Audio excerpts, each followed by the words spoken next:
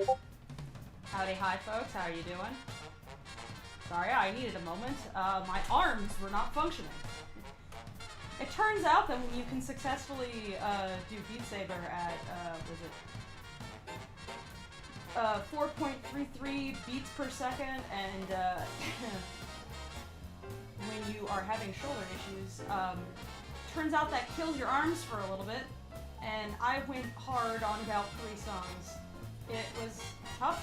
I nearly finished the last song, but I did not. But hey, I got A rank on the ones I did finish. Haha! Yay me. I'm getting better at that game. I don't think I could do recording or anything crazy yet. I've not been able to broach 5 beats per second for one of these days. A lot of it is just getting the 2 ends of my brain to process my arms like independently and the visuals independently so that I can keep up with what's going on. So I think less. So you gotta think less when you're playing that game.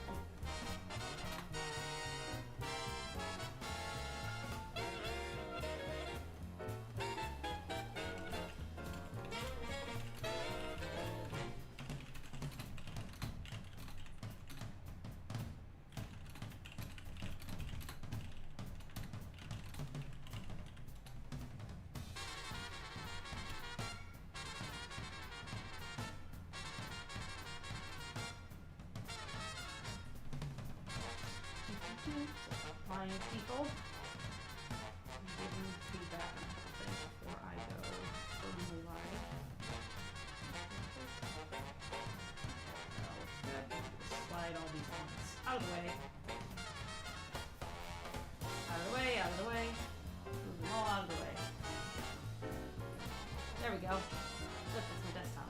I will ignore this for now in case that breaks my computer.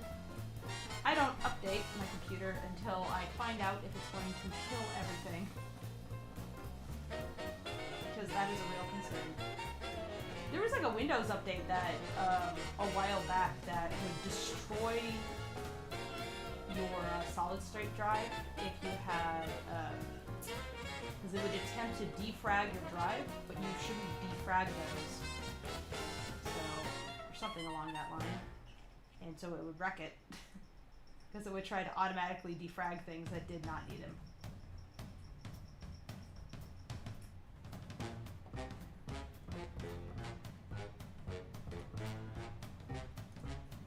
Cool. Let me bring up the animation. Today, we just need to worry about tie downs. Everything's basically set. I gotta just bring everyone on model or cleaned up. Stuff like that. I'm not enamored with how the reads are looking either. I think I need to adjust my mesh warp a little bit. The hell is it?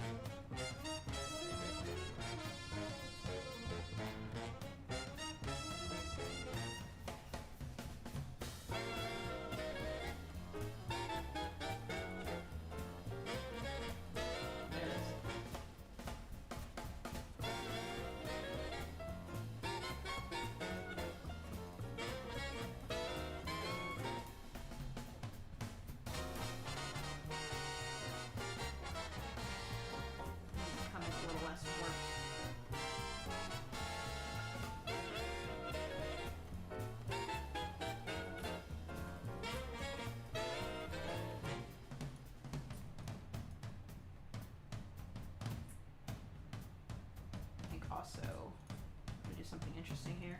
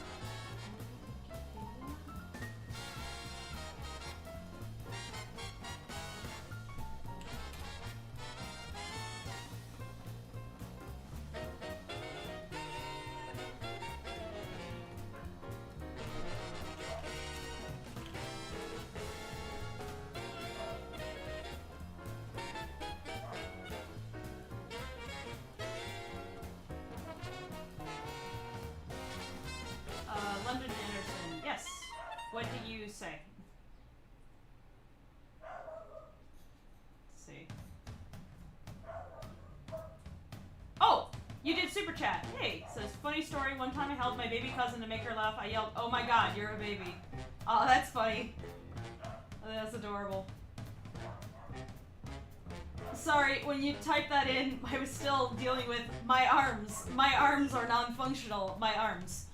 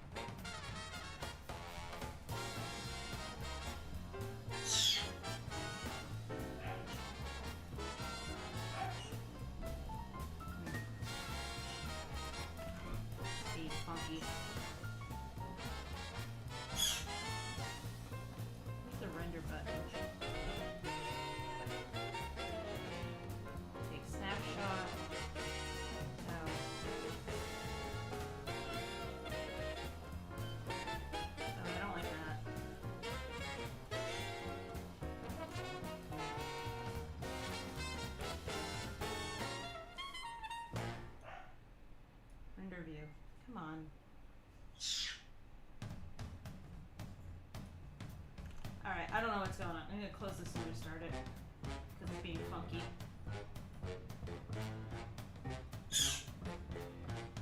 Let's see. I heard from Delia Vasquez.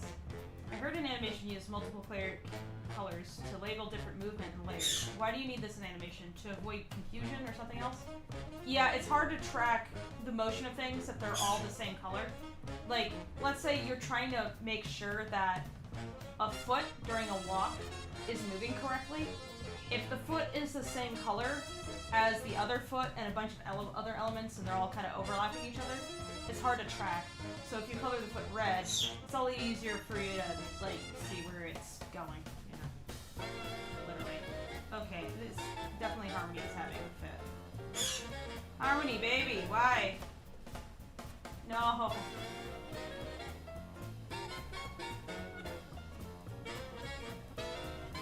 Rocky is saying keep confounding twice during that shot. It sounds like gibberish because he's screaming it,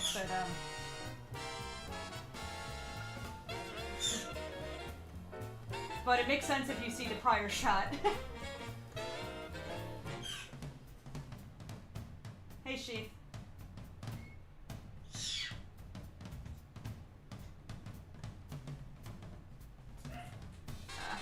Harmony. Jeez. Close that. Close that for now. What else can be closed? I don't need this. Go away. All these things I haven't updated. It's on purpose. Ah, there it goes. Hey, hanging up.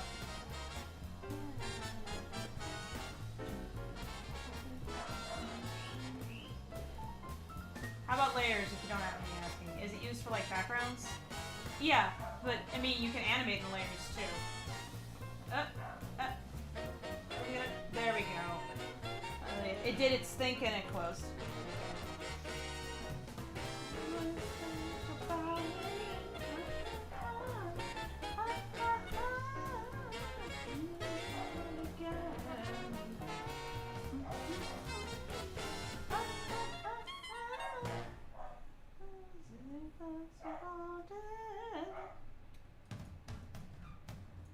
Alright.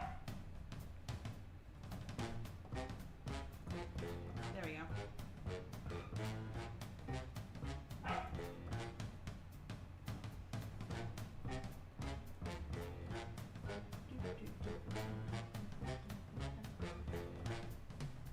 I'm glad you like the music. There's like several bits that Newt gave me that I could play. So we might be able to cycle between them.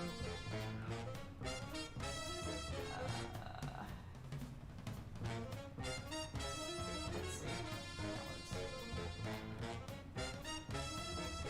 I'm not listening to music personally though, because it would be too repetitive for me. I have my Spotify playing, so if you want to listen to what I'm listening to, go to the Lackadaisy Discord. That's discord.gg/Lackadaisy. And if you look in the Lackadaisy Animated Film channel, I've shared my, you can listen along with my Spotify.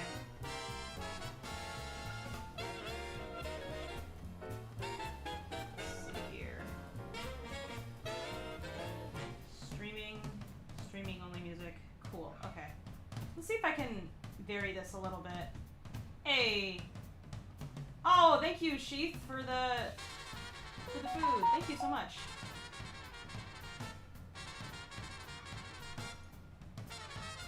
Is there a way to do multiple songs? No? Okay.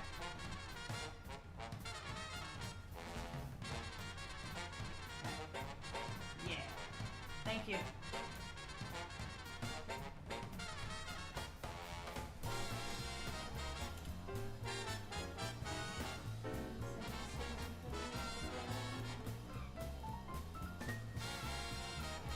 Thank you for the follow, 917 Brewer. American scum.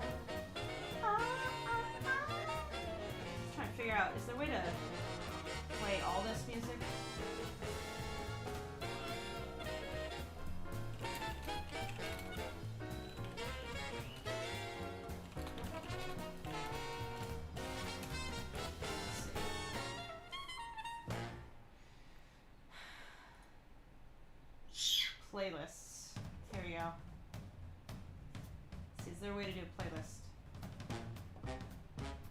No.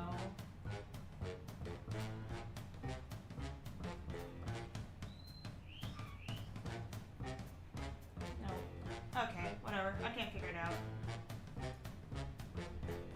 I'll choose a different song if people get tired of that. Just let me know.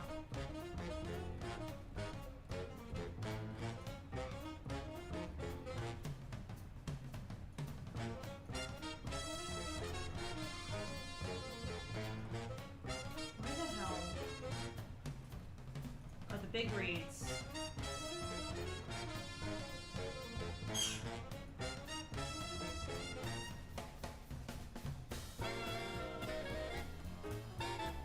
The big reeds.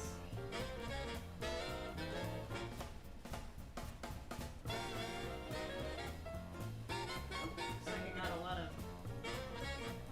shit over here. Oops. Oh. Not organized. No view. Ooh.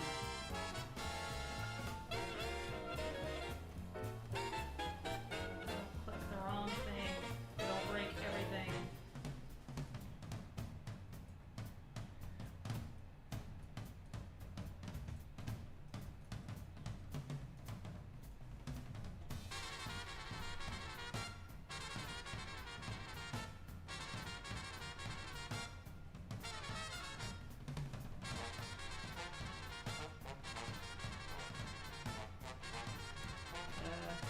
Damn it. Didn't mean to do that. Shit.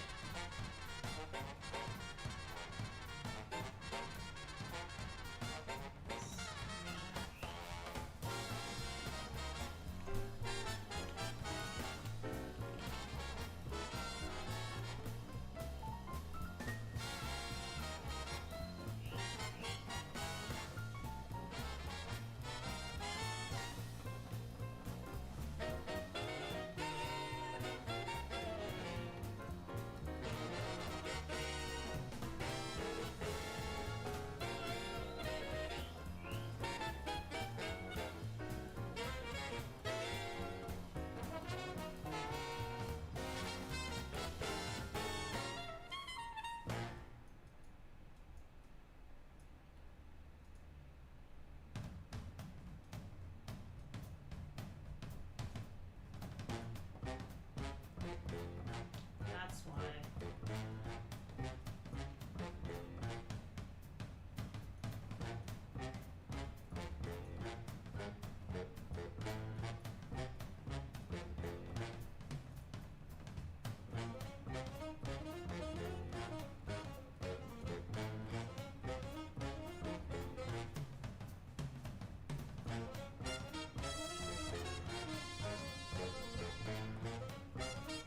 Screen of player. What's this?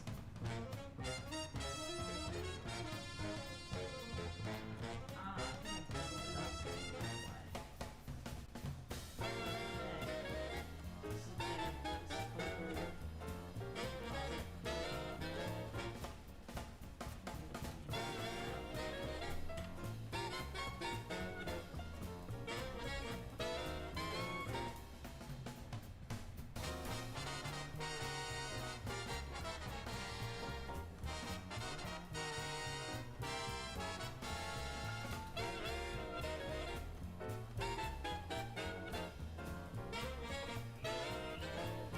That's fog. Screen fog. Screen for player. Okay.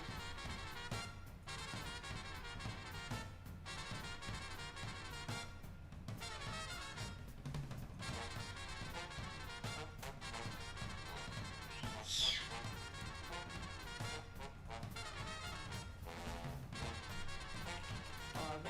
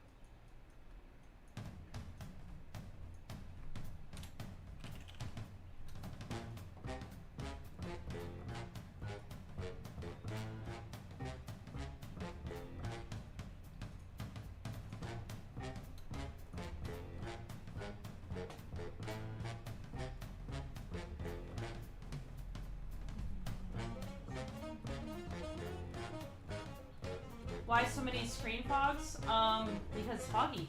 To give some depth, atmosphere to things.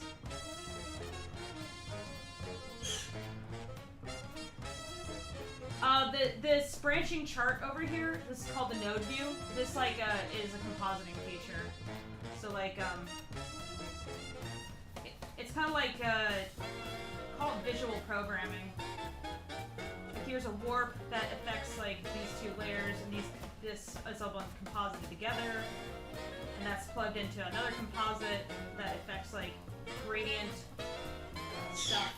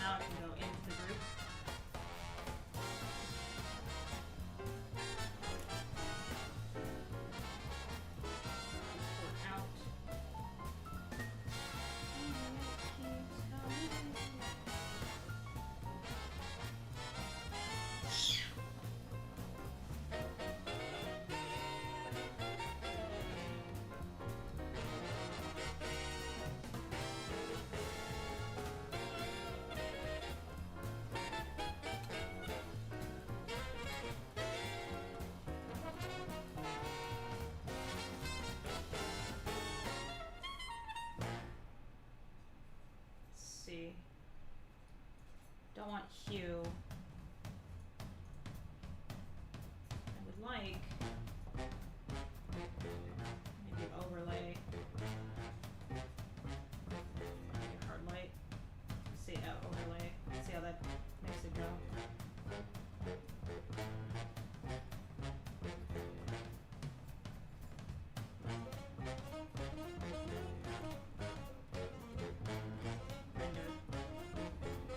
See if that works.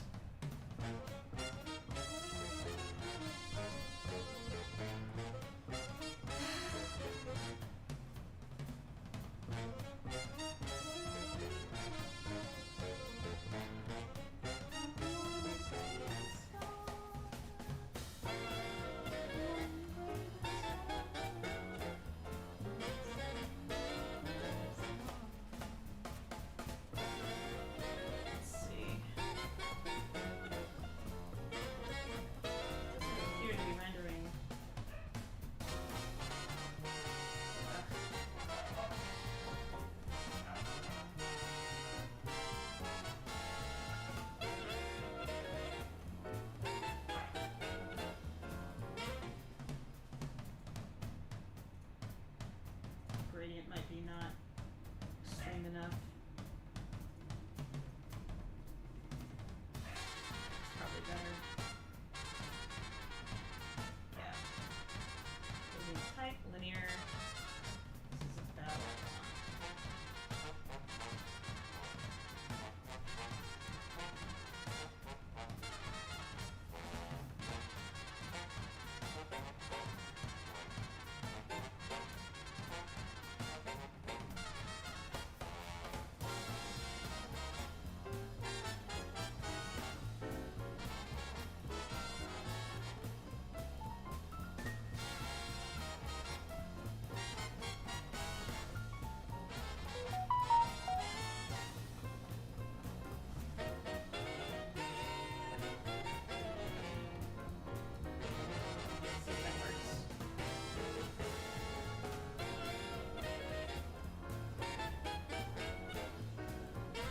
rendering.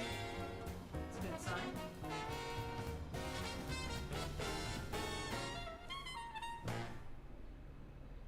It's certainly doing a think. I wonder if there's a way to pump some more power in the program. Let's see. Render.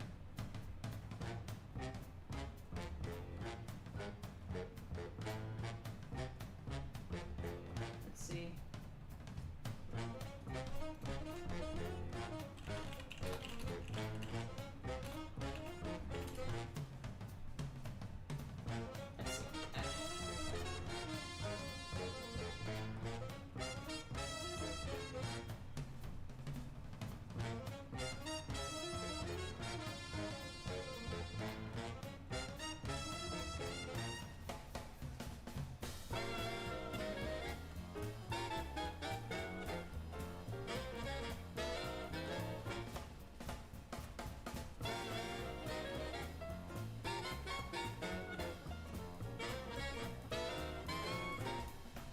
Multi-threading.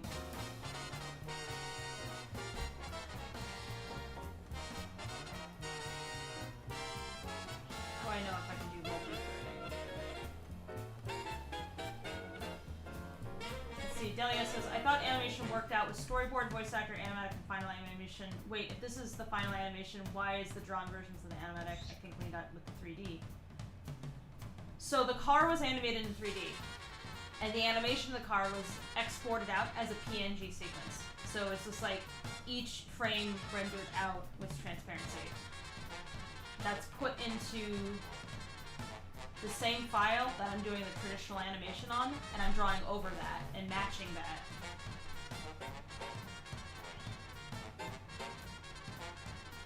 Oh, my microphone's way over there. Oops. Yeah. Trying to figure out if there's a way to give this a little bit more power. 0 equals auto, okay. Discatch. See if discatching helps. GPU. Use the OpenGL, what can it do?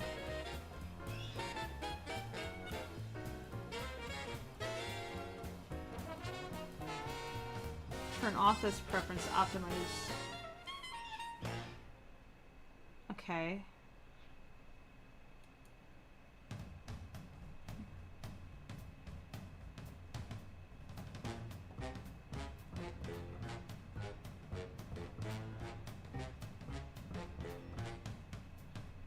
Variable line thickness.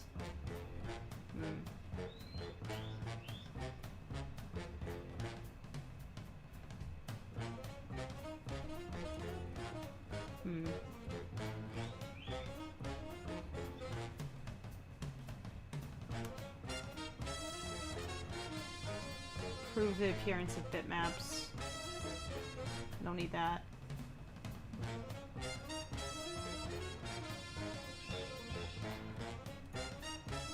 Anything else?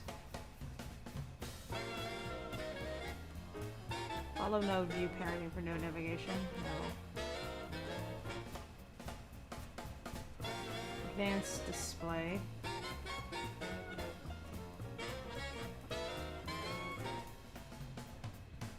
Okay.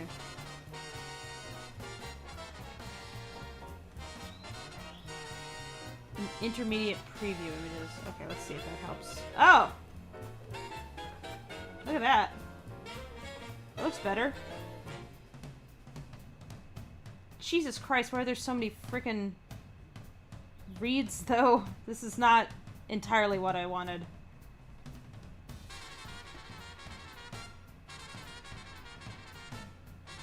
Let's see if hard light is better.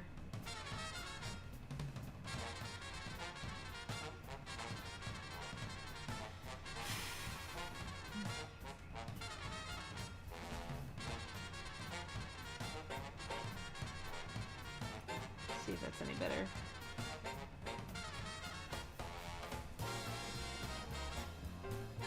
Close. Render. Okay, that's cool. It's kind of broken though. Oops. I'm gonna have to make a new mesh warp to make sure this doesn't like fuck everything up. Let's see if there's something over here that might also help. Improve the appearance of bitmaps. Let's try that. Match the soft rendering.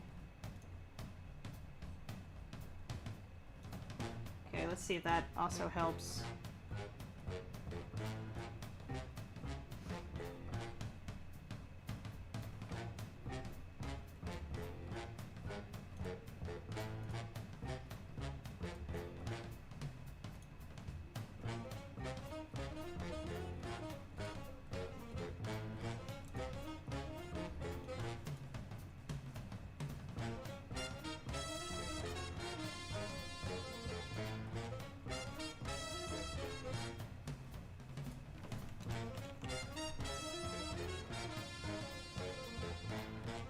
Hey. It's a Tracy. Oh, it's Nox. Hi, Nox. Sorry about that. I didn't look. I just knew that Tracy was supposed to be coming in. And it's always Tracy, and so now I'm surprised. Like, oh no. Where's Tracy? I did. Oh no. Now I'm going to be harassed. Oh no.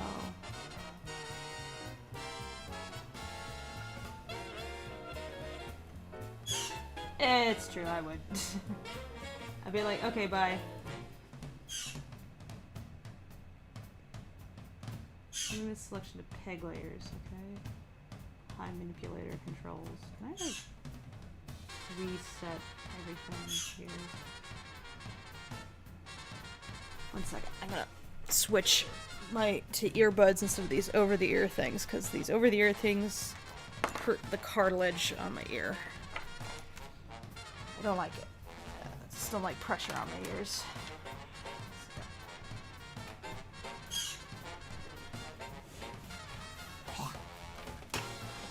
Throw that there. Around. Put these on. Yeah, Tracy will be in the stream. She's just busy at the moment.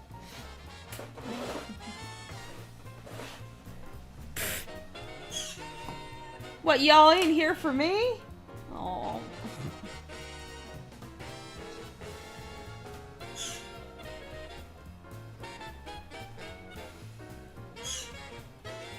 There, that's... That reset it. Nice. Cool, okay. Yeah, I need to... First, actually, I need to, I'm gonna isolate this.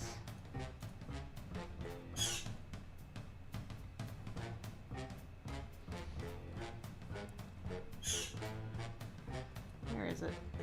Here it is.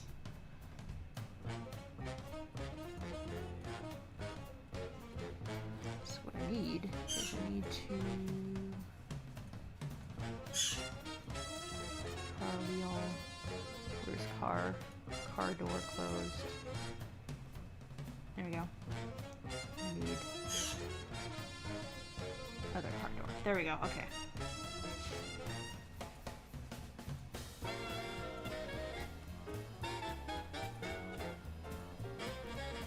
I'm grouchier. That's how you can tell the difference. I make more stupid, inappropriate jokes too. It's true. I'll do it by accident too. It's like sometimes it's on purpose, sometimes it's not on purpose.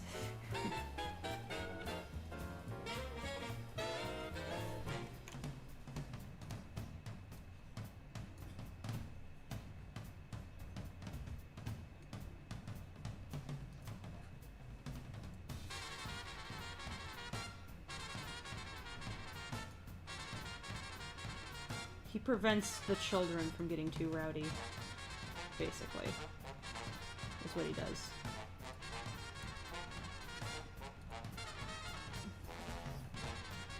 Yeah. Newt is being, Nox is being punished. Newt is not being punished, but Nox is, yeah.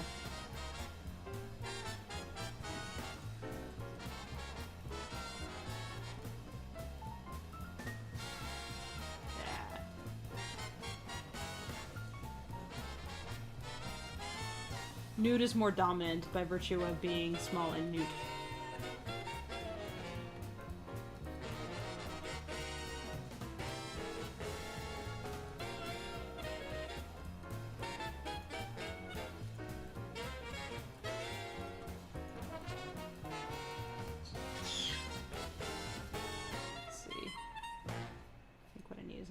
Everything to... Nope. There. Okay. Uh-oh. I've encountered a problem. Let's fix that. There we go.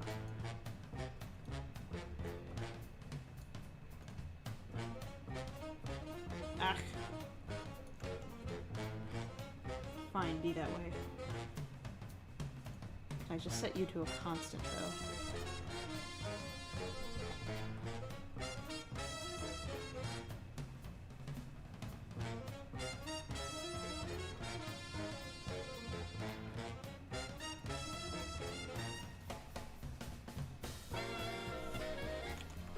I would like this to be a constant frame, please.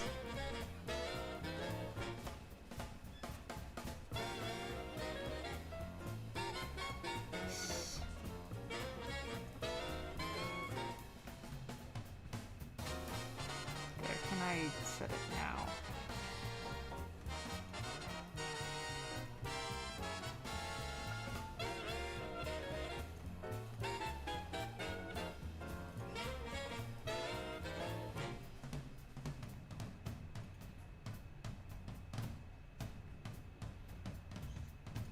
Trying to...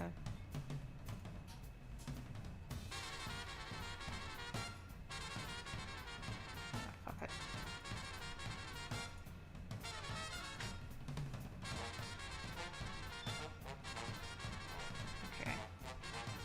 These still need to bend around the car.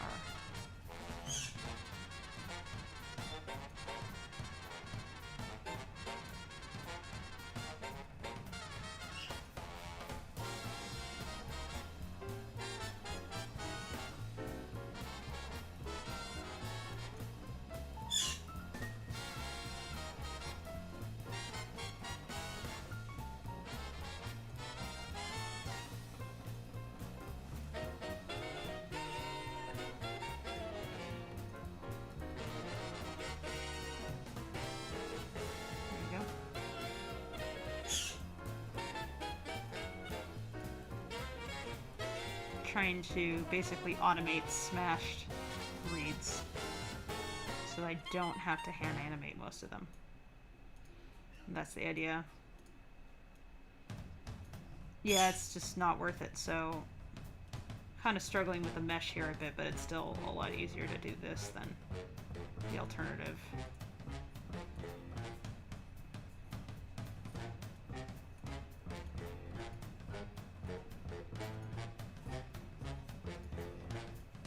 Yep. Yeah, it's like a lens, basically, you see.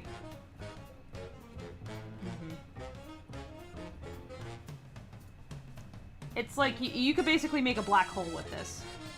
And do the same kind of thing, like there's a big distortion. Yeah. I just... Oh, it does, yeah, it's great.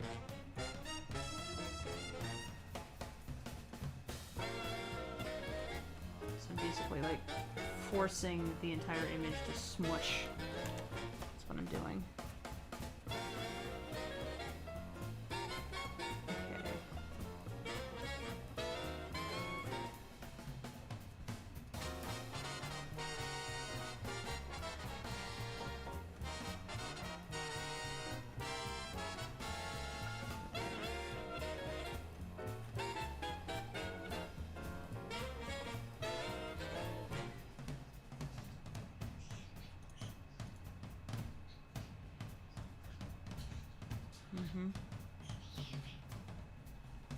Oops, that doesn't look right. Oh, that's what happened. Okay.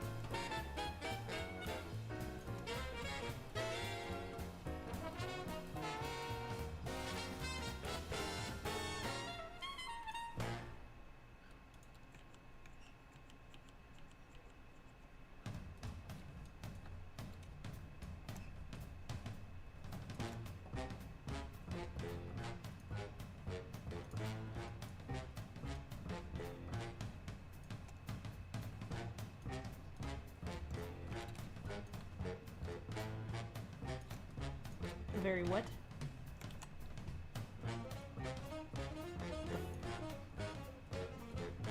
What kind of vibe is this? What?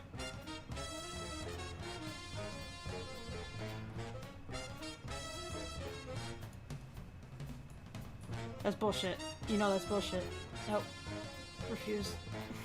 Compliments? No. Fuck that. Nope. Nope, not. No compliments here. Let's see if I can't duplicate.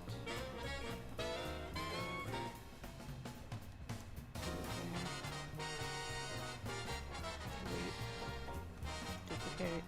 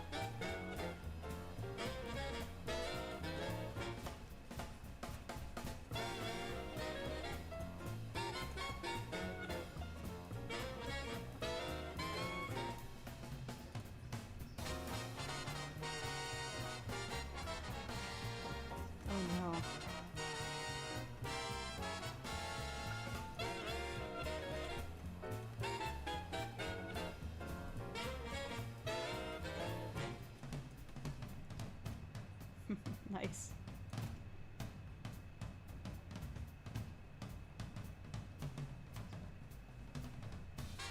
Oh no.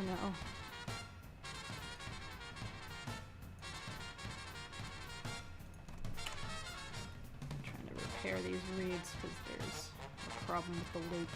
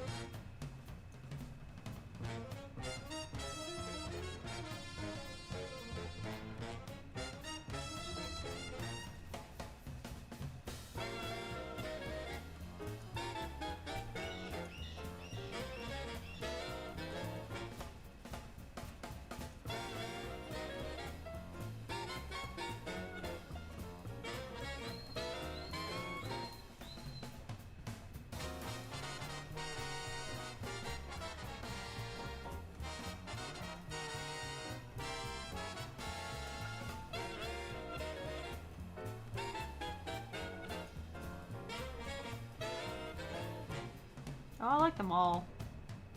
Like, I think Seraphine is the best. Yeah, Seraphine is just objectively the best. And anybody who starts otherwise is wrong. She's just better than you.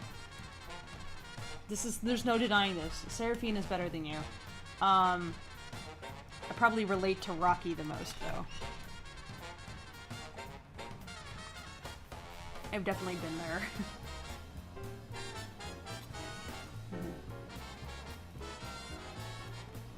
But I like them all. Yeah.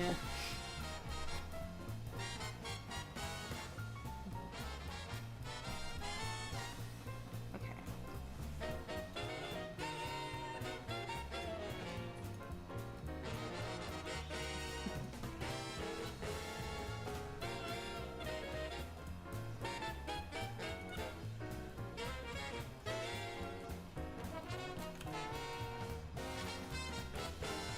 Yeah.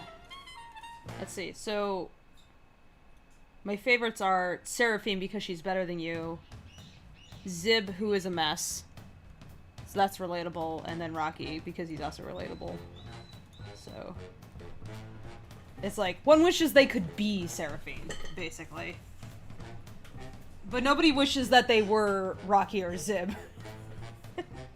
So, yeah.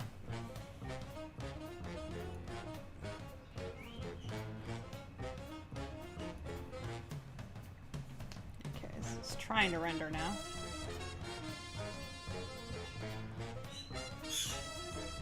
And it is doing a struggle.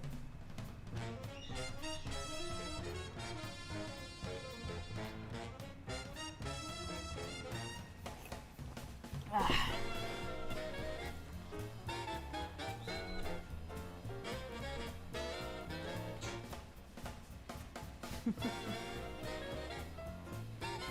Oh god, no. Malcolm and Benny are great. They're just fucking fantastic. Yeah.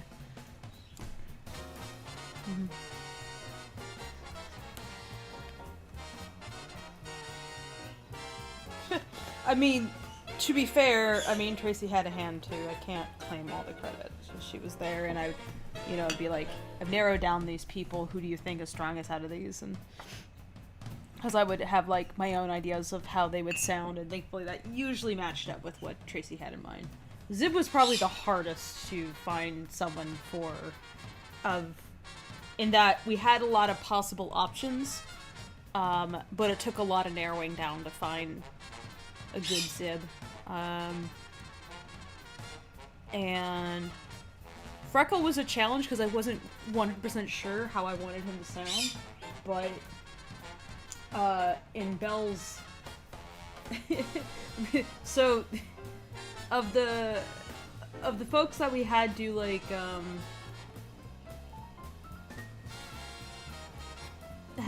we did line reads for Freckle. In the instructions for the line reads was like different kinds of laughter, and Belle really like nailed it. So it was like, oh yeah, no, that's him. Yeah, that's our Freckle. Yeah.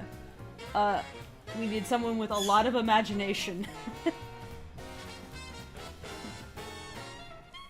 Yes, Nina is Irish. People actually thought that Rocky and Freckle would speak with like a stronger Irish accent because of that, but it's like, no, if you've known people who are like second generation, like their parents were immigrants, but they aren't, they don't tend to speak with the same accent as their parents. It's like, they know that accent, they can mimic it, sometimes it could slip in occasionally, but it's not necessarily how they talk all the time. Yeah, it's like, you have to remember that they're raised in an environment where most people don't talk that way, so unless they come from a community where everybody talks that way on the regular, the same way as like any American accent exists, you're not gonna talk quite like that. Like, I'm not from the South, but I spend a lot of time in the South, and my my mom's from down there. We would spend summers down in New Orleans, so I can slip into a southern accent pretty easily.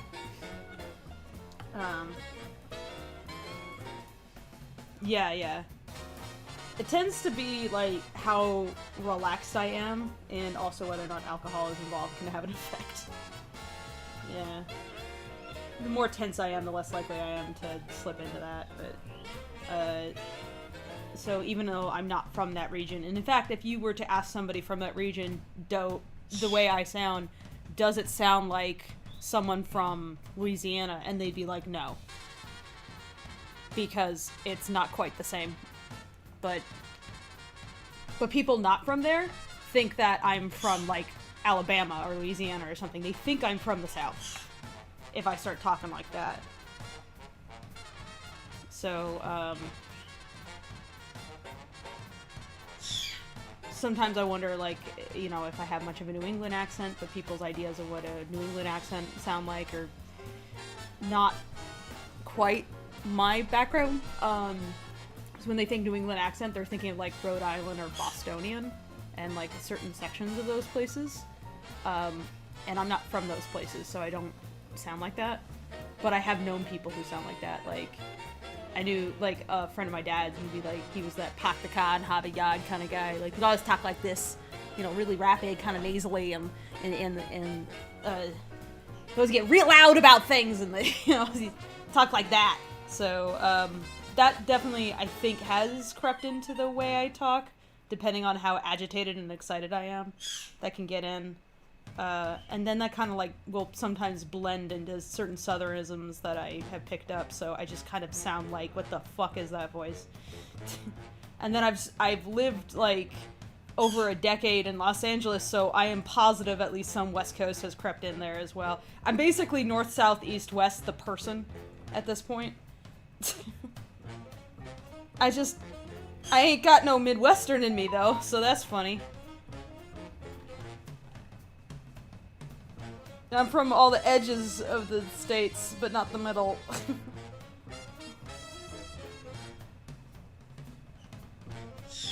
Missouri.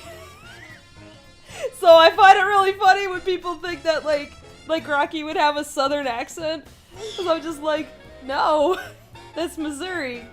Southern Missouri, sorta, kinda, but not St. Louis. This is not, yeah, people grow up around there, this is not gonna sound like they're from the South, the way that folks imagine. Missouri is Midwest. And the Midwestern accent can even vary quite a bit, but the way I view it, it's fairly flat. It's pretty easy for most people to pick up. It kind of sounds like it's not terribly stand out until you start going more north or more south. The more north you go, the more you'll sound what's considered, like, stereotypically Canadian. So, like, folks from the UP of Michigan will sound a certain way, and folks, you know, if you go to southern Midwestern states, will start to sound, like, a little bit more southern. And, of course, there's, like, an Appalachian accent, like, the more easterly you go, and etc. So it's, like, it's just, like, there's, like, smack dab in the middle, it all mixes together into just kind of American accent, I guess, generically. So it's not, I guess it doesn't really stand out to my ear because I am American then. But then we have to instruct Val, who is not American, to speak like an American because Zib is from the Midwest himself. Yeah. Is it possible to sound stereotypically Canadian? It's more like, what is the Canadian accent that people imagine is stereotypically Canadian? And the stereotypical Canadian accent is the same as the stereotypical Minnesotan accent. Go get your food. Go.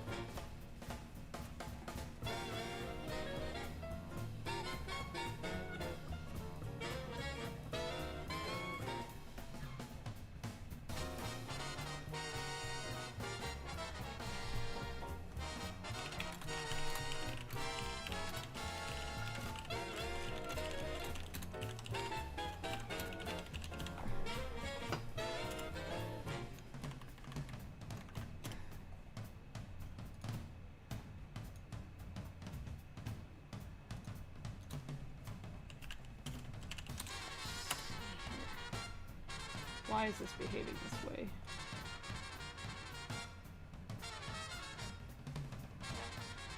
Ugh, it's doing the thing that I hate. Why?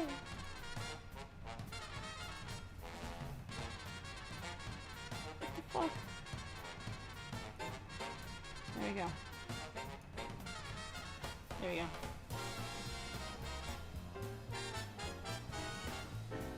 Hey, hey, hey.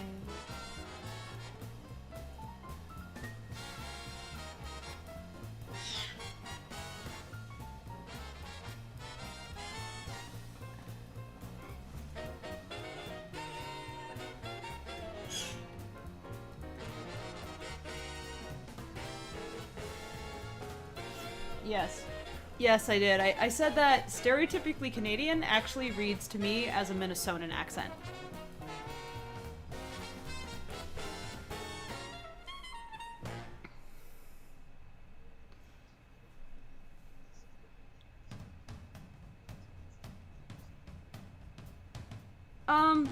Sort of. I mean, like, I actually associate the maritime accent as like a little bit different. Like, I don't think of like a boot and a.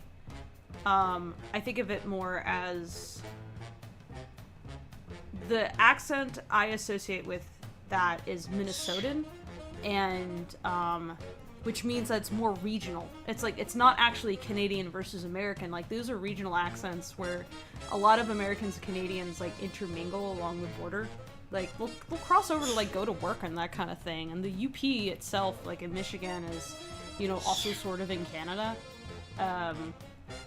And so, like, Michiganders, you know, sound like Canadians, and Canadians will sound like Americans. There's really not that big of a difference. Like, you have to really get further away from the border before it's going to be that distinguishable.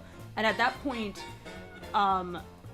you're just encountering fewer people because most Canadians live near the border. It's just the weather is better down there.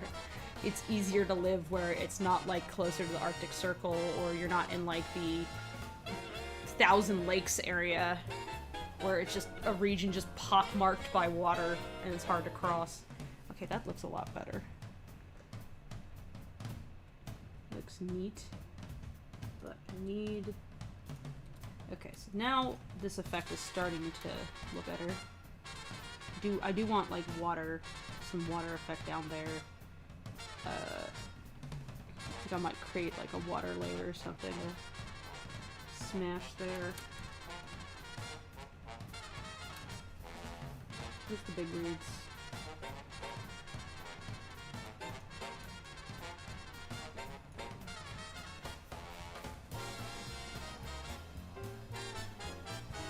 Yeah. There's not enough of a difference for me to tell the difference, and I'm from New Hampshire.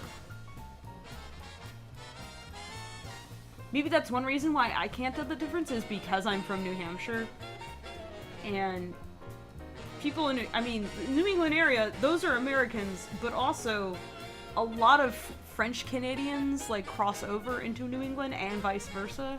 So like, there's actually like regional dialects in New Hampshire, which, you know, New Hampshire is a tiny state. You wouldn't think there'd be that much variation, but there is a lot of like cultural variation from the north to south New Hampshire because of the proximity to Canada versus the proximity to Boston. And the different groups that settled around those regions. So like northern New Hampshire is more French, southern New Hampshire is less so. May I ask why you chose such a complex animation style and not some less mobile and easier? Because we're going for a look that is similar to Xerox era animations. So traditional kind of 80s dark, grimy, crunchy look. So a simple like puppeted rigged show would not be the same. Now, if this were to go to TV, there probably would be at least some puppetry, like some rigs built just for like, we need to get this scene done, and there's like a far background character, doesn't matter if it's a rig or not. But when the characters are really close up, I want like the flexibility of hand-drawn animation. Quasar May says, I'm from Wisconsin and we sound like Minnesotans. Yes. so that you understand me when I say it's a regional thing. I have a friend who's from Manitoba, and she does not have the stereotypical Canadian accent with a boot and a and that kind of thing. I guess she kind of can be apologetic sometimes, but again, I think the whole stereotype about Canadians being, like, really apologetic is more like Canadians being very passive-aggressive is the reality, yeah. And that's not everybody, yeah.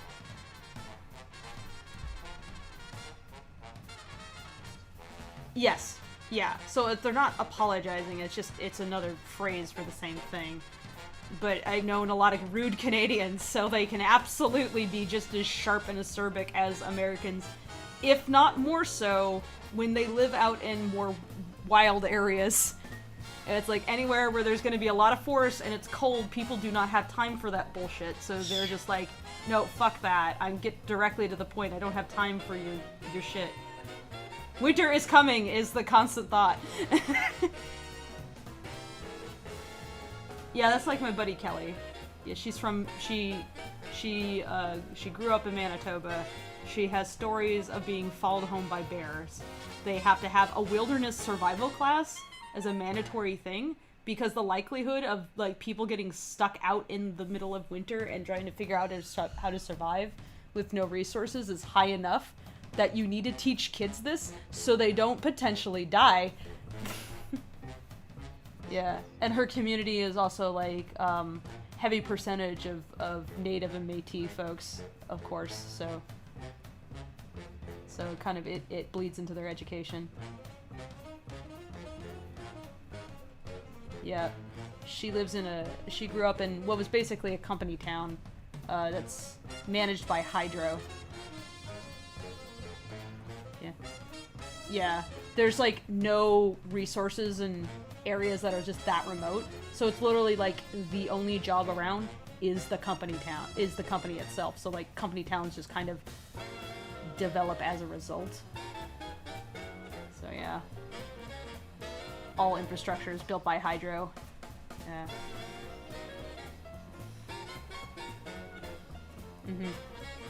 Yeah. Yep.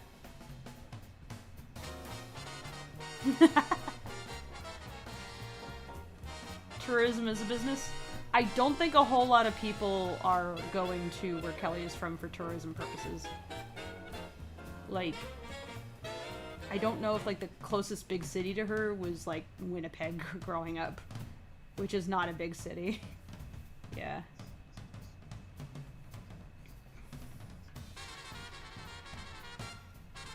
No. People like Montreal and Toronto and Vancouver is usually what they think of when they think Canadian tourism outside of Canada. They don't usually think Winnipeg. Yeah.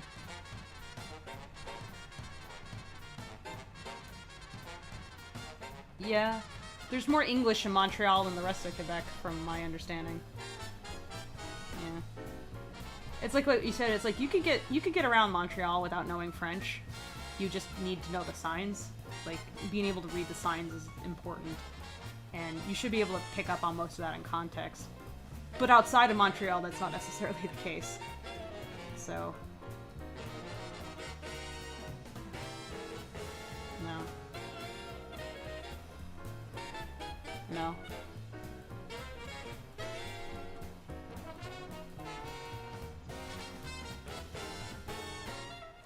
Mm-hmm.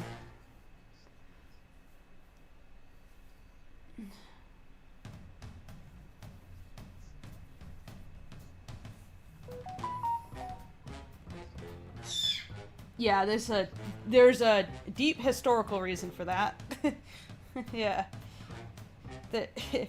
France in general is very protective of their language because while they were a settler country, they also were frequently in conflict with Britain, and they would, like, fight over settlements, and then when the British would take over settlements, they would basically eradicate French.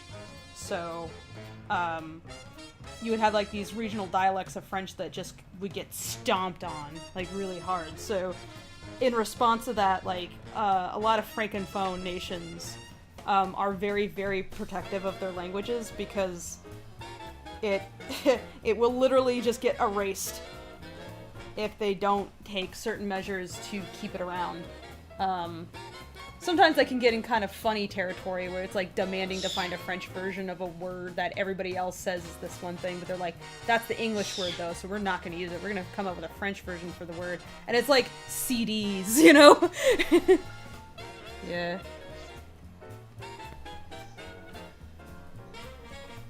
Yeah.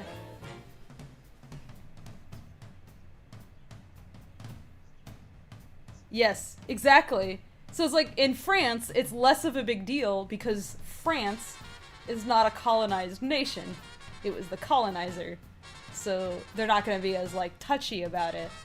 Even though there is like official French. But a francophone nation, which has like its cultural identity deeply tied to the language, and you know, and that language kind of grew out of a period that was like 200-300 years ago. Languages are not static, and the thing is, like, any language takes loan words from other languages. I mean, IEC English, so much of English is not actually English. A lot of English words are actually French, for one.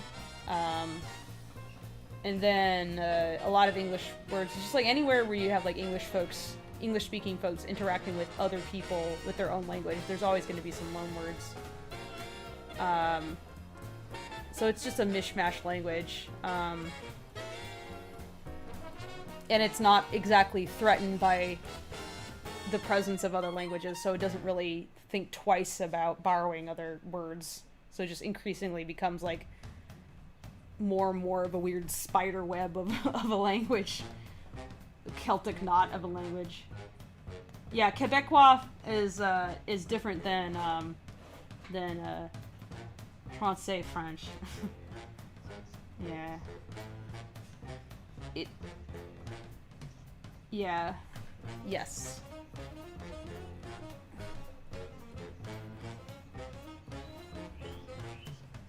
Yeah.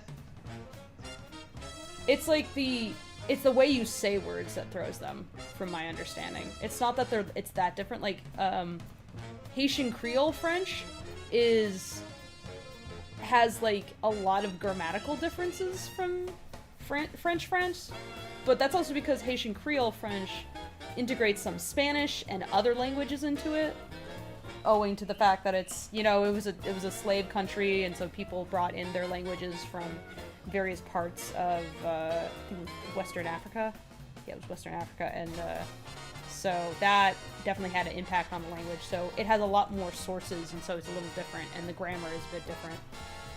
But I mean, if you know French, you'll kind of at least half understand it, which means that you can pick it up. Yeah.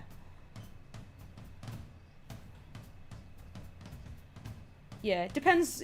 There's like different regional Creoles. There's like Louisiana Creole is its own thing. Haitian Creole is its own thing. There's like different Creoles from other Caribbean nations. There's, of course, a lot of African nations have their own Creole. And then Creole can also refer to like dialects of Spanish as well. So in general, it tends to refer to dialects that are a mix of French and something else. So yeah, it's really interesting. That's why when I was casting the Savoys, I had to specify Louisianan Creole, not just Creole, because if you just say Creole, people think Haitian usually, and that's different. It's not that they're not related; they are related, but it is a different cultural background, so I had to be mindful of that. Mm-hmm. Oh, sorry. I'm sitting here rambling on about language. Go ahead, relay them to me. Yeah.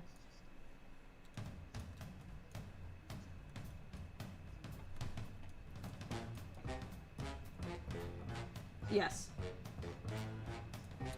Tracy's just crazy busy. Please bear with us.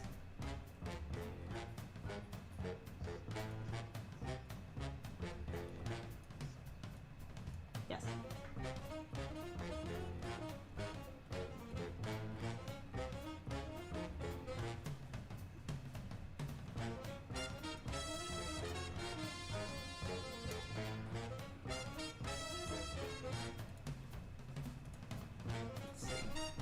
that out, see what effect that has.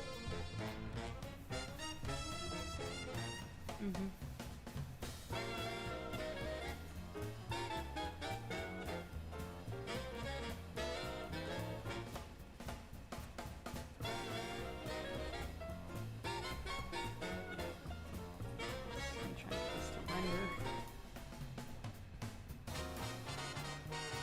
Might have to do this particular element in After Effects. It's being kind of funky in harmony and I can't quite get it to behave. It's just slowing everything down. So, whatever. Let's see if this works. Like, before I stop playing with reeds, I'm gonna see if this functions. I'm learning French for university, yet after 4 courses I still feel inadequate. Yeah, I took French from middle school to college, and I still am not great at it. It's largely because I don't live in an area where French is widely spoken.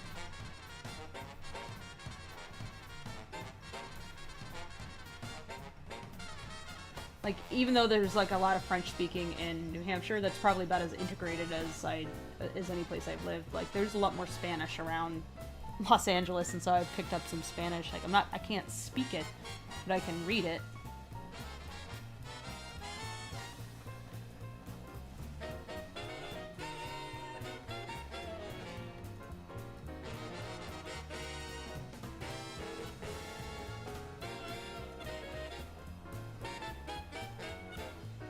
I can sort of carry on a conversation in French if you speak slowly, so that I can hear every word distinctly.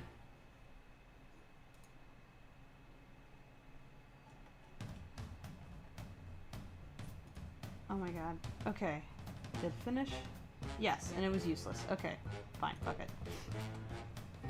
Point is, I got the reeds are now responding to what I need them to do. Okay. So now, instead of fucking with that, I'm gonna just hide, and I think I might clean up Freckle first because he has the fewest elements. Let's see.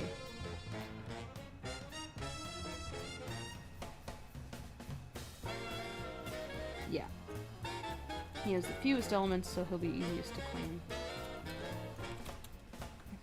Let's get the card door in here too.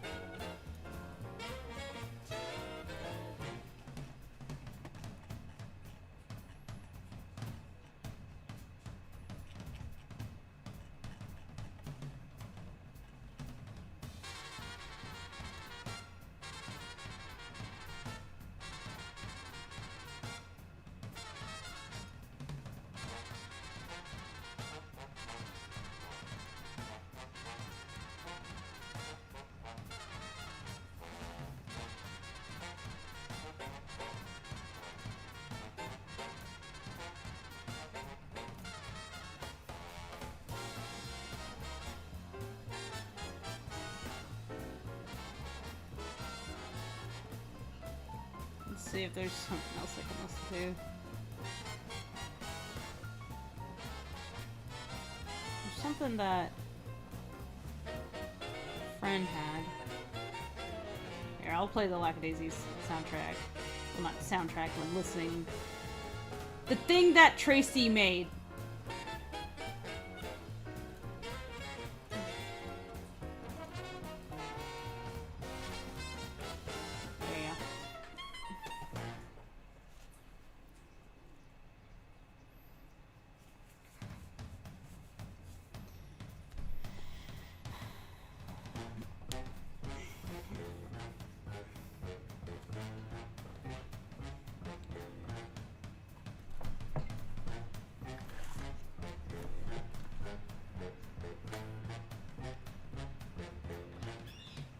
Open library. Okay.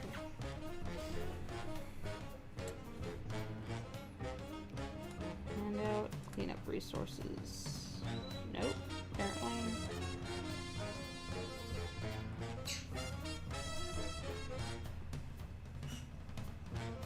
Open library. Doesn't work.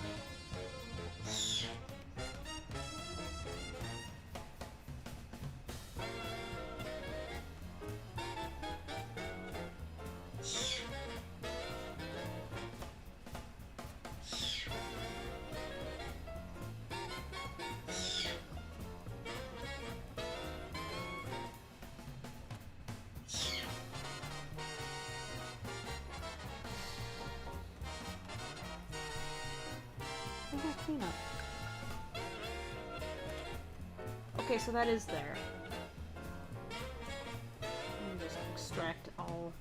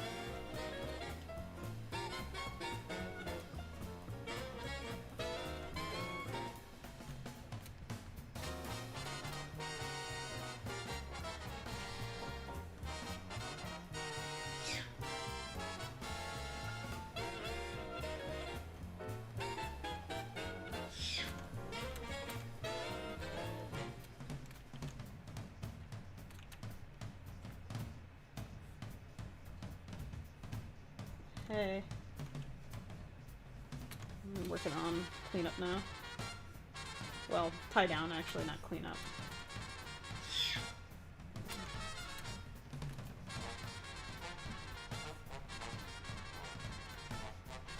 Oh no, you in trouble?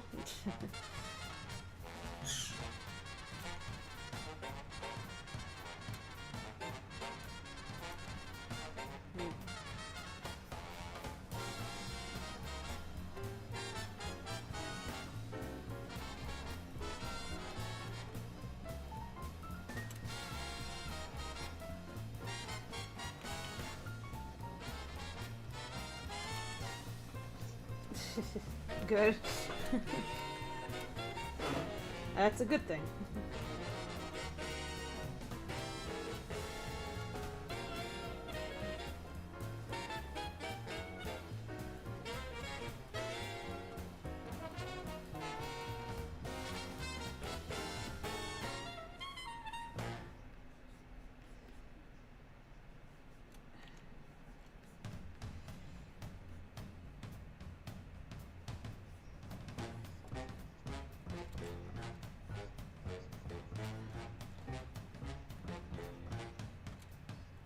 Feeling bad for Freckle. He needs to... Well, I guess they should have made sure that door was closed before hopping inside. And then driving like maniacs. Really, they should have invested in seatbelts. That's the lesson.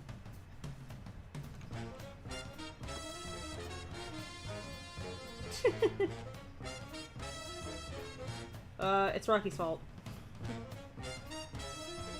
It's a safe bet. It's usually Rocky's fault.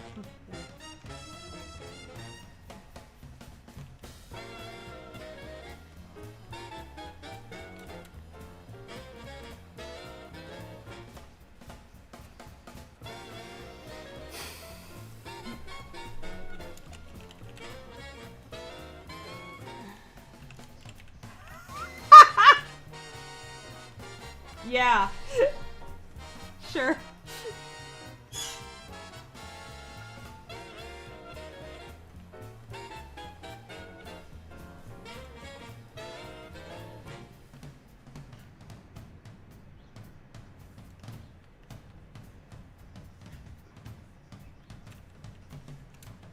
Oh. Griffin Take, thank you for the 5 Canadian. Just thought I'd shell out a little money towards this project. I've loved Lackadaisy for years, and I'm super excited for the short. Thank you. Chad agrees, everything is usually Rocky's fault. Yeah. Yeah. That's true.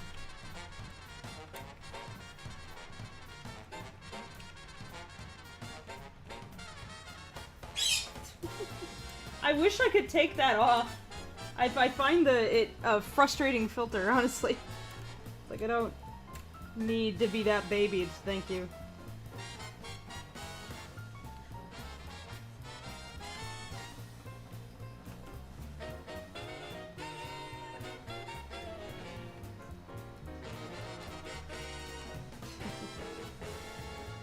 They're not that sophisticated yet.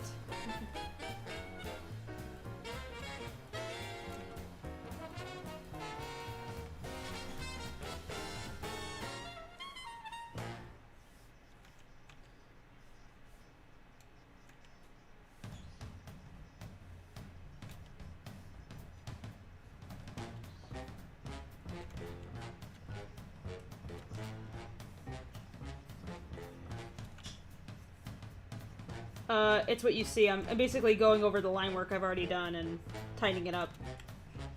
Tying down the drawing is what it's called. It's making it so it's easier for cleanup to tell what the fuck I meant to do.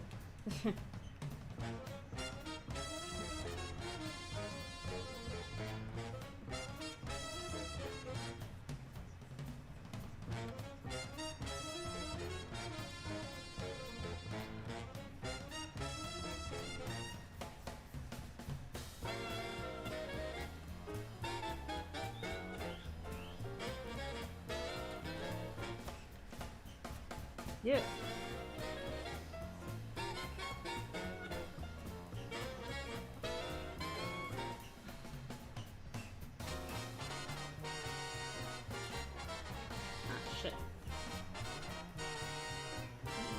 button down.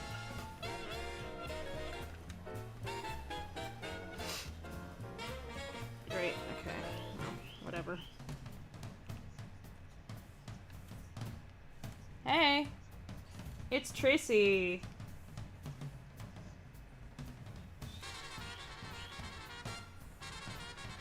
How dare you be late to my stream?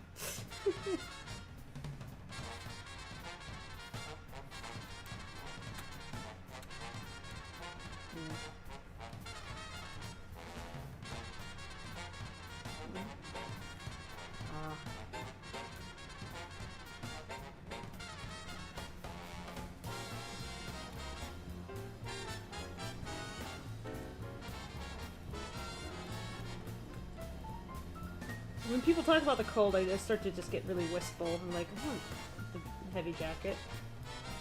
I know. Yeah. Oh no. Oh, baby. Oh, friend. Poor baby. It. Oh, baby. No. Jesus. Yeah. So to get wistful, not because I'm like, oh, I remember cold. It's like, do you though? Well, sort of. Yeah. I love that. Yeah.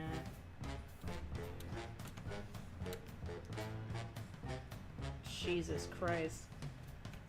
Oh, is that so? It's like eyeballs are freezing cold, practically. Ooh. See, that's its own kind of weird fun.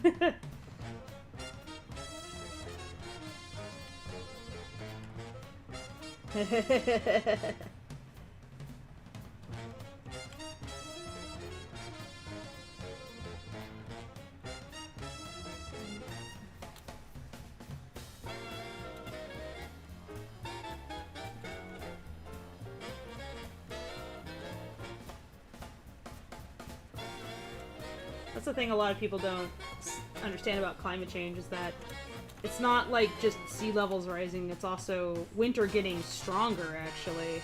Yeah. Extreme, yeah.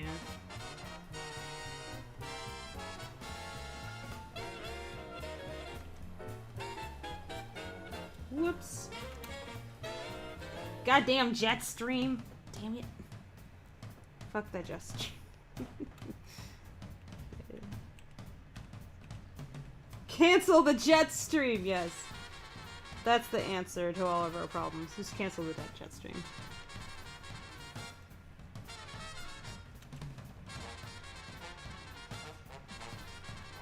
Yeah, obviously.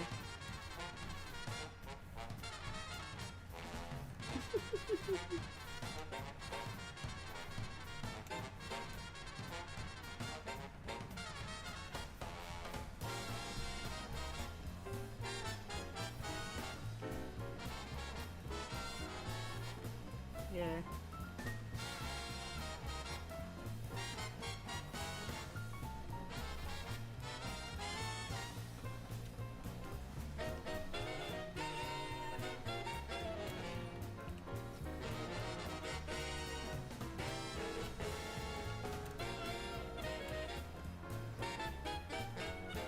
Ooh.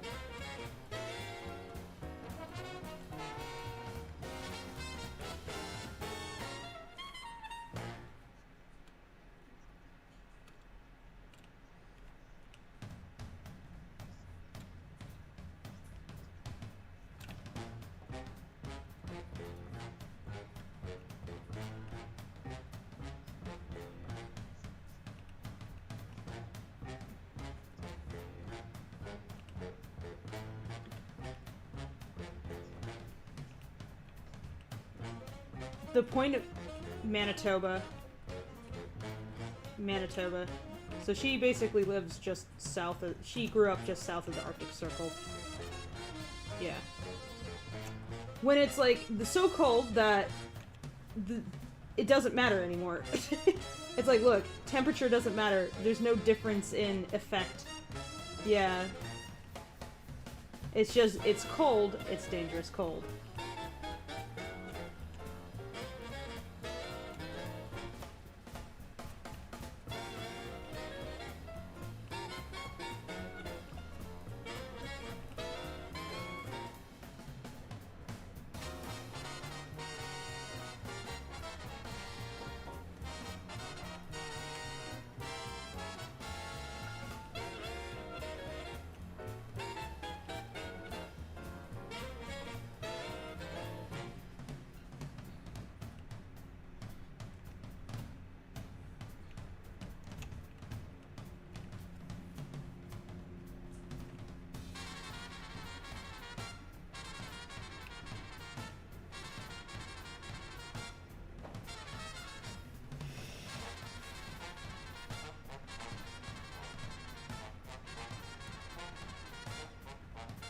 How could you?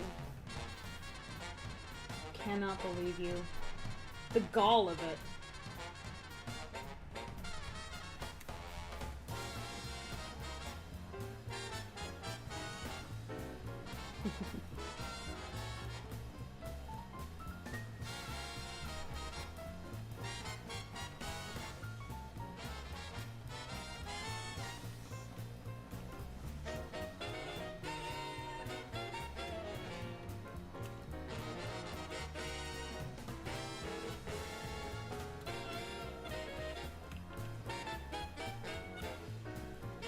New England could get pretty damn bitter when it felt like it. It's like, oddly enough, like, Christmas wouldn't be bad, but, yeah. Fall actually could be a crapshoot, but then December could be mild, and then, yeah, right after December, it could get nasty. Yeah. Yeah.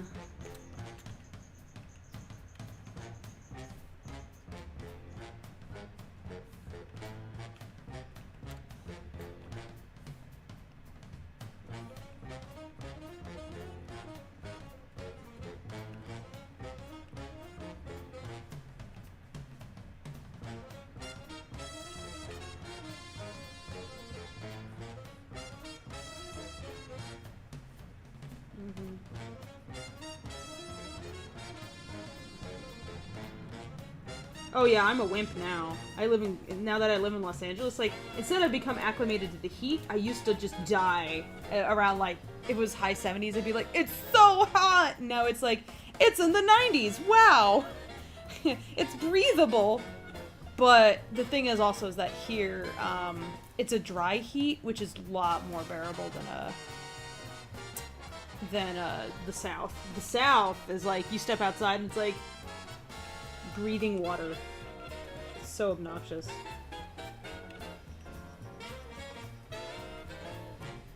Yeah. I love the South, but also fuck that place.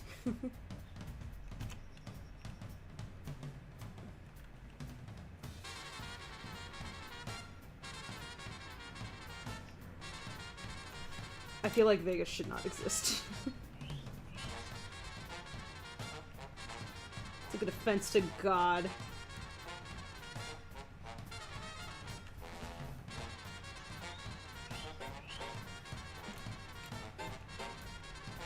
Not as much as Vegas.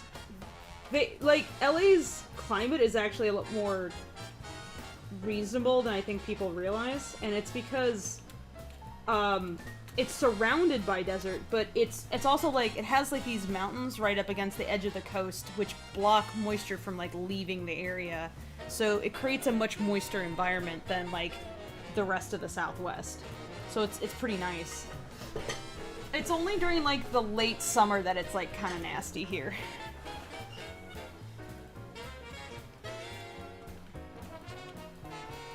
Yeah.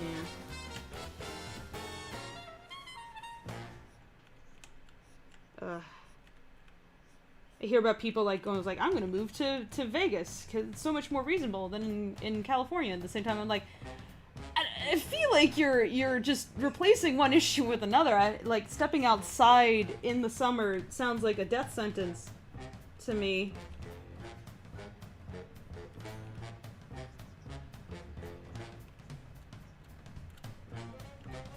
Yeah, but there is a limit, I have found.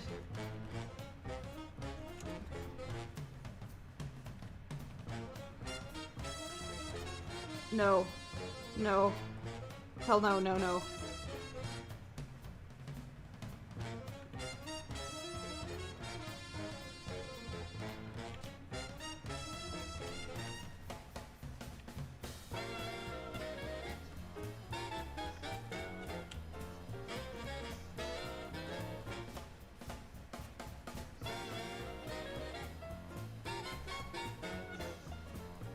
Yeah, that's getting acclimated.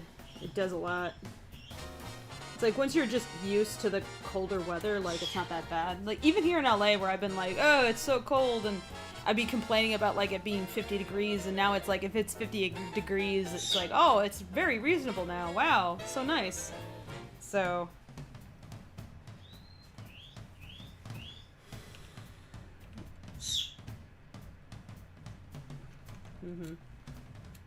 I kind of like that, but it's like I like getting acclimatized like that. There's something kind of fun about that.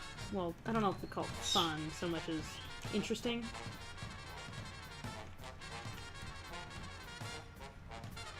Yeah.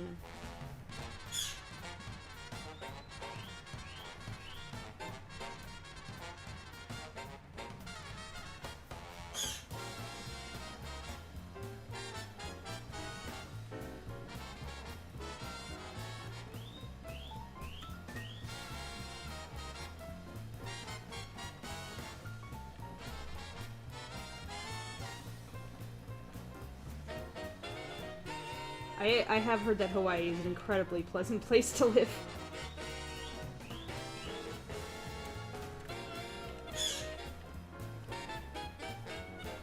Oh yeah? You having a good time? Did he make fun of you?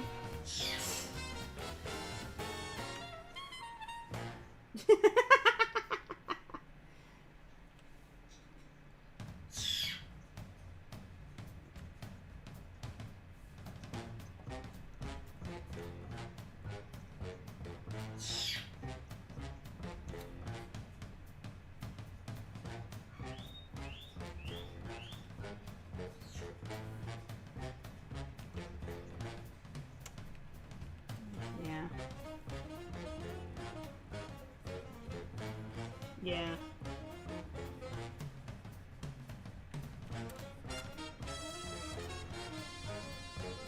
Yep.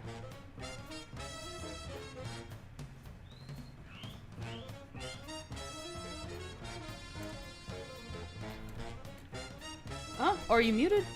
Oh shoot. This whole time? Ah! I'm so sorry! I forgot to unmute the speakers! I'm so sorry! Nobody heard me this entire time! I'm so sorry! Here we are having conversations. Yeah, it's been the stream's been going on for like 2 hours now. Nobody knew what you guys were saying.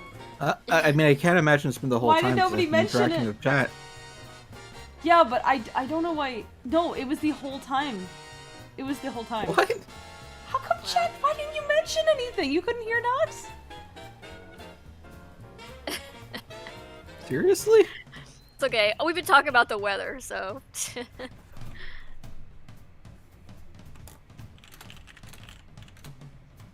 We've been griping about winter, and I mean, they caught on because Fable was responding to us, but It's still though, like I'm just perplexed because I've been here for a while now. They've really not been hearing. Okay, interesting.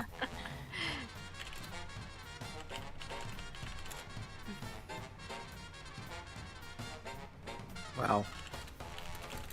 we were just ghosts that Fable was communing with. I'm just sitting here talking to myself. That's all. That's all that's actually happening. I wonder if my food got arrived. Did yes, the food has arrived. I'm gonna go pick that up. It's more yucca root and pork. I'm gonna have to cook that up with some stuff. I'll be right back. Hi, chat. Apologies.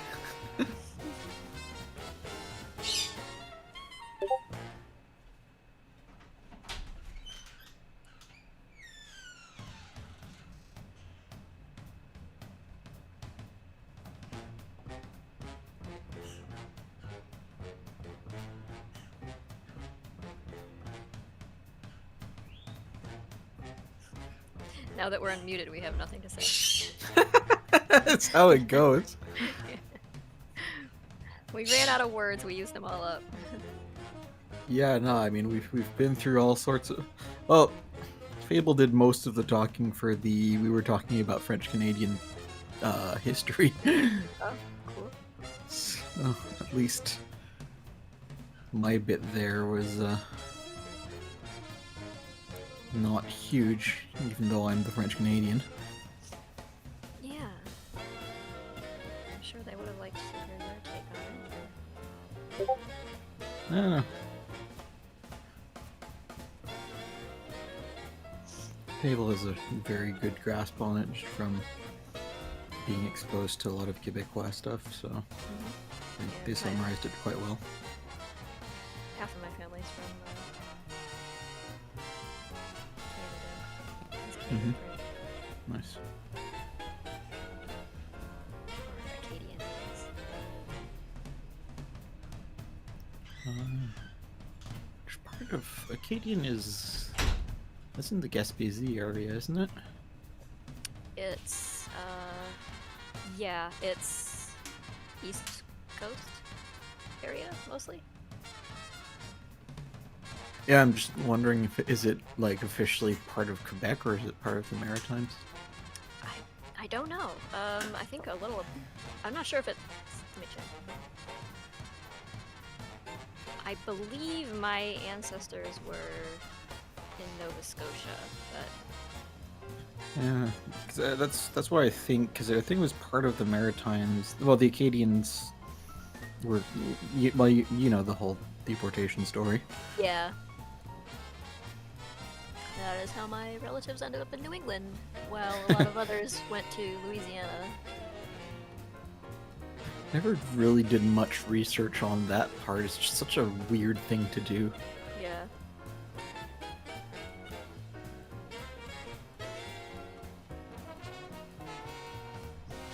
Yeah, Eastern Quebec and Maritime provinces, and to some extent even Maine.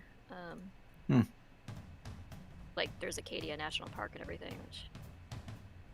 Makes sense. It's all kind of the same region. Yeah. Yeah, so it's not, like, limited to just one. Yeah.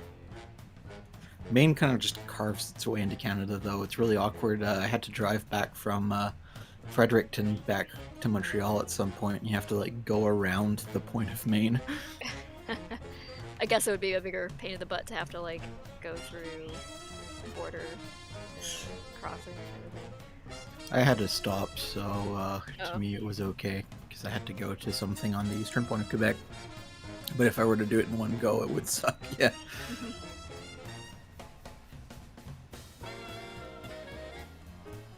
Especially right now, with all that's going on, you just couldn't. Yeah. Yeah, mostly it's Canada that's like, no thanks, we don't need any of you Americans. You infected Americans. I mean, it's... I can't blame them. The rules for coming into Canada are pretty brutal now. Are they? Yeah, it's like you have to be quarantined for a few days at your own expense, and it's not cheap. Mm. I think it's like $3,000. Really? So you have to, like, by quarantine, they don't mean you just, like, go to where you were staying and... No, remain. they've made actually, like, special house you facilities out somewhere? of... Yeah, Wow, that sucks. yeah. So yeah, I will not be leaving the country without good reason right now. Yeah. You probably shouldn't in general right now. It's like discouraging No. people for a reason. Travel right now, in general, even domestic travel, probably not the best. No. Yeah, I mean, got a bit of domestic travel coming up, but if you're, like, traveling in a car by yourself, I guess it's one thing, but... that's what I'm aiming for. I technically could fly, but I really don't want to. My conspiracy nut uncle was like, hey, I want to fly over and visit you. And I was like, Roderick, don't. There's a pandemic. Did you notice? Did you notice? He's like, oh, well, that's just a lie to blah, blah, blah. And I'm like, No, Roderick. No. There's a pandemic. And you're in a hot spot, and I'm in a hotter spot. You cannot come here and visit. No. And this was before it got even as serious as it is now. And I was like, do not do that, you idiot. Yep. And he's like bitching to me about it. And I was just like, okay, bye. I just hung up on him, and then I immediately called his sister, my mom, and it was just like, your brother.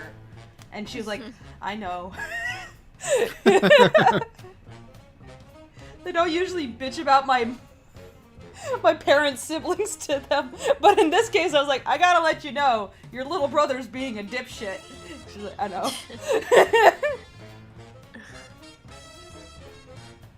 Yeah. Like, Roderick, I love you, but oh my god. I am positive. Yeah, no, I am positive right now that he is deep in that Q shit, because he is that kind of guy, so.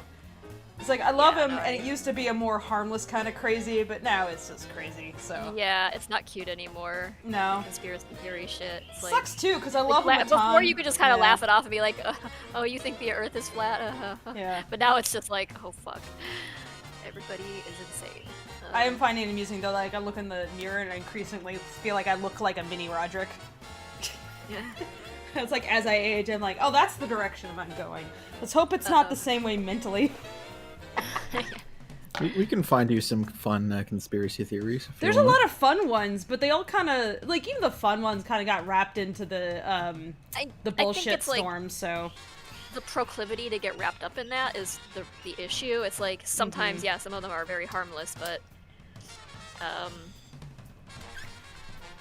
think it's more the aggressivity. It's like, as soon as you're, like, primed to believe one thing, like, the next thing you can swallow a lot easier. Yeah. You know? Yeah. It's like people who are serious about flat Earth are not, it's not actually about the Earth is flat. It's about, I want the world to be simple and follow the rules that I find personally comfortable, and flat Earth is just one of the facets of that. But Maybe, because otherwise, I get the impression it's also just like contrarian. It's just like, yeah, it's part of that too. That's what like I mean, they're just like, they think in their own mind they're like rebelling against some cabal of misinformation or something, of like deliberate, like there's a conspiracy, like a conspiracy of like everybody, from school teachers to scientists to it's like everything, I can't media, possibly like be somehow wrong. kept the secret for some reason, for some kind of gain, I guess, that the world is actually flat, and this is like, it's pretty nuts. Yeah, it's like when you believe that a conspiracy can be that huge, like flat Earth. If you sincerely believe that something like that can be that enormous, it's not that difficult to believe how somebody could jump from that to the next thing. It's like anything where it's like, I think that experts are wrong, and that people who are educated and live in this world are automatically wrong. It's like, it's that, yeah. Well, then who else is providing you information? And it's going to be wrong information. Yeah, there's a lot of that thing right now where like everybody thinks they're an expert because there's such an influx of information, but a lot of people don't really know how to parse good information from bad information, and we all get taken in every now and then. Like, oh yeah, no, I could point to a few occasions where it's like I was like I want to know more about this thing, and then you get sucked into something, and it's like, oops, that wasn't real actually. Yeah, you start reading things that are actually not accurate, and or people start like asking these questions like, well, if this is true, then how is this and how is that? And it seems like it can seem like they're making valid points from that point of view, but like it's just like a gish gallop of misunderstandings and things, and so you can't because it seems like they're really making Swiss cheese out of this thing, but you aren't like fact checking each and every little thing they say. No, because you're not an expert. So. Yeah, because it's hard. It really needs to be a skill set that like critical thinking and shit. Yeah, and also learning that like critical thinking and learning to do your fucking taxes need to be like covered in school. Like, I'm very thankful that in my English class we had a big section about logical fallacies and critical thinking. Like it was sizable. I think that was my AP English class actually. It's like it's just wrapped up into that. Yeah. Yeah, we did like rhetoric, which was like yeah. Also, science class is logical teaching about fallacies and the scientific method and why it's set up a certain way and how it's supposed to like kind of check itself, essentially. Right. And the theories behind that. it's like Yeah. it's like they drill into you like the steps of the scientific method, but they don't make it obvious why you're learning that. Just like in art Yeah. classes in public school, like they make you draw the shapes and shade them, but they Yeah. don't ever really explain why you're doing that. It's like, this is your assignment, that's why you're doing it. It's like, but if they would like just explain to you like the reasons behind it, I think part of it is a lot of art teachers in this case don't necessarily know the why. They just know that those are the rules. Because yeah, well they have their curriculum largely Yeah. laid out for them. I don't know to what degree they have freedom Yeah. to, because I mean, making a curriculum for art is hard enough, so you got to come up with some kind of rules you can teach. yeah, Yeah. but it's just like, I don't know. There were teachers who would explain the why, like the teachers who I remember like really taught me to read between the lines when addressing literature and stuff, and I was like, that was eye opening. And it wasn't until like later after high school that like I really understood critical thinking and the scientific method and things like that, because like while you would memorize the steps of the scientific process and stuff, like you didn't explain like why double-blind testing was important, or like why peer-reviewed. Yeah. It was Like I think importantly, if you discuss when it doesn't work, I think that's important because it's like why are these steps taken? like And that's dissect why very one important. Yeah. why one bit of research has better grounding than another bit that has like a lot more, Yeah. like many more scientists have undertaken the same Yeah. experiment and been able to recreate it, whereas like very another one is like important kind of on part- flimsy ground, A very because important journalism part- never makes the distinction. Yeah. So a very, very important part of scientific education needs to be understanding how the facts came to be, not just these are the facts. Because the facts in science change as like Right. better methods are understood, or you pick up like more data. And if you just say here are the facts, then you have people who as a result basically go, my high school, biology education is all I need to know about biology. Meanwhile, actual biologists are like, that is far and away inadequate for most everything. Right. Yeah. I I think mean, that's one of the. Oh, sorry. Go ahead, Max. I was just gonna say, I mean, like, I'm not that old, and there's new things that have come up in biology, fundamental new things, even since I was studying biology, right?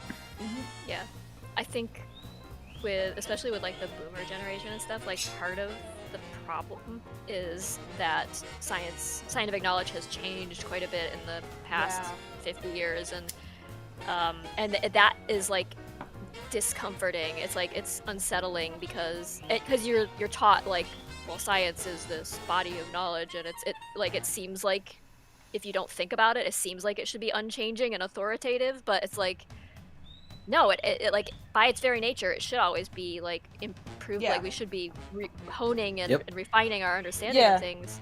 And it's like Um, it has its own imperfections where you have but most of those are due to the nature of like just how people structure themselves, where it's like giving undue authority to people because they Right. are of a certain class, for instance, however that's categorized. So that can be a barrier. However, that doesn't mean like the scientific method is bunk. It means that we have to keep challenging ourselves. But I think psychology is one of those things that has like transformed radically. Like our understanding of ourselves keeps getting rewritten so much. So Yeah. it is amazing how much Like- more we know today than we did 10 years ago, than the last 10 years, the 10 years before that. Right. It's crazy. Right. Like, so Our many- understanding of Yeah. most fields is much more empirical, like, but that's why they call like psychology kind of a soft science, but because a lot of what we understand is A not lot of the empirical. studies from forever ago had a lot of issues with them that are kind of being confronted now. Like the Stanford prison experiment has a lot of issues with that study that go beyond the ethical ramifications. There's also the thing where it was like, how to get people to like push the button to supposedly electrocute people for giving a wrong answer. But if you look into that study, it turns out that it's much more of a study in how people respond to authority figures. And then it also, when it's frequently talked about, what's not talked about is how often people refuse to push the button, and then why. So it's like you could keep doing that kind of experiment and like figure out all kinds of interesting things. But it's not just why do people do bad things. It's like it's a lot more complicated than that. It's like figuring out why do people like follow directions at all. How far are they willing to push if they really believe in that something is good? Like, you know, all kinds of things. There's tons of interesting stuff, and yeah, there's like a lot of psychological experiments and medical experiments also that have been getting challenged recently because they found that turns out that like the nobody double checked to see if the results of this were solid is a frequent problem. Yeah, there's right now. some stuff occasionally, and a lot of it has to do with medical journalism, which is not the same thing as medical research. People conflate the two all the time because they'll read an article and the article has to make a point, the article has to sell itself, so it'll extrapolate meanings from things that aren't necessarily there. Like it might be very minimal results or something that indicate maybe something's going on here, but then the article will sensationalize it so that it sounds like, oh, there's definitely something here, like, you know, any number of those like food-based things or diet-based things or whatever. And so that kind of wishy-washiness, apparent wishy-washiness, drives a certain type of personality nuts, I think, and so they get the impression like, well, science doesn't actually know because they keep changing their mind, and it's like, well, it's there's a number of things going on here, but like then they'll fall back on something that's more just like authoritative, like this is how it is, like, you know, the Bible, like, or like fundamentalists, you know, people want some kind of constant, basically. Like you're programmed to desire that kind of stability, so it's like I get it, right? But also I think that's a very dangerous point of view when it comes to most things, definitely. So. Yeah, it's like, oh no, there's uncertainty, run back to your tribal patriarch and, you know, like let him tell you what to think, you know. It's just not helpful. No. I just call my mom. Yeah, or your mom. Call your mom. Eventually your mom doesn't exist as long as your mom's not like a QAnon, like yes. flat earther or something. No. QAnon, not even once, guys. It's just with your mom. Yeah. Don't do it. I think my favorite description of the Stanford prison experiment was from XKCD, where they commented, whenever somebody says they base their perspective of humans on the Stanford experiment, I based my understanding of human nature on a study of 30 white male college students in which the experimenter was actively participating in the experiment. Yes. Right. Yeah. Like, flawed. That's so many psychological experiments are like that, where it's like, we got 30 white men. Right. I mean, that's the like problem with 20-year-old white men. So much medical and psychological research is super duper flawed because of that very fact, because they used to consider white male as like the default, and so all of the research they did was on that, and then anybody else was like some aberration of white male. So, you know, I think that's one reason why they didn't even question it for a while, because it's like, obviously now people would be like, that, you know, that's a problem. But the thing is that they're not recognizing that the features that allow people to become the, you know, subjects in a college study, which are usually other college students who can A, afford to go to college, but also B, need the money from something like an experiment. And so it's like their background and everything. It's like what you're finding, all your studies are basically about a microcosm. Right, especially when your subjects are kind of self-selected like that. Yeah, it's a subculture you're studying. It's like, take that same study, take it elsewhere, see what happens. Otherwise, you're not going to get a broad view of human nature. J.R. Lalo is making the same point. Says, one of the major problems with psychology research is that they did the research on people most available to the researchers, and since the researchers are mostly professors, the sample groups are mostly college students, which certainly back then wasn't representative of the population, right? Yeah. That was like that kind of academia was open only to a small segment of the population at the time, and among that group, even like the ones who would self-select to participate in something like this represents an even smaller fraction of the population. And so you get like a very specific cross-section of like very small segment of society that can afford to be in university and studying this thing, and is, you know, even allowed to study this thing, because a lot of like women were locked out of a lot of these fields for a long time. Yeah, so it's like that's probably one of the bigger problems and with non-white people as well. Yeah. So, yeah. So it's like all this like, oh no, like the world is changing. It's like a lot of scientific understanding. So a lot of the reasons why it changes is just as more people start adding their knowledge to the pool of knowledge, and like knowing that, oh, you can't base everything about medicine and psychology and etc. on like 20-year-old white dudes who go to college. Like that can't be the only subset of the population you study, because like that would be on the face of it ridiculous if you were, say, a middle-aged black woman. You'd be like, the hell? Yeah. But it doesn't occur to the guys who are in college who were from that, who view themselves as default. They don't realize that they are a subculture. They think that they're the majority. They think of themselves as the representative, even though they really aren't. Yeah. Oh, As, just like, a quick aside, someone asked a question, I'm sorry. Salgado 2500 says, hi, sorry about English, but do you have problems with people who want to do a fandub with your animation? No, not at all. Go ahead. When it's out, you wanna, fandub it? I mean, sure, go right ahead. We won't be able to ourselves, like, make an official dub, unless I get very ambitious.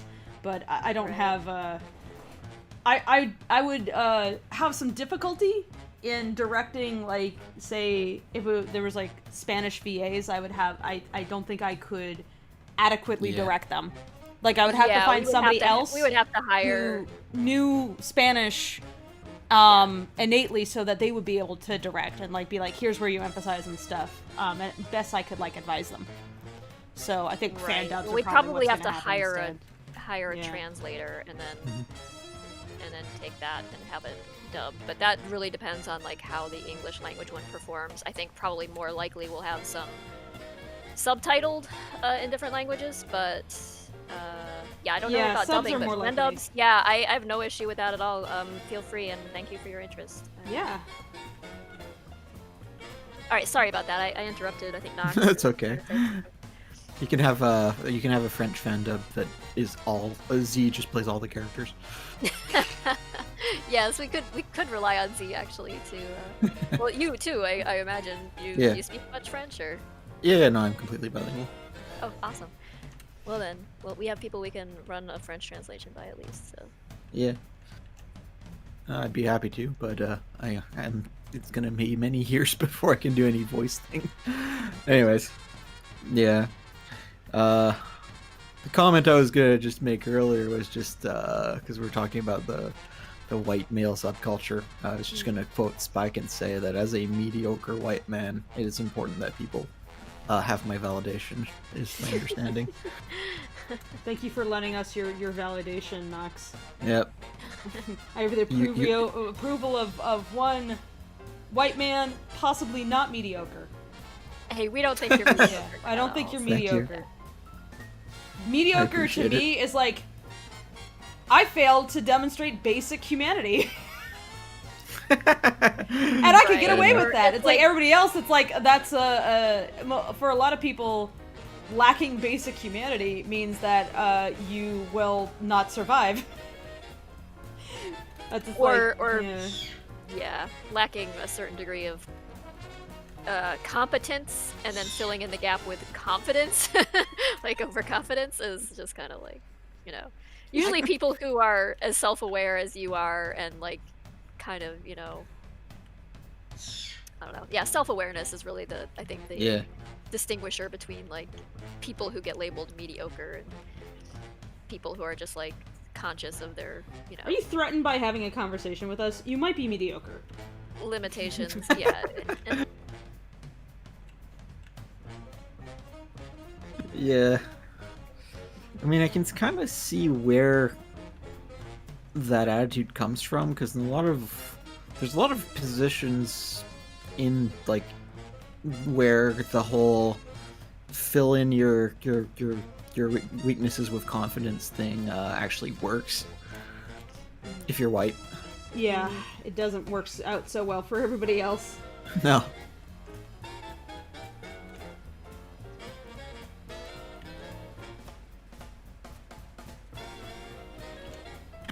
Says there's a good podcast about this stuff, cognitive bias, called "You Are Not So Smart." That sounds interesting. I might check that one. Mm-hmm. Luna says, I had to take a research studies course in college, and what you're saying is freaking 100% true. We had to do 1 billion research papers, and we had to get our own research participants, meaning other students at our college. No perusing them all, no family, no nursing homes, just the college. Yeah. That's gonna pretty result in some fundamentally- issues. Yeah. Yeah. It's like an easy way to make a quick buck also as a college student. Yeah. It's like, I would like a quick $1. How many experiments can I get? Sign me up for experiments. I remember actually, I think Clint had said he was in a couple of experiments. I don't know about, like, medical, but it's usually, like, psychological ones. Where they're like, click the button and you get a cookie.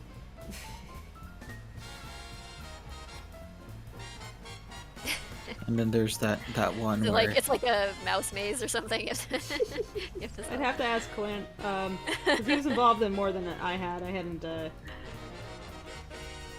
don't know, I guess I was just If there listening at were- the end if of there were college more- where there was too many people, like, advertising that, but I remember one study, though, that I joined, something that was like, choose these jelly beans, and it was just, like, something they were doing at the, at a mall or whatever, where they're like, we'll get more variety this way, but it was still mostly college students. yeah. Yeah. I think it might have been, actually, come to think of it, it might have been more about selling a product than a psychological study. I don't know. It was a long time ago. Well, so my I mean, memory there's is a lot pretty of hazy. overlap between marketing and psychology. As Kind long of as the it wa- same thing, really. as long as it wasn't that experiment that led to the Unabomber, we're okay. Oh. No. Uh, I don't So- think so. Salgado says, "Oh, good. I have a friend who wants to do a Fandub in Portuguese of your animation when you finish." Nice. Cool.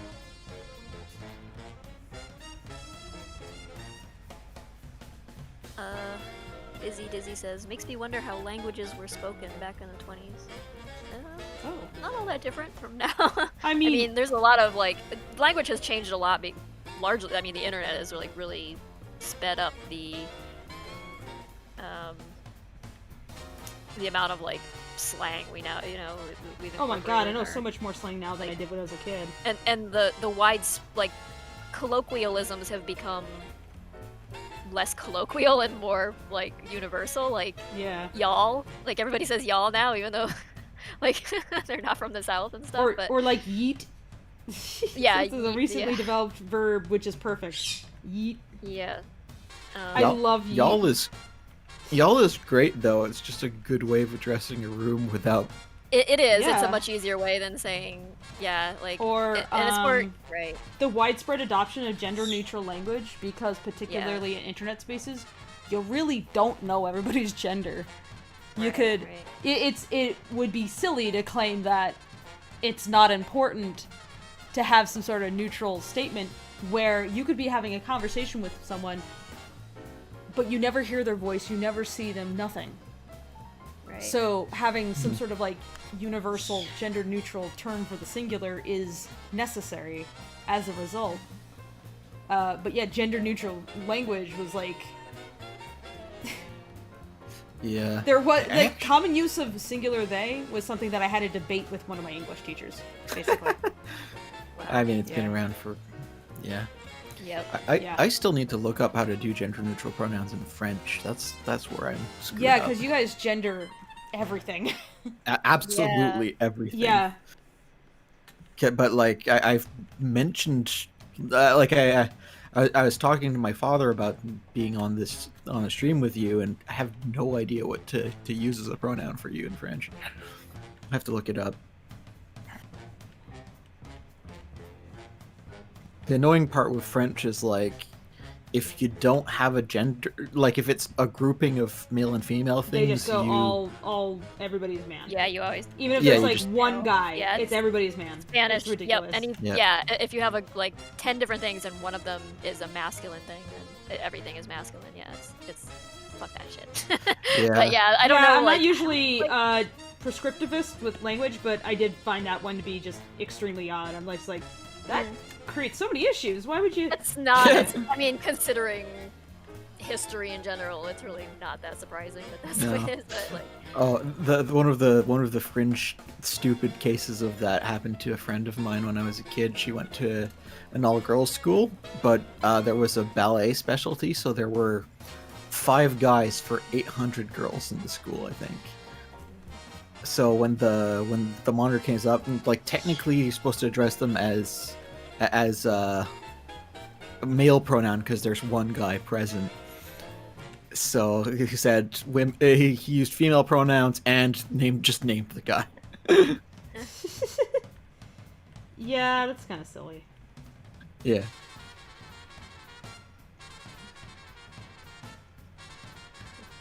Dizzy says, remember those days where you address folks in a room by saying, hi everyone? That's too many syllables. Hi y'all is much easier. Hey y'all. What annoys me about my industry is how frequently I can just use gentlemen as the greeting. Gentlemen. Because there are so few women. But if gentleman becomes a gentleman, like that became a gender neutral term, would be pretty funny though. Yeah. Gentlemen. You have to say it like that though. You gotta find something gender neutral, like, hello, gentle peeps. Yeah. I'm sure it's very professional sounding to do that. I just say hi everyone when it comes to when Yeah. there's actually non-men. What are your thoughts on like things like hey guys? Because I don't know. I like hey guys because I just didn't used to think of guy as being a gender term, I didn't. But Yeah, same. I kind of thought as guys as gender neutral. Like a guy is gendered somehow, but guys somehow lost its gendered meaning to me, and so even a group of girls I would address as like hey guys, you know. So yeah. Yeah. And I know that bothered some people, so like I don't yeah. do it as much anymore. But yeah, I try not to. I try to remember not to because I know it does bother some people. But yeah, It's that's like why it used to be y'all like is yeah, y'all is useful, yeah, and charming, and Or distinct. there's always when I'm being dickish on Lackadaisy, I come in and say hi kids. I love being older, and now I can be like child, boy, and it has weight to it now, because it's like if you say that shit and you're like 24, it's like. Just walk in and call everybody a diaper baby. Yep. Not just Some of baby, them- but diaper baby.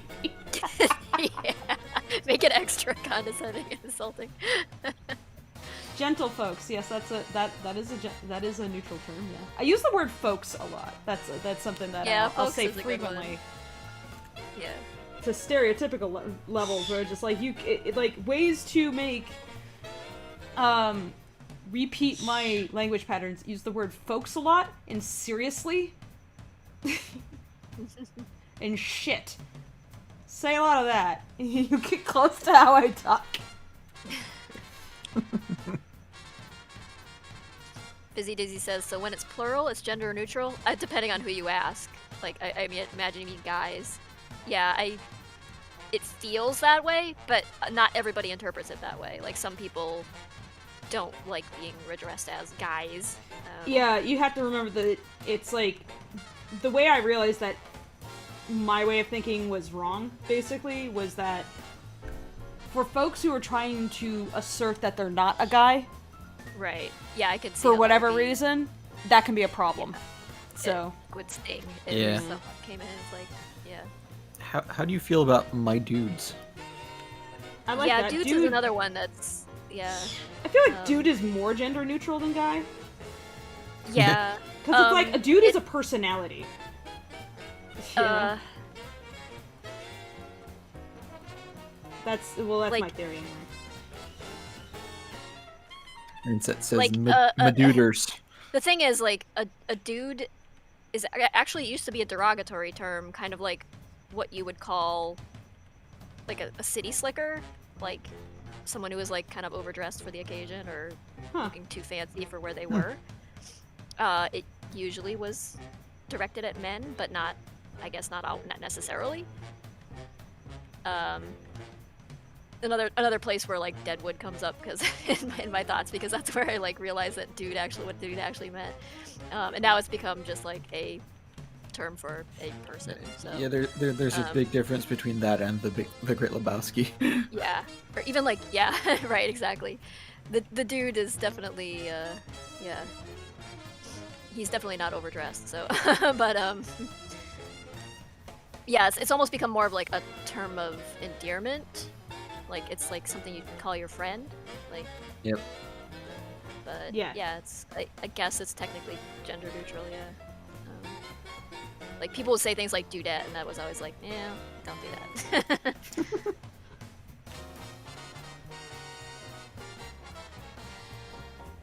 Dudette's a pretty funny word, though.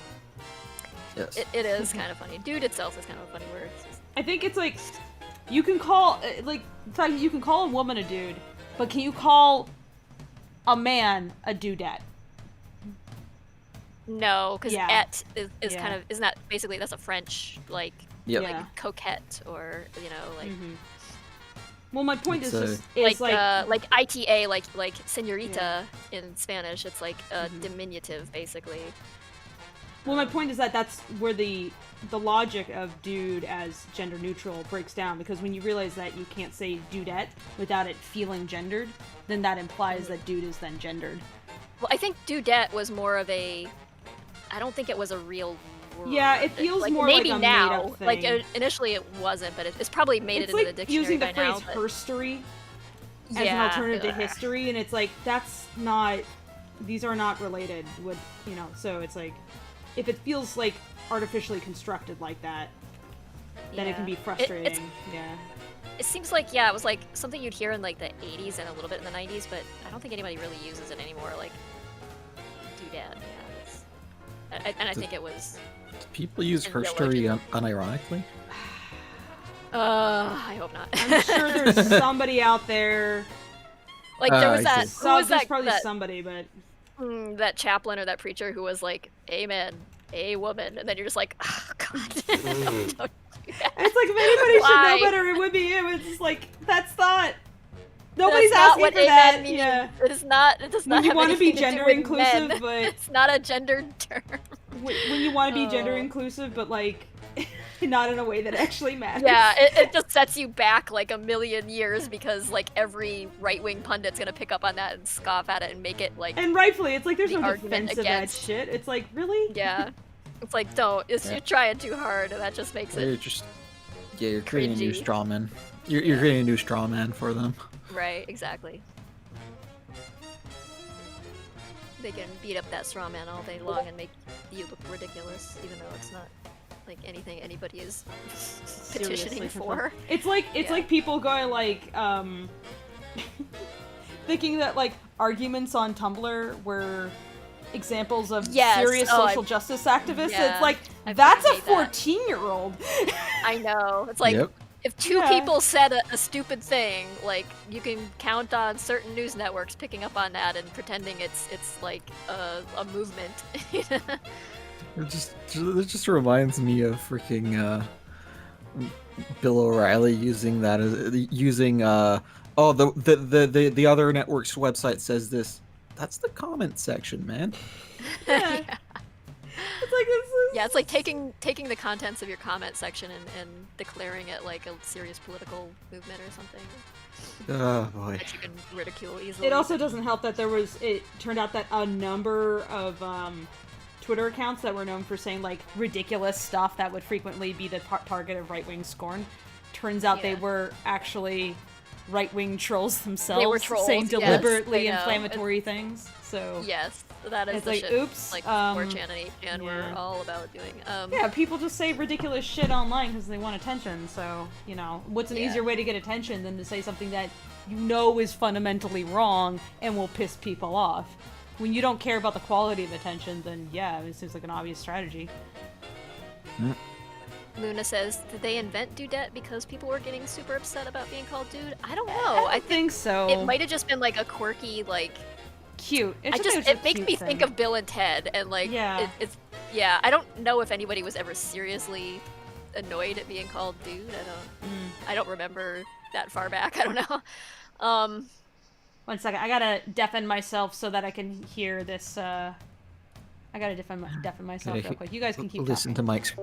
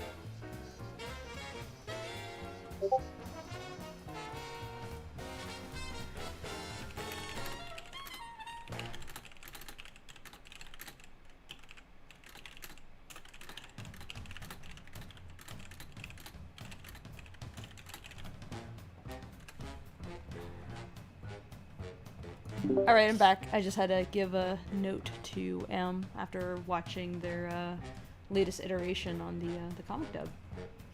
Oh, cool. Yeah. I should go check that. I believe that... Nice. Yes. I think that, considering progress right now, winking is done. Flirting just like needs a few notes. They applied them, but they just need to re-export it with like slightly less volume on the music, and because it's really hard for me to hear over the music. It's like, oops, this needs to be a bit balanced. I gotta balance that a bit. Yeah. That's an easy thing, though. I am now very curious as to what kind of audio cues you're doing for winking. For winking, the sounds of pain. Yeah. Oh. All right. Yeah, I think I caught between the lines which ones you were doing. Okay. Yeah. Anyways. But yeah, that'll be our Valentine's Day upload. So M should, like, considering their progress, they should be done today. Because they're always like really damn close, and I gave them a series of notes, but it really wasn't that much. It was basically like, hey, let's have some non-diegetic noise here to like kind of give a comedic quirk to it. It's like nothing as bad as Johnny Test, but when the characters are like that still, you need to like implies some rhythm to their emotion that just through sound alone, that's useful. That's been really fun though. It's like figuring out like where you can add those like non-diegetic noises to kind of like make a moment funnier. Yeah, that was. You did a really good job on that for the last dub, so we're looking forward to it. Mm-hmm. Yeah, M's pretty damn good. Yeah. They roll with my suggestions. Yeah. Listening to your director is usually a good idea. Yeah. Well, you know, I trust M's expertise on everything, though. So if like M had a really good reason for why something should be done, then I would, you know, I'd listen to them. Fair Be enough. like, okay, well, if you say this, then I need to find another solution to like what I have a concern for. Or maybe sometimes it's something that you think might be an issue, but then it's not. So, you know, it's good to listen to people because M naturally knows more about song than I do. I just know what I'm going for. Yeah.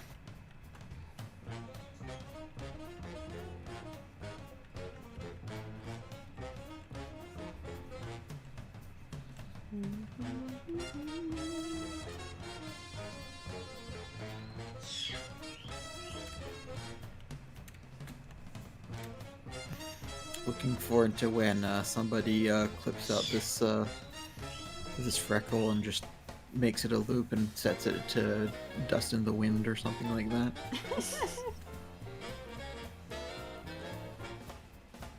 This actually almost loops too. Like if I play it, it just about loops to the Untrained Eye. There's like definitely like a moment where it kind of pops a bit, but I think for most people they would just say that's a loop. Yeah. Yeah.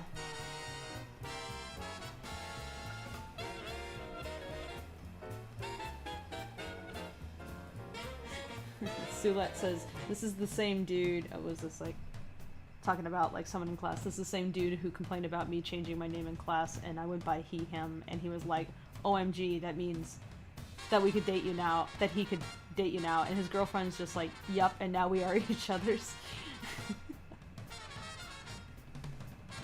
What? I think what they mean is that someone got pissy about them being trans, and then they ended up dating their girlfriend or something? I don't know. Oh, there's the rest of the sites. And each other's Valentines. Oh, I see. Oh, I missed that. And now we are each other's Valentines along with another friend because he never asked us. Oh, so that's nice. Okay, I like that. It's pretty funny. Don't get mad at trans people for existing. See it as the dating pool opening up. You know, if you're not like, if you're worthy anyway. Are you worthy? Yeah. That's a good comeback if somebody's complaining about trans person. Just say, you're just mad they're out of your league. Yeah. And probably true, too. Yeah. Yeah.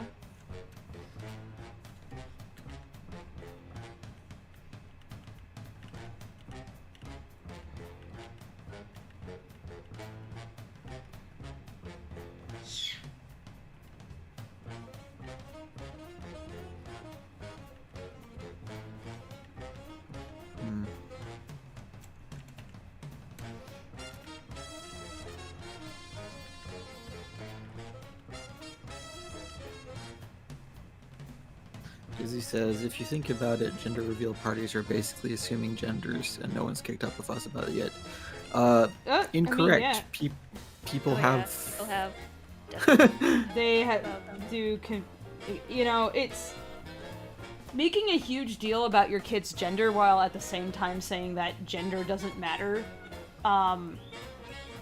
Or like claiming that it's like, I just don't see the point in being like, oh my god, it's a girl, or oh my god, it's a boy. I don't see the point. Yeah, it's like, it's so irrelevant at that age in particular. So I know. Yeah, it's like, you don't know how this is going to turn out, so why are you getting all like It's very I wouldn't even mind that much if not for all the very times that prescriptive. gender reveal parties have set wildfires in Oh, well, not they're wildfires, like bad, have set yeah. fires in I mean- California and burnt down massive amounts of acreage. Yeah, they so I have a definitely very were. personal reason for hating them. They definitely were less popular after that incident, but yeah. Yeah. There was there was a recent incident where at a gender reveal party some folks died because they Oh, again yeah, used there was, like, explosions. It's like Yeah, I think- stop exploding things. Yeah, a guy died. Yeah, I do recall. That was It's- like a month ago or so. Apparently part of the problem is that those gender reveal explosions they blow up flour, and people don't realize that blowing up flour is actually a really bad idea. Oh, that's a terrible idea. Yeah. They're like, If yeah, you- we if just you're- color some flour and it's harmless because it's flour. It's like, no, it's not. No, it's No, really not. It's extremely bad, actually. I'm pretty sure if you package flour, you need an explosion-proof machine. Yep. Because it's fucking any powder that can get airborne, it's really a fire hazard. Yeah. So it's like, if you wanted to do that, and it's like you wanted, and it was just like, it was a baby shower, because I think that's all it really is just people want like a more involved baby shower. It's like, okay, fine, whatever. I don't care if you cut the cake and it's like blue or pink or whatever. You know, it's not my deal, but whatever, dude, you do you. It's the outright dangerous ones and the ones that are creepy that I don't like. Things that are like sexualize a child before they're even born or stuff. It's like that shit's weird. Yep. Or they're like, yeah, you know, we'll have a tactical camo baby if it's a boy. It's like, what? Yeah. There were some of them that were like, are you? Are men they okay? use like they use a car to represent if you're a guy, or it's like, you do not hang out with the same kind of women I do if you think cars are exclusively a guy thing. I don't know, it's... Yeah. Yeah, it's just freaking weird. I mean, I think the argument also to be made for the whole wildfires thing is that, yeah, the gender reveal party was stupid, but the global warming situation's probably more to blame. It's a bit of both, honestly. It's, well, when you are aware that it is fire season, because it's a dry, it's a hot, windy time of the year, and you know that fires are a regular occurrence, and that it can cause a ton of destruction, and you are aware that this is an fair issue, enough. and then you go out and do that, it's your fault. It's like, yes, I know that climate change is a big reason why that stuff is that, but somebody still went out there and, like, lit the match, quite literally. So, it's like, probably you want to minimize the amount of man-made fires, because there's going to be enough fires that are not man-made, so don't be an idiot. Check out the great discrimination post that just got held for review on YouTube. 1 second. I'm not on the YouTubes. Where is it? I only see Twitch chat being relayed to me. So let me just... I don't want to add to queue.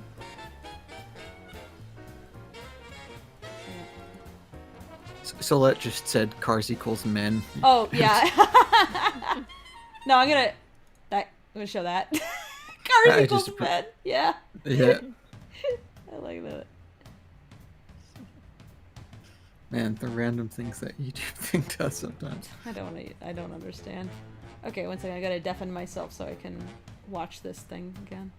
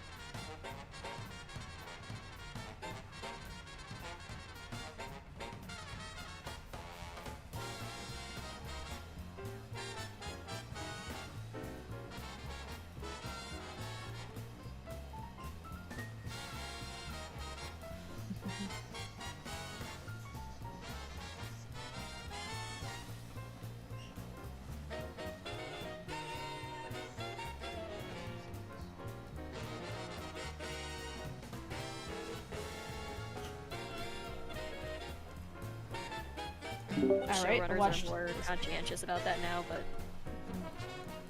We're just talking about Thomas the Tank Engine being when you're fascist. just like churning out content to Yeah. make a show that's been airing for however many years, it's probably just like, yeah, whatever. Yeah. This thing happens, and with little consideration for like the underlying meaning or what the meaning that could be, extrapolated from that. But yeah,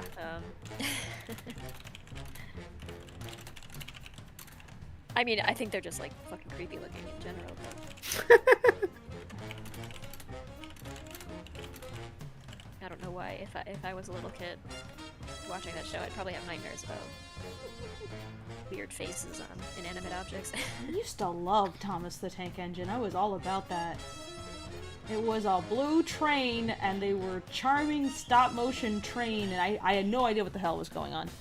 None. Zero. I was just like, the train people that go, toot toot, just a baby. When I liked Thomas the Tank Engine, that was the same time as when I liked Barney the Dinosaur. Probably before. Barney the Dinosaur had more of a through line. Be right back.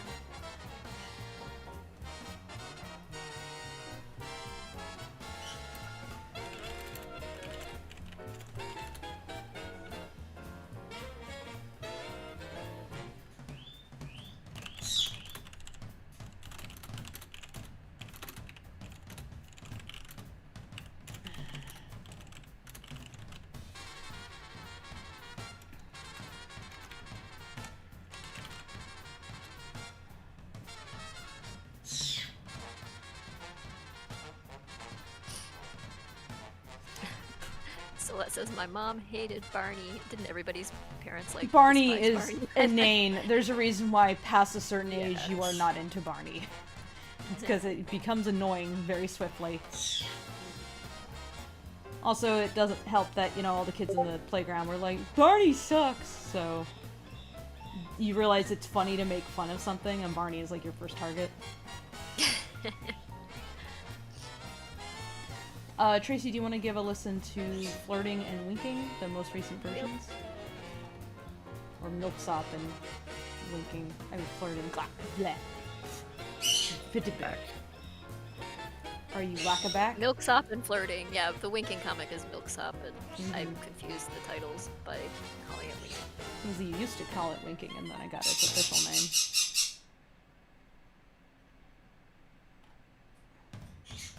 Barney has a gun? What did I miss? Oh, we were talking about Barney. Oh. Yeah, my mom hated Barney too. Teletubbies was the actual worst, though. So I find that went show, to- like, mesmerizing in a weird way. That's the point. But as a kid who went to daycare and, like, they would put on Teletubbies for, like, the little kids, I hated Teletubbies. It's like, it's the most boring show. There's nothing interesting. It's not interesting. Like, it was just like my brain just turned into, like, white noise when Teletubby was on. It's like, oh, I hate these, like, gross jelly bean gigantic diaper toddlers wandering around, and that, like, baby face son creeped me out. But the purple one carried a purse, so they got reprimanded for promoting homosexuality. Oh my god. Weird shit. Oh my This is god. some weird shit. Hey, it's led to some interesting horror shit that's come out of it, at least. It's probably the best use of the Teletubby IP. Yes. Teletubbies is a lot more interesting when it's horror. At least as an adult.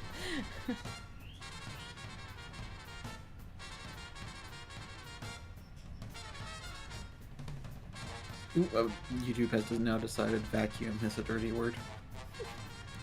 What the hell, YouTube? Why? Oh, because cum.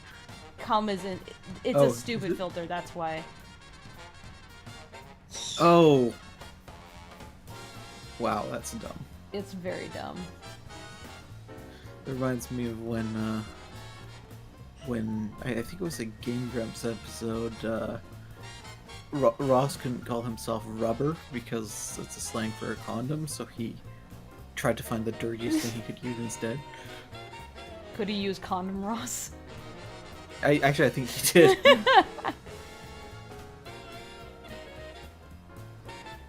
Because that was for it was an MMO aimed at children.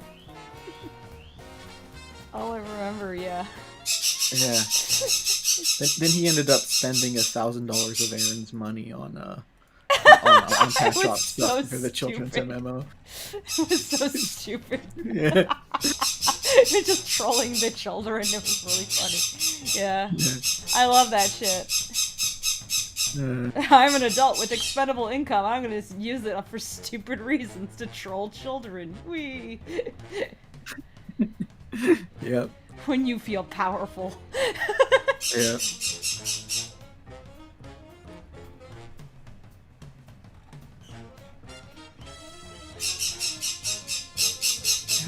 What did I say that's new, Bird. CCP?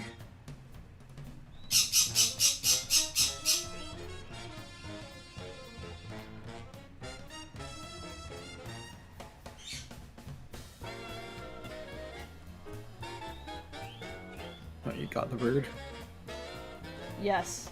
Many a bird. There's a lot of birds happening right now. As is usual for the Fable stream.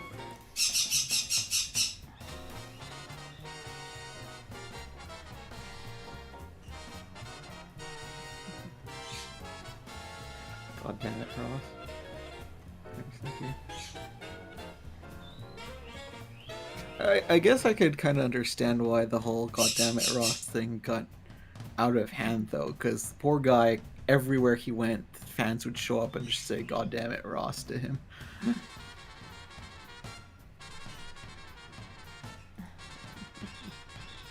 It'd get annoying. Yeah.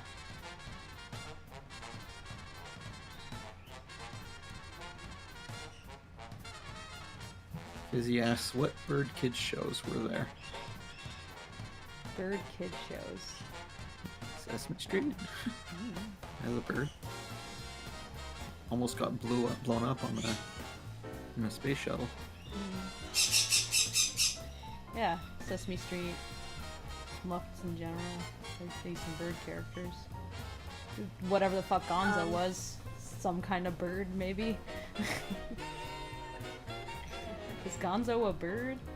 He's a gonzo. He's not supposed to be anything. He's But- one of a kind. Like but- they okay, but- deliberately like. Oh wait, well they didn't have that whole movie about him like being an alien or something. Yeah. But Um. so if he's an alien, it's like I guess then he's not a mammal or a bird or a reptile. But I'm just saying that he kind of He's strikes me as gonzo. a I mean that's bird, kind of the yeah. point. He's just. Yeah.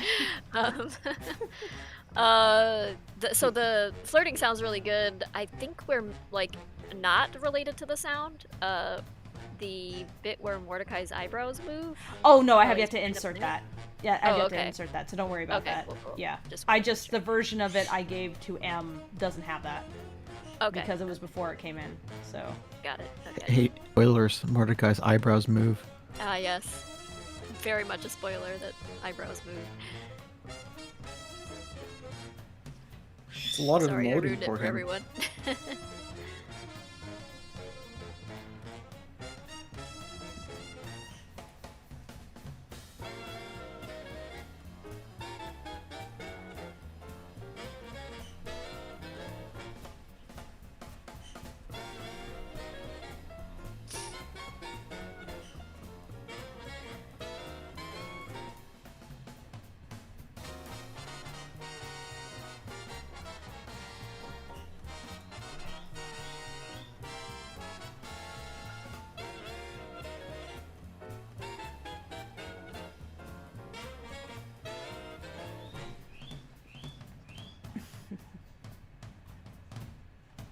I'm just like looking at some goofy cartoons on Twitter real quick.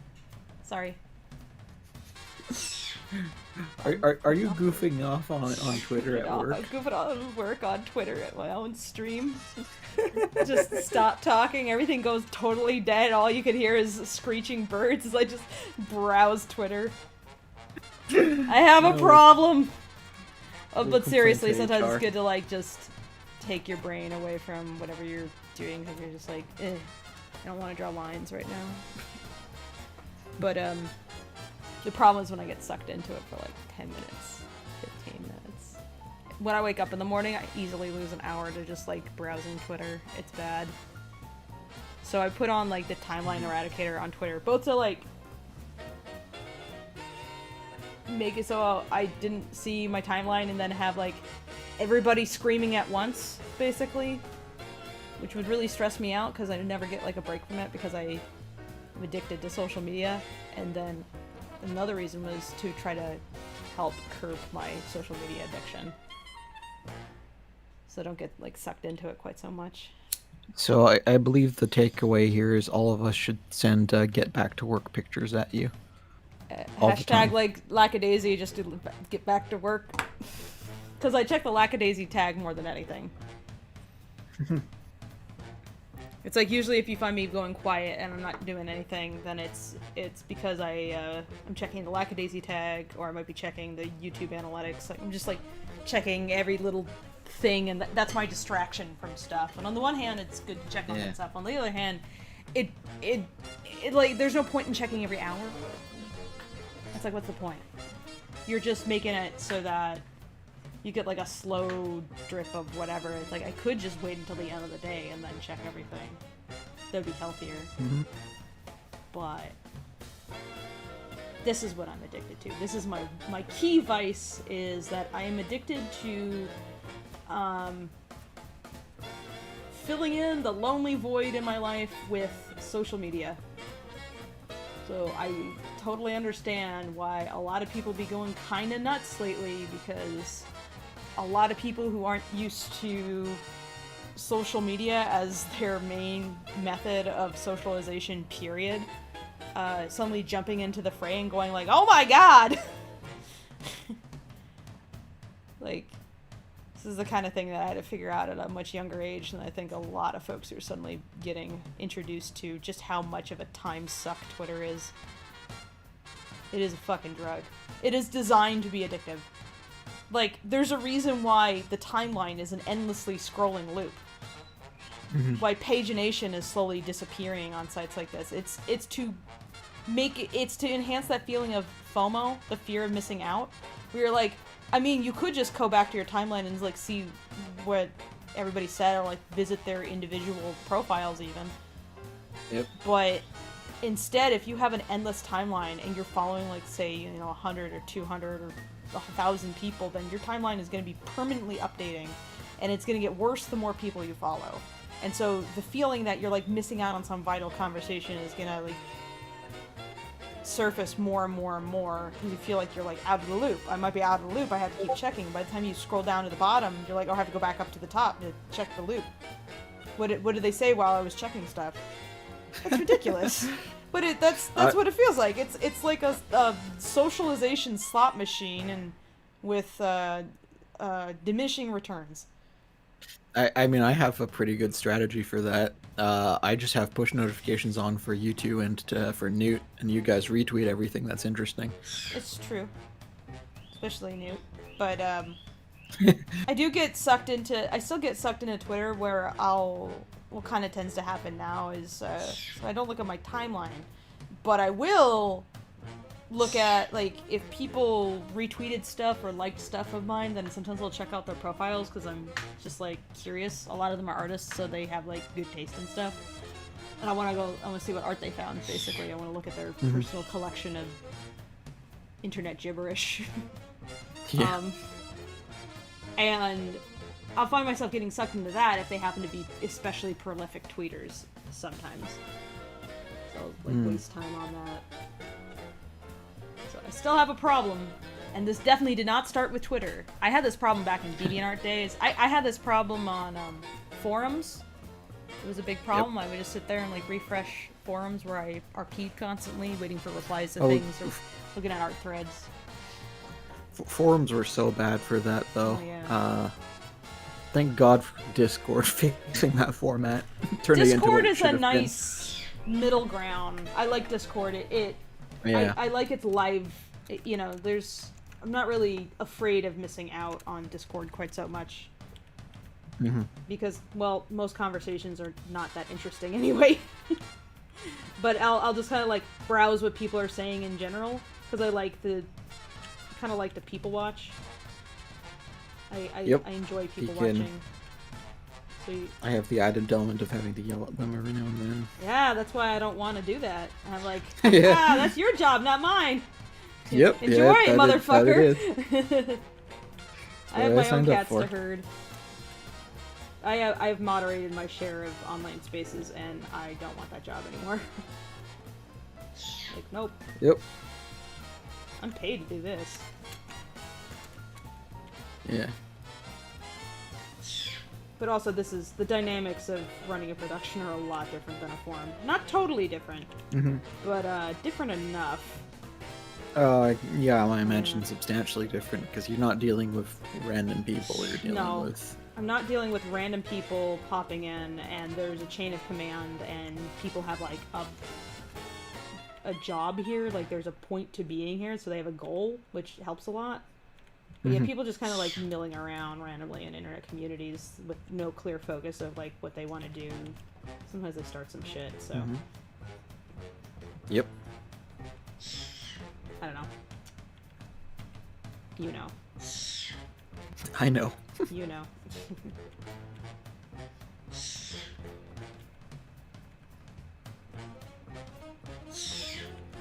Chief Goat's asking if your food came in yet. Yes. Yes, it did. It's on the counter right now. Thank you, Chief Goat. What'd you get? He sent me that fried pork and yuca again. So it's Oh, the same nice. stuff that you got me earlier. Actually, I had forgotten to... I wish that treat stream, like, automatically hid things that people ordered. Not that I don't appreciate it, like, far from it, but I'm just like, oh, fuck, I forgot to do that. I thought I had done it. Yeah. Usually I do that. But I wish I didn't have to do it manually. It'll get eaten, though, and enjoyed. That was a pretty good meal.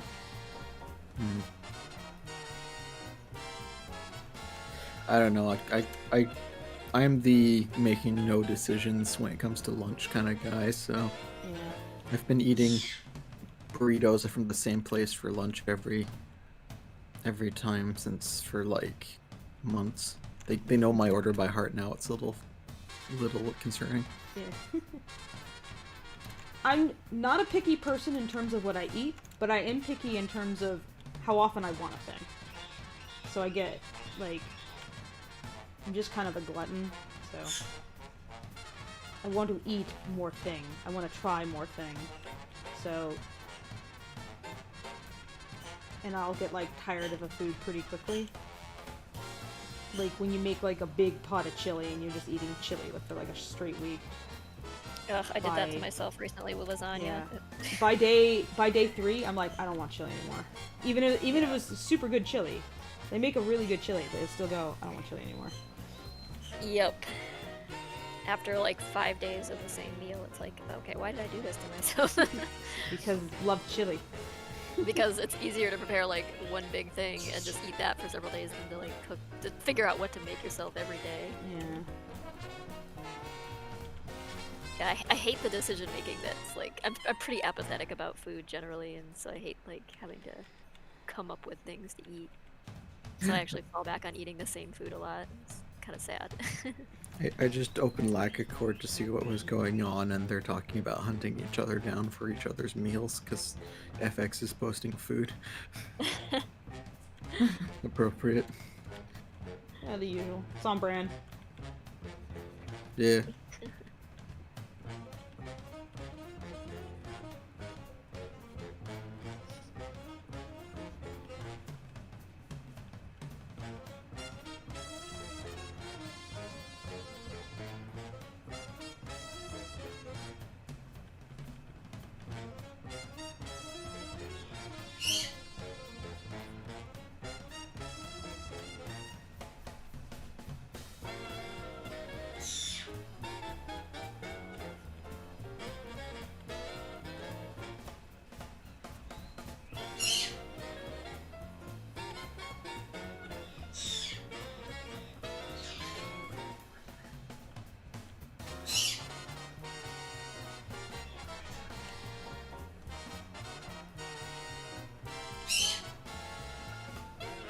listening to Is you- anything, Tracy?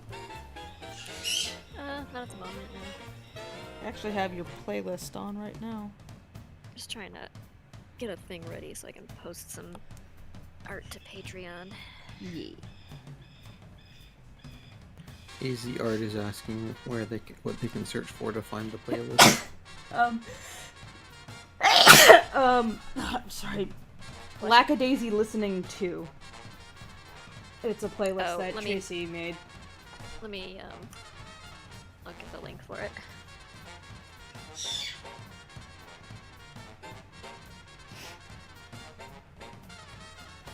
Crafty Creator says this went from gender stereotypes to chili. Yeah, that's. Welcome that's to the my tablespoon. streams. That's what happens. I am a meandering river. I go whither to and for more than the Amazon.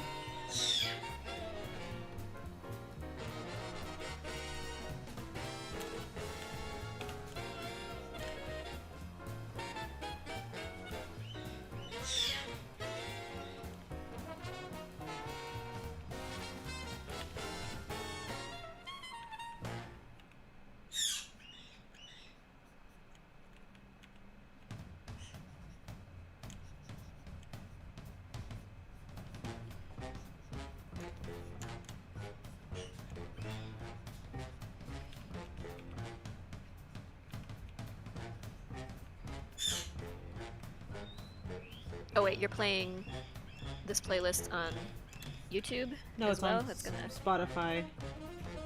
What do you mean YouTube? No, nobody can hear my music right now. okay. Like, the only thing they can hear is the music that we are allowed to use. That's it. Right, Um, right. The Well, we should Spotify be allowed to playlist. use, but Yeah. Newt's having to contact them to get... Yeah, it's not doing a ding on the channel at least. Yeah. So Okay, it's cool. not a big deal. I wasn't sure if you meant you were playing it, like... Yeah. But, if you're doing, like, join party or something. Yeah. I do enjoy party here. I'll do it on let me put that in. I think... stream. Do you need Spotify Premium to participate in join party? I don't know. I know that you need Spotify and you need Discord, and that the person who is controlling the playlist has to have premium. Everything else beyond that, I don't know. So you just invite. Luna asked me, because I speak French, what gender is chili.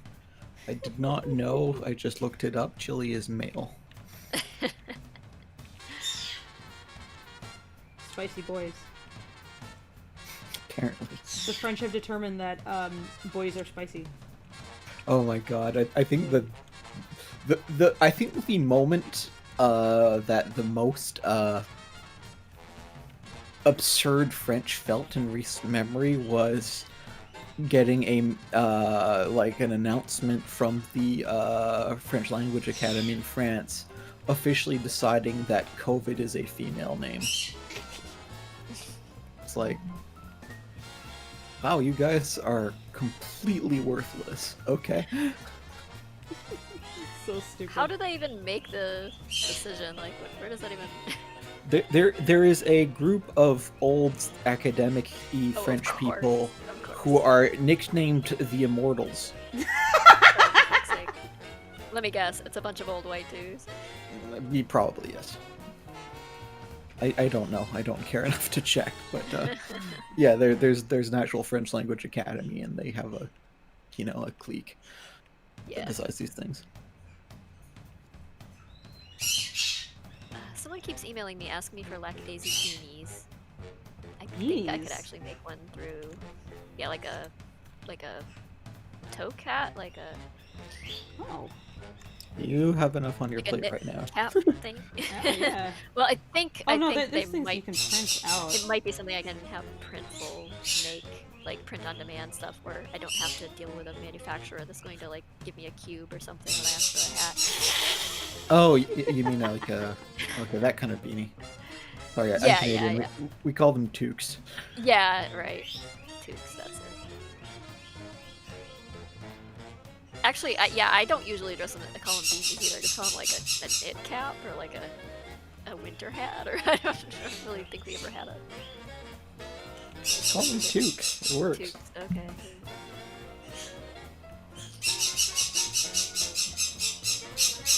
Birds. Why? Need some Lackadaisy Yushenkas. It's Yushenka. weather out Lackadaisy there. Yamaka? Yeah, that too. Oh god. Not sure you would want to wear a Mordecai themed yarmulke. I would wear a Mordecai themed yarmulke. That's I am absolutely certain you would, but Oh god. Look, market everybody's my would be favorite rather- fictional Jewish cat. Besides the rabbi's cat.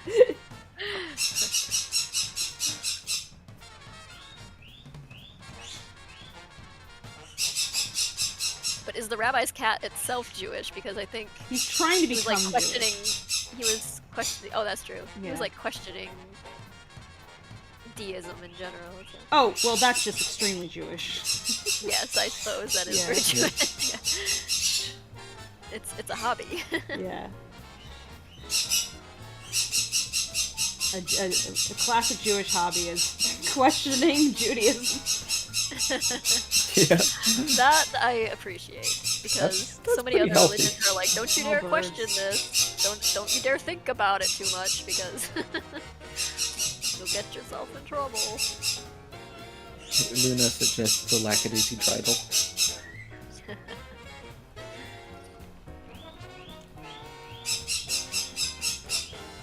Every bird scream. Every bird screams now. Izzy says, what's the bird's name again? Is that That's Apple making who's that noise? screeching right now. Yeah. Apple is insistent on about something right now. It is Apple time has a to lot of scream. Apple, apple, apple is what she's saying. Apple, apple, apple. She actually can say her name. Come to think of it. Maybe your iPhone needs updating. I don't have an Just iPhone. saying, What I'm a does she bird, I'm a know? bird, I'm a bird. That's basically yeah. Apple, are you a bird? Apple, Hey everybody, I'm a bird. Apple. Hey, how do you like it? This is you right now.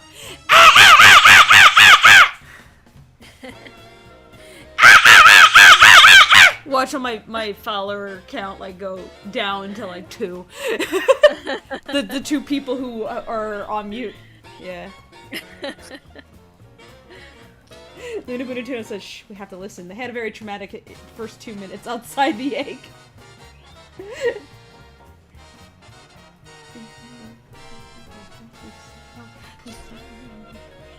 Tracy, I did a success in Beat Saber today. Did you? Yes, doing I confidently played several over 4 beats per second pieces. Nice. Yeah, like about like Which about 4 songs. It was 3 or 4 songs. The last one I wasn't able to finish because my arm got too tired. Like so tired that like when I finished, my arms just went. I couldn't even type. I was like, it's so hard to use my arms right now. Why is Fable screaming monkey? Their bird. And also, it's not my bird anyway. It's Ash's bird. That's currently screaming. I'm monkey. That's why. Fable Seagull, more simian than most.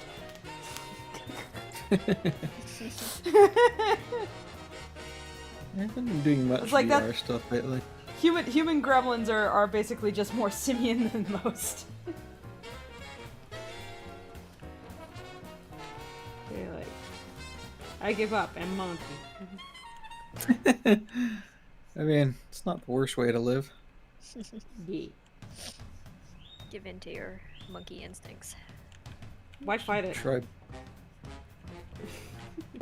I want to be spacefaring monkey. Like what? Like just imagine future humans though. Go into space, and like being smaller with hands on your feet. pretty damn useful in space environment. I'm just saying. Maybe we just all gotta be some damn space chimps. What if future humans was just more ape? Like, what if we just like we just started leaning into it, just like into our I don't know. hyper I'm curious pretty cool ape with, nature. I'd be cool with having a prehensile tail and hands for feet. I Okay, mean, that's gonna have to be engineered in though. yeah. Unfortunately, our lineage did not get the handy tail. No. You don't need it when you're a planeswalker. I guess it's just a liability. Do something mechanical, I suppose. Some neurosensors. Hey, I should start a startup. One of my professors back in university was a specialist in bionic hands, like rebuilding, like attempting to recreate like prosthetic hands that work. Never really got to see much of his research here. He's a bit of an asshole.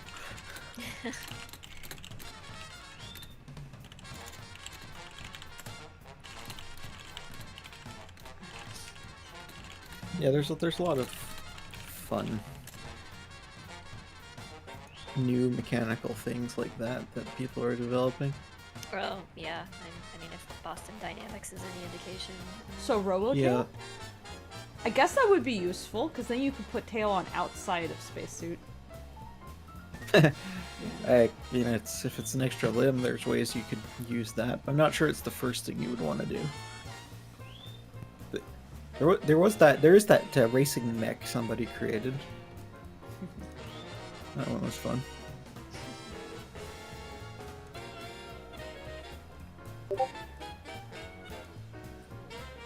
Lutari asks, what did you like about art school?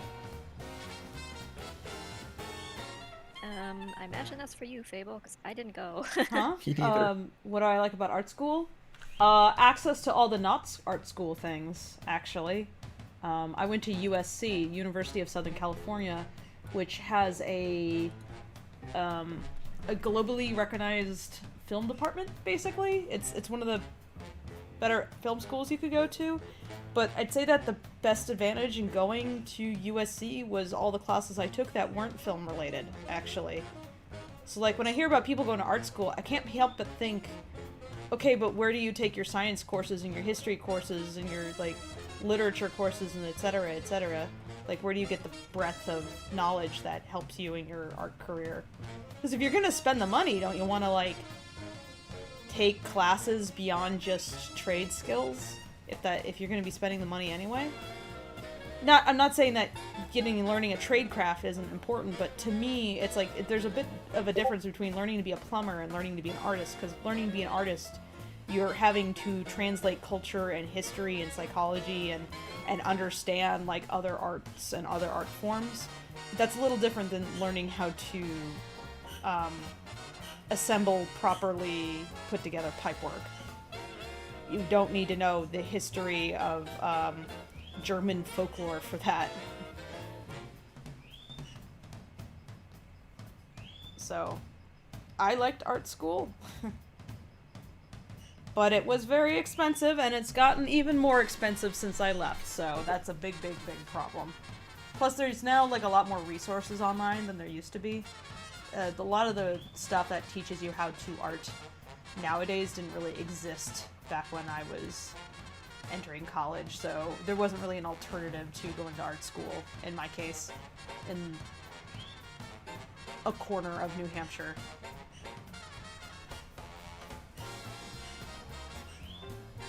Well, at least with a degree, you're recognized if you need to move to Canada. Yeah, that was something I didn't even think about, but now that I have my degree and hearing from folks how much easier that makes things moving, that's good to know, because I don't want to not have the option in the future. I feel like I'd like to have it open. Apple, my god, why? The both of them now. Anyway, I gotta go check on my birds. I'll be right back. Okay. Yeah, you guys can keep talking. You are so screamy. You are like the screamiest. You are so screamy.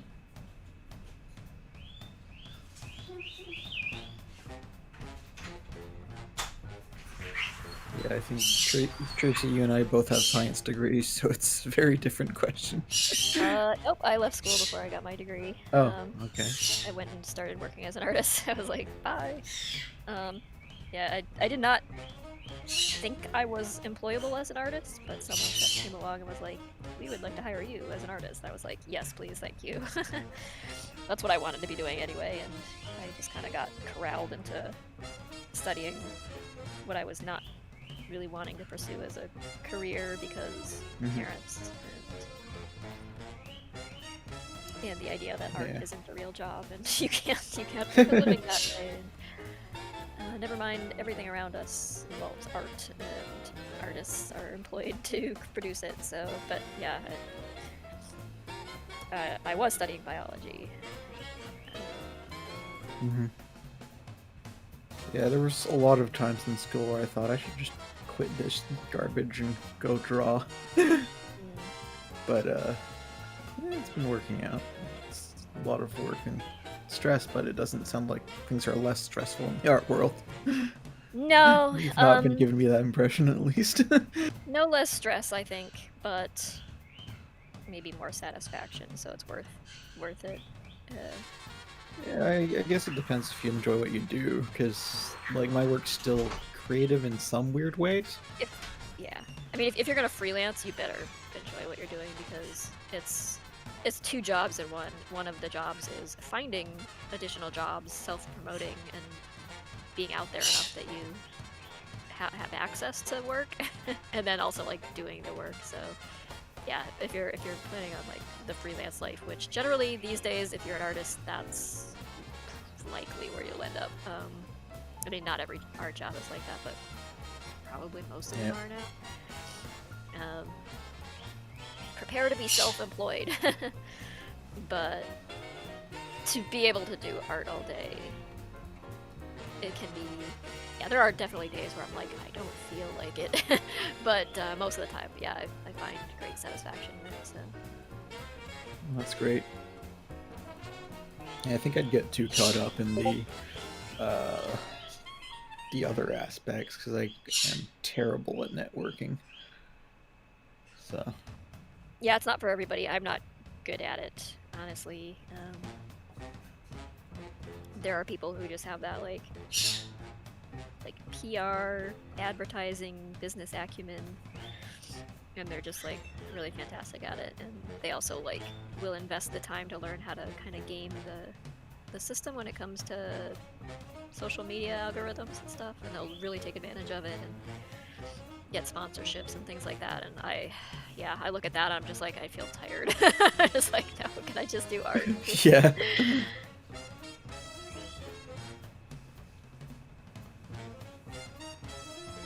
Yeah, for sure.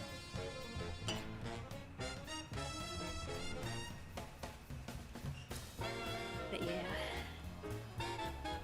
As he asks, is working in art different depending on the country you're in? Probably this. A lot of the same, I would think, in Europe.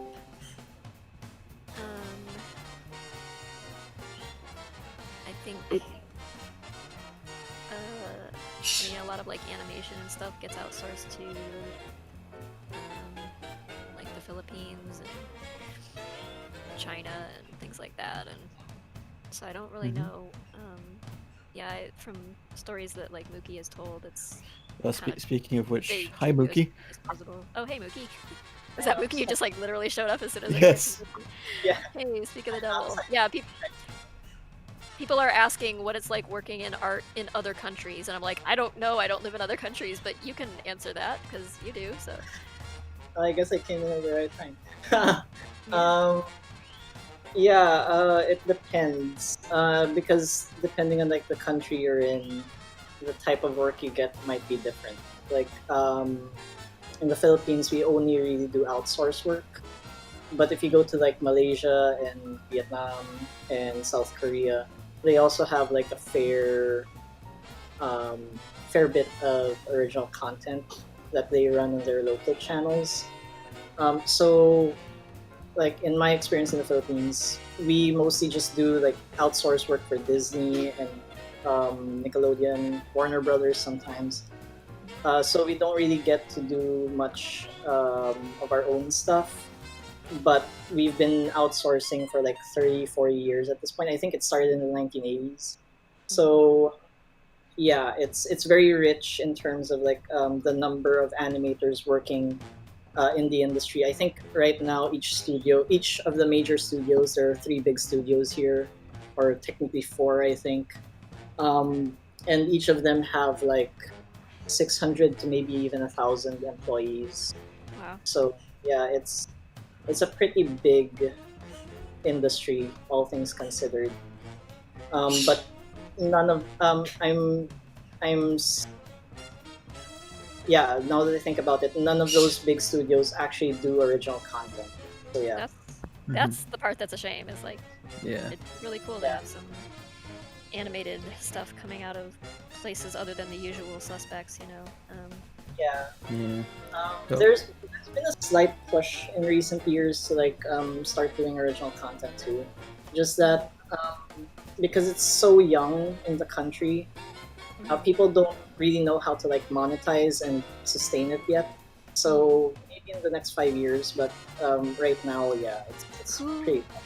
Who did that High Up Ka movie? Was that? Oh yeah, that was an indie studio actually. Oh, okay. I think the story behind that was that they got funding from. I don't want to speak for them because I never really worked on it. I just heard them talk about it. So this is all secondhand information. It might be wrong. Don't quote me on this.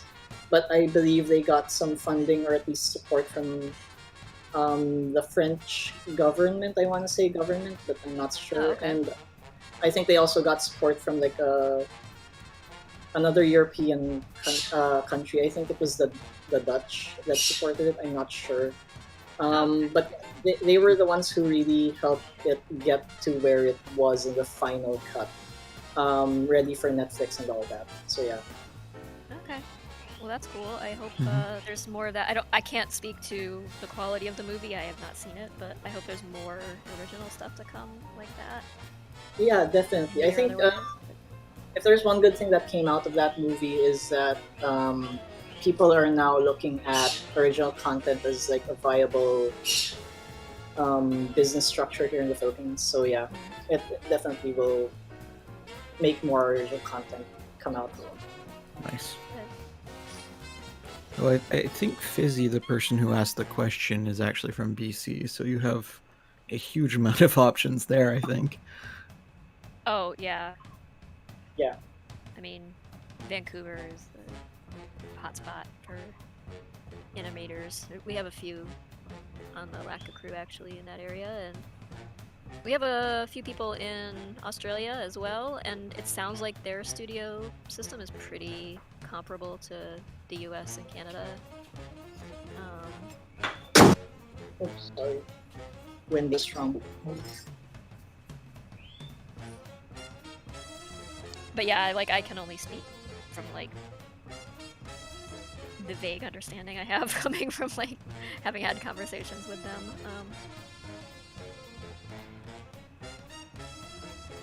Yeah. Yeah, Vancouver is also like a goal for people here. Like people who try to immigrate, they try to go to Vancouver too. hmm It's a nice place if you have the money, but it's It's pretty a expensive. very expensive place to live, yeah. Yeah, that's Like- true. I think possibly one of the most expensive places to live in North America. It's the most expensive in Canada, that's for sure. Yeah.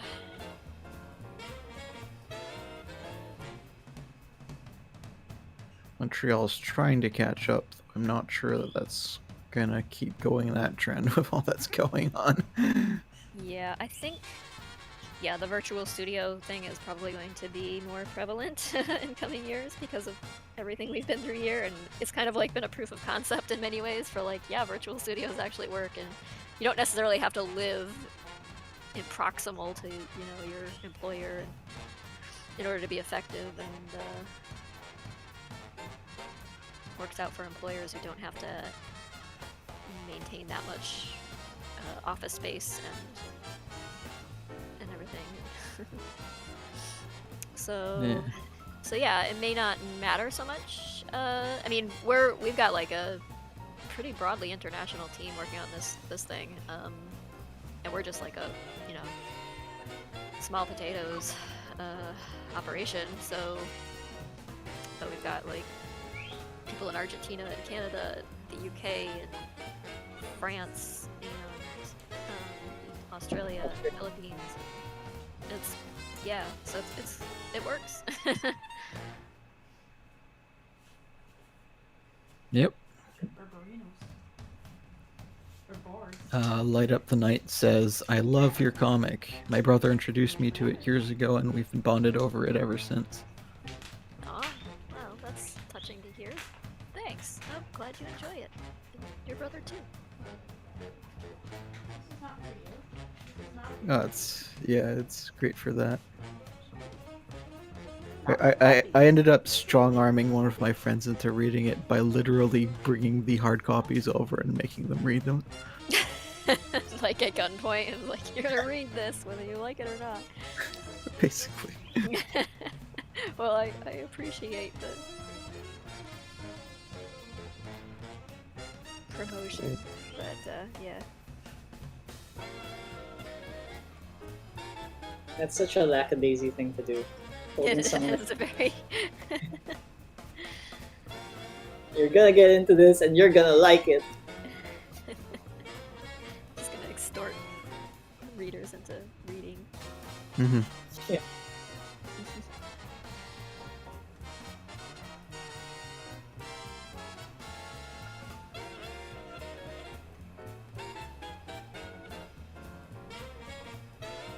Penmark Hart says, Yeesh, having employees work remotely seems to be the most cost-efficient way for employers, especially in animation. I mean, it always depends, but yeah. Largely, yeah. The kind of work I do, there's a limit to what you can do from home, where at the end of the day, you still have to go down and see the machine one day. Right, it's definitely not something that can work for every industry, but like game studios, animation studios, and things. Alright, I'm back again. Sorry, I had to get myself a My hot former employer, like their studio, like in games, went full remote as soon as the COVID thing took off, and like they are reporting that they're actually getting more work done now that everybody works from home and people working in the office. So I mean, and there have been other studies I think that show that people are actually more effective when they generally when they work at home, they get more done. Office Which is a environments little bit- are like the home environment can be very, very distracting and come with its own challenges. Yeah. But office Yeah, environments are yeah. not actually designed around productivity, just the Right. idea of productivity. Right, I exactly. get- The I You're get able pretty, to customize your environment more or less when you are at home. So Yeah, and you Yeah. probably get more done in a shorter amount of time too, because fewer. Well, also because you can kind of a little bit work when you, unless you're like on call or like actively in meetings or something, you can kind of more tailor your workday to your own like productivity curve. Like if you're more productive during these hours, like be working during these hours even though they're not conventional work hours. Like I wouldn't get anything done if I was like trying to do comic stuff at like get up at 8 o'clock and trying to do comics at that time. It just wouldn't work. So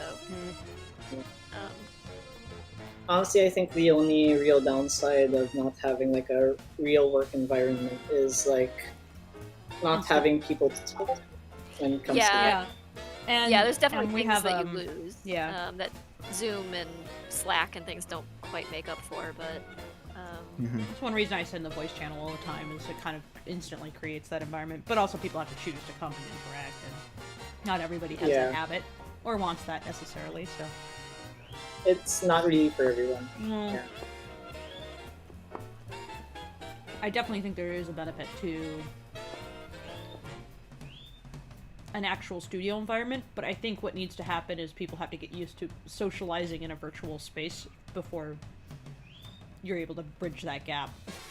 So Yeah, because like before, when you work at the studio, it's like you're forced to socially interact with people. Mhm. But now that you're like in a virtual studio, virtual setting, it's you gotta get over that insecurity or like that social awkwardness that you have, so that you can meet with people because Mhm. there's no other way really. Mhm. Hmm.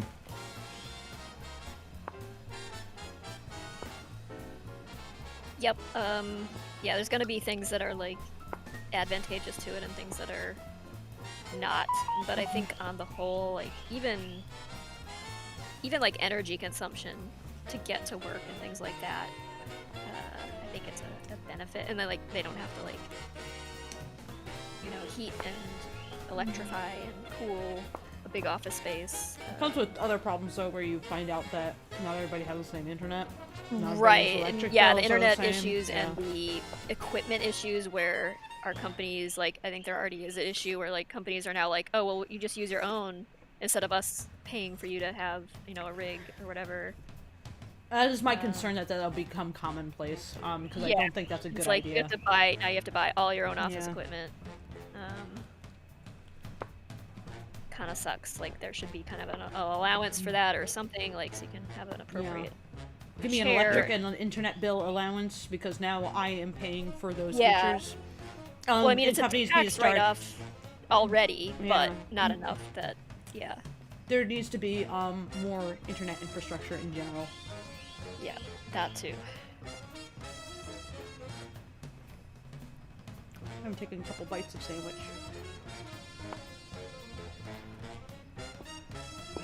I think with me, like the big impact is also morale, just because things have been so shit in 2020 that Yeah. getting to just be in my blanket fort to work. Is Oh, no doubt. helpful. Yeah, like there's gonna be people who are relieved to be able to go back to work, and some people I think just need an escape from their home life sometimes.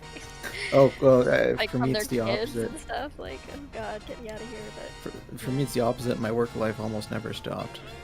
So really? being able to work from home while things are kind of shit is actually really helpful. Well, that's good. Yeah, I mean, yeah, it's a mixed bag. It's gonna be. I think it's just gonna be different. Things are gonna be different from here on out, and it'll be a mix of benefits and not so benefits. Hmm.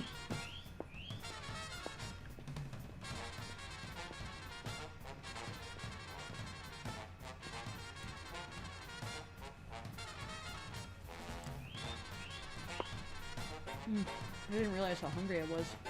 How tired. The Salvadorian food came with like a bun. And so I was like, I'm gonna put some of this pork in the coleslaw in the bun and eat that. That was really good. Sounds good. That's the sandwich I'm eating. Sorry for chew Fizzy. noises. It's okay.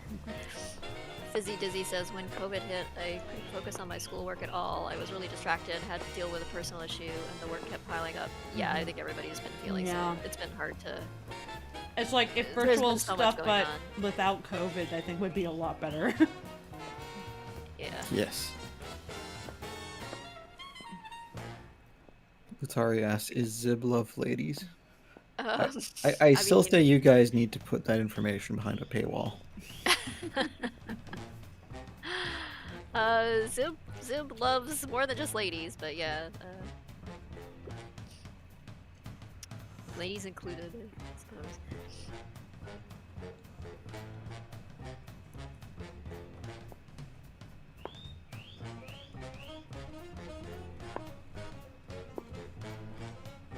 Yeah, some of the things that have been going on, it's been very hard to like focus on work through that.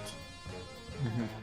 I think everybody can sympathize to some extent with that feeling. Like, it feels like the world's collapsing in on itself every now and then, and you just have to like Yep. keep going as if everything's normal, and it's hard to do that.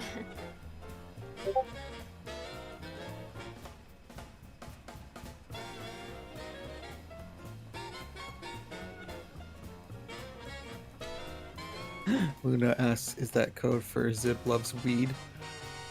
He also does that. You yeah. could put weed on that list, I guess. Yeah. What Yeah. Zibs loves. Zib loves. A lot of things. A lot of things. He likes.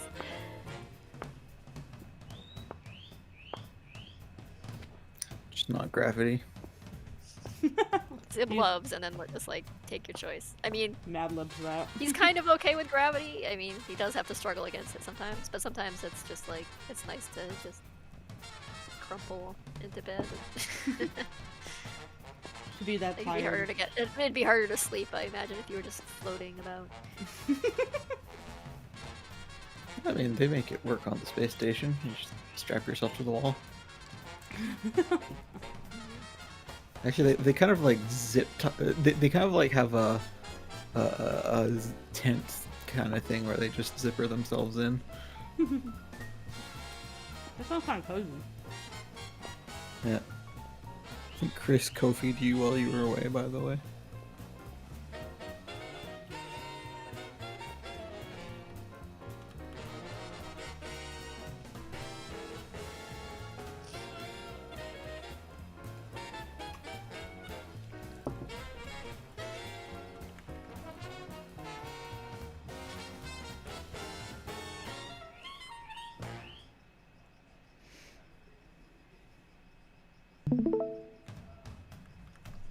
Finish this sandwich. Nope. It's not.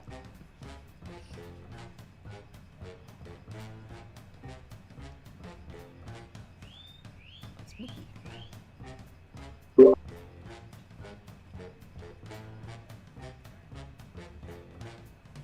Is Mookie showing us secrets in the background? No, this is just to get. This is just to force me to work. Yeah. Okay.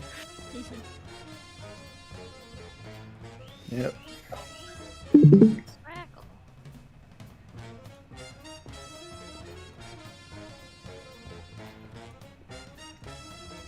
Because ever since I started hopping into calls with Fable, my productivity just went up by a lot. So Cool. Well, I think that's Fable says that's why they stream, so Mm-hmm. it's kind of like easier to. it's true. True though, yeah. It Yeah. works. Definitely works.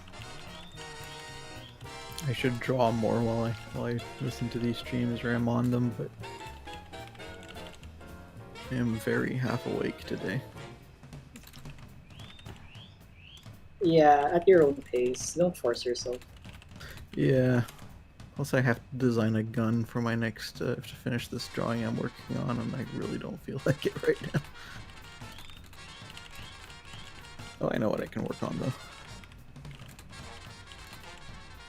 Also, it's like a holiday. Is it a holiday in the States? Nope. Nope.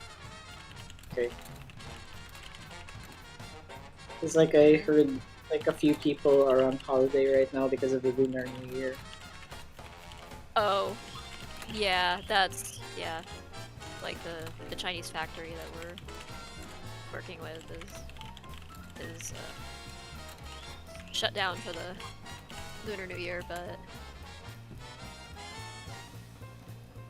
people in the U.S. generally don't really get the time off. Yeah. Unless they take personal time. I think my favorite summary to between the difference between the U.S. and Europe was posted to my work server, where it was the status messages while somebody's away. In Europe, it's hey, I'm on vacation for 3 weeks. All emails will be automatically deleted. Don't call me. And in the U.S., it's I've had to take half an hour away to go to the emergency room. If there's an emergency, please call the hospital at this number. Yeah, It's weird that it was Americans always- are like viewed as lazy when that's our work I life. hate the work culture, like the idea that like taking any time off is like selfish and lazy and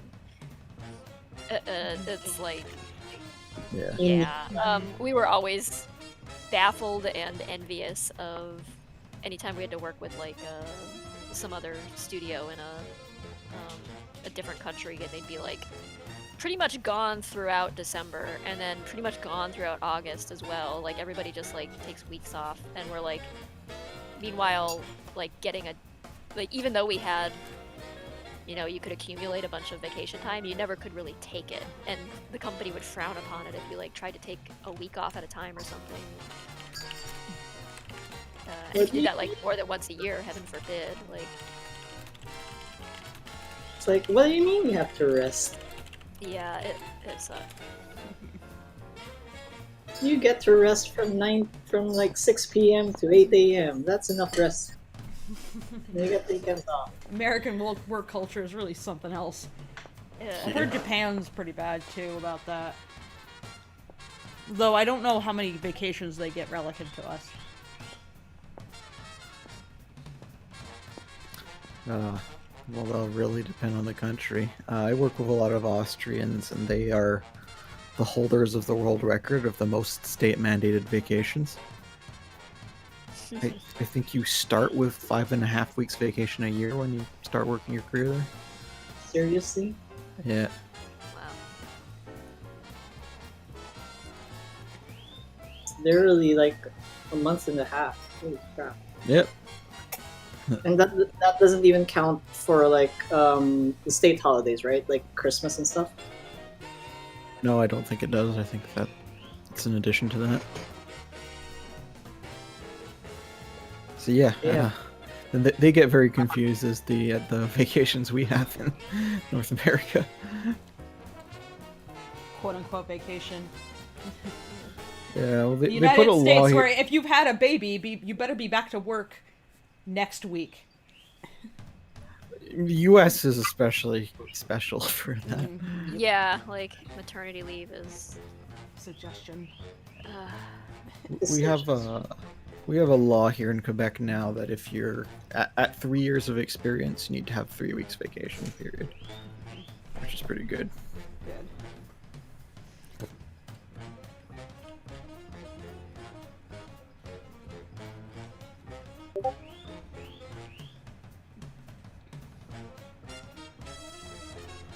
Well, just quick question. Did I get your note here right?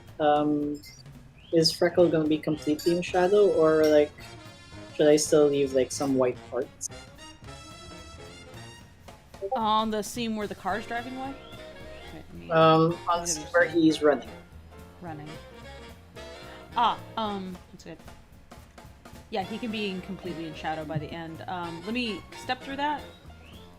Just Alright. step through that. Okay, so the beginning, Starts off here. then Too quick, or I think one more frame where his tail has still got some of the white on it, just so that the transition reads a little bit better. I don't know. Play it for me. Can you play that on loop so I can see it? Yeah, I think Wait, I think there needs to be one more Yeah. frame. one more frame. Yeah. Alright. Alright, got it. Thanks. Thank you. You've been doing a really good job. I really appreciate it. Oh, thank you. Yeah. You have been getting so much done. I'm astounded. I'm really eager to get you onto cleanup once that's available. Oh yeah, Well, definitely. once I've you're actually available, been more like yeah. Yeah. I've actually been excited to like, try and do cleanup already. Yeah. Finally. Something different. Yay.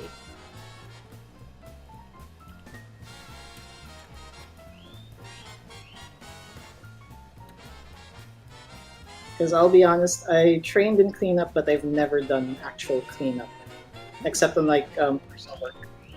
So yeah. Always wanted to actually try getting some experience in cleanup. I get a bit of a Toon Boom education as a result too. Yeah. 'Cause I feel like that's where you really get into the meat of Toon Boom. Yeah, it is. Because like, there's so much stuff when you're rough animating that you never ever use. Yeah. It's like I only really use like 5 or 6 tools and while rough animating. But when I was watching like the cleanup guys do their thing, I realized, holy crap, there's so much more to Toon Boom than just the brush tool.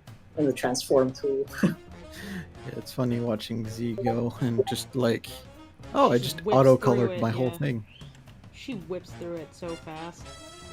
Like, Z I am is- not good at cleanup. I try, but like my ability to actually like make a consistent clean line that's like usable is just so limited by comparison.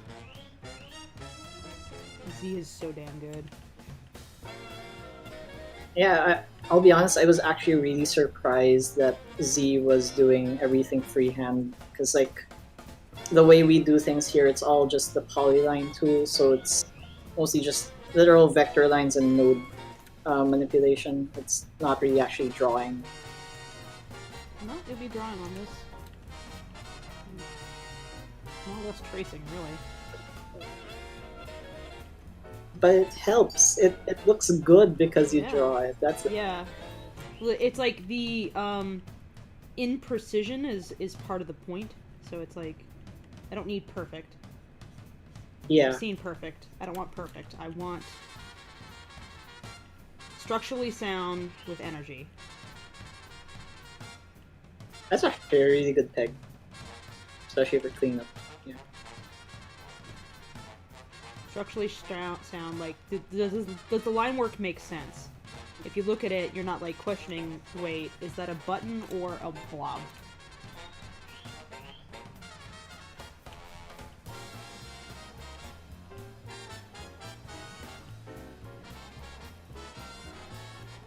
And Mark Art says, I learned a lot just watching Fable work on these streams. I'm now using the autofill a lot. Awesome.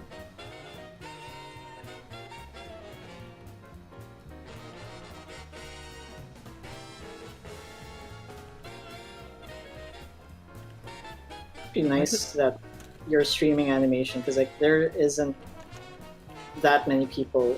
There aren't that many people who stream animation in their processes.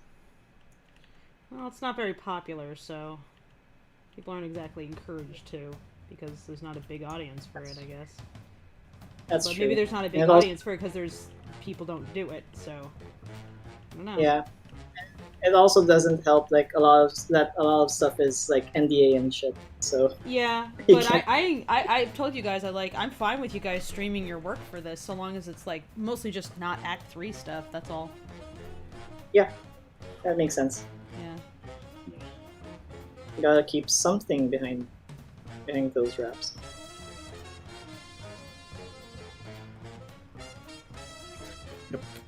Gotta keep it quiet so I can create fake conspiracies to attract more people. What's your latest Yeah. conspiracy? You gotta give me Sorry? give me some good conspiracies right now. Let's see. Well, the hinting that a main character will die is one way to do it. Oh. Oh yeah, no, I have said repeatedly, Freckle eats shit. Yeah. And this is not the scene where Freckle eats shit. So what does that mean then, guys? There's literally a scene that like all the shots have an unofficial name. Where they have a shot number, but then each of them also go by a name, which is my way of like easily keeping track of what's what, because I can't like if I say scene 08B, that doesn't mean anything. But if I say it's the keep confounding shot, I know exactly what I'm talking about. So there is a scene called Freckle Eats Shit. Oh yeah, I remember that. Yeah.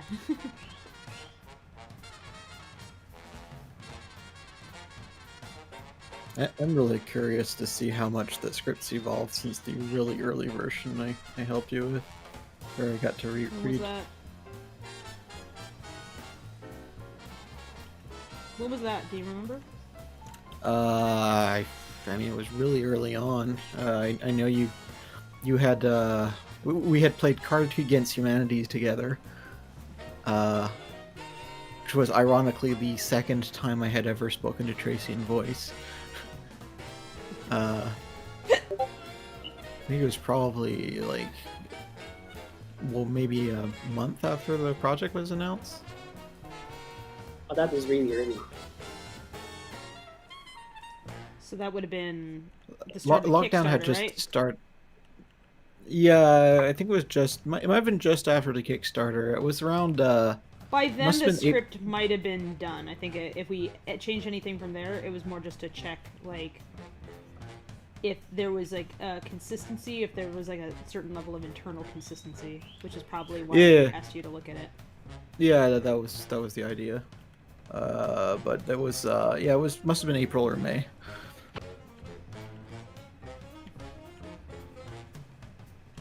Yeah, no, the script was done, but I'm curious because I can hear through a few little things you've said that there's going to be small alterations to what Yeah. you originally. So Tiny I'm things. curious Like, to this see what shot changed. didn't exist in the version that you would have seen. No, I didn't.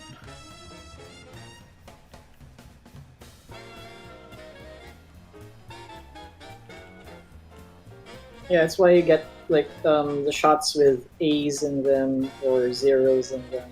Well, that's Those are most- more because, like, that's sort of why, but it's also because there was, like, just a board revision where, like, we needed a cut to happen in a different spot, that kind of thing. Okay, Yeah. I see. So, like, what we told the board artist to do turned out to, like, not be a good idea, so we had to change it. And that's usually why. Yeah, that's fair.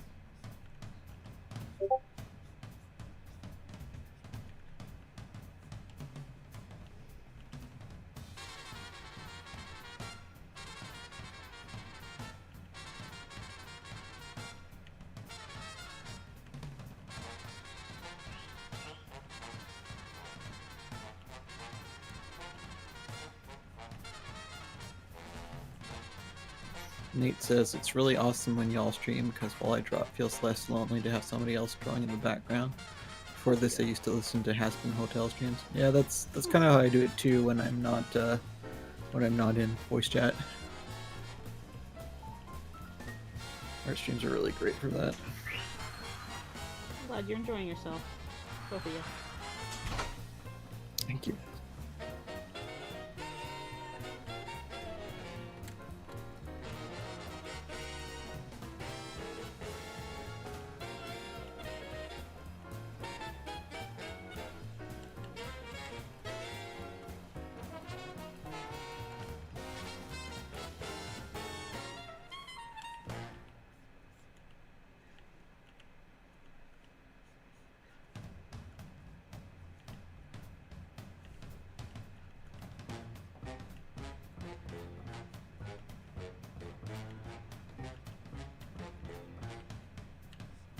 Still haven't tried VR chat and stuff. We should. Yeah, I've been guys wanting ever to, but Newt was having problems with his headset, and then Yeah, well, my avatar I know. was on. Yeah. I know of the. Chris told me at least that the VR chat, the headset that me and Newt have, might not be compatible with everything, so there might be some assets we are not able to see. Yeah. But yeah, and I'd like to give that a shot if you guys are ever. Yeah, I'd be looking for happy people to. do VR The- stuff with. Part of the problem with VR is, like, just not having enough people to do it with. So it's, like, very eager Oh. always to see who's like, who wants to play with me? You know? Yep. So lonely. Yeah, been on the lookout for stuff to try. When I got my VR headset, I literally just went over to my dad's, just like, here, put this on, just see how he'd respond to it. I've like since it? found I found one of those demos that they do like at trade shows, clearly to show off VR. That you can buy also for yourself, and it's literally making somebody walk a plank off a building. Just to freak the fuck out of them. Nice. Yeah.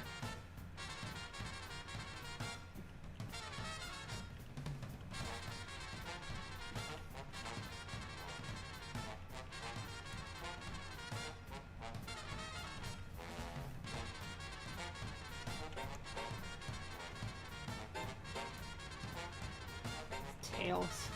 The most intense thing I have to draw this whole session. So there's this, like, really fucking wiggly tail that's hard to track all the details on. It's like, ah! All this shit, and nobody's gonna notice. Nobody's gonna notice this, and I'm putting all this effort into something nobody's gonna care about but me. No, No, you won't. Freckles' lie. tail. Come on. Don't lie. Don't lie. Do not lie. I don't lie. I Don't mean lie. it. It's tails. I like tails.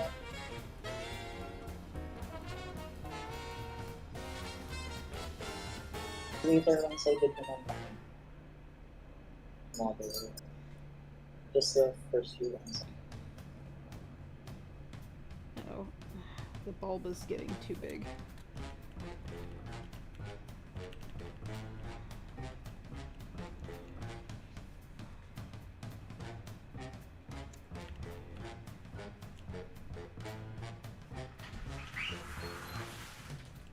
No.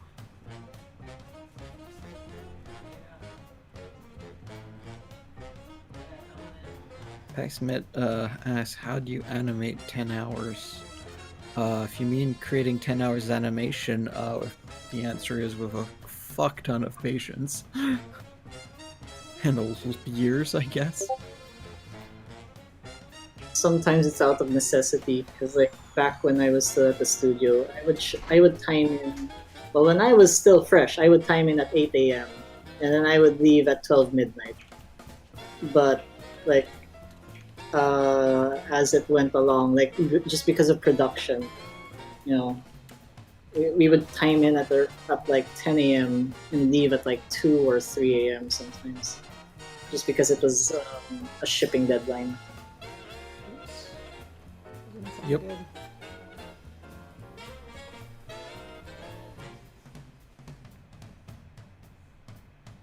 Yeah. But never do that to your body. Like I regret ever doing that.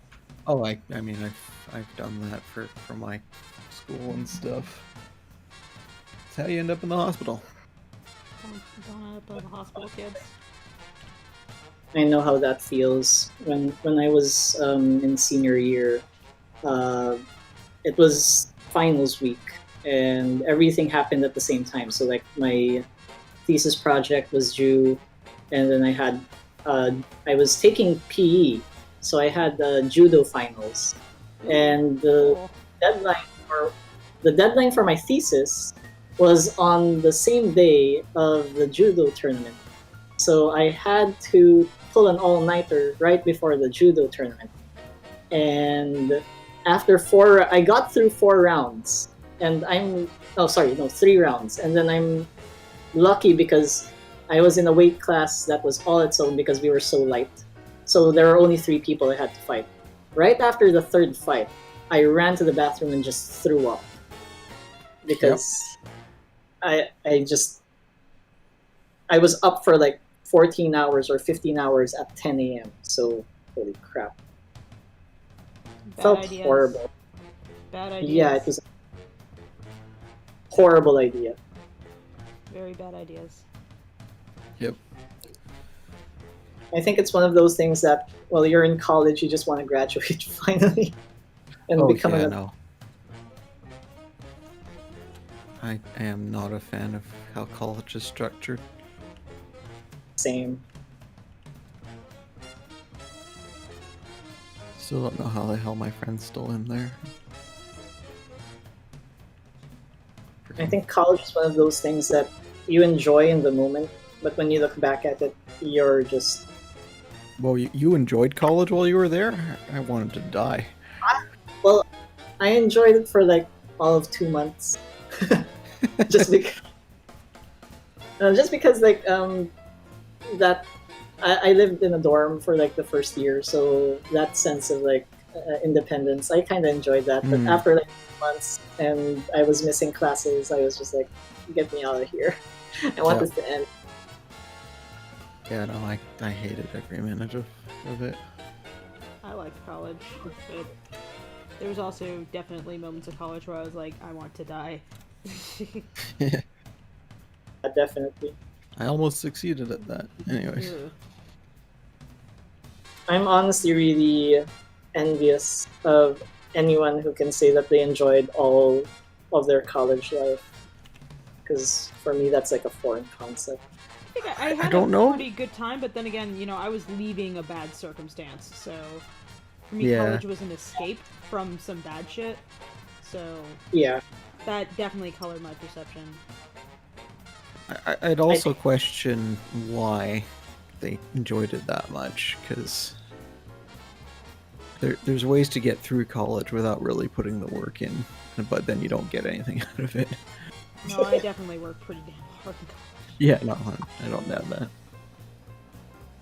Yeah, college was for me.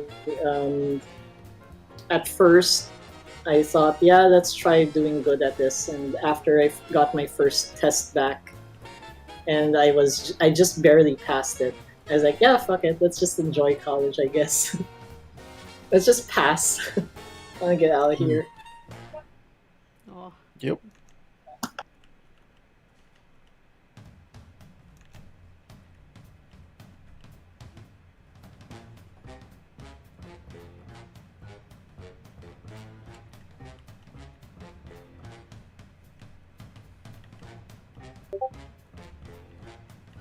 Now I'm making heavy use of in between tool. Usually I don't, but in this case it's needed.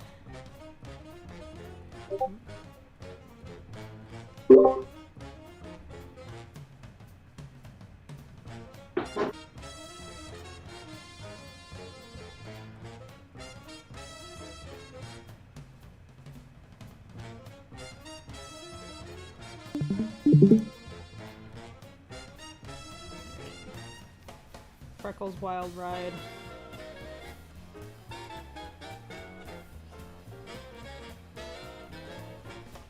So much going on in that scene. There's so much. Yeah, and I am still just looking forward to people clipping it out and putting it to weird music. There. Hamster dance.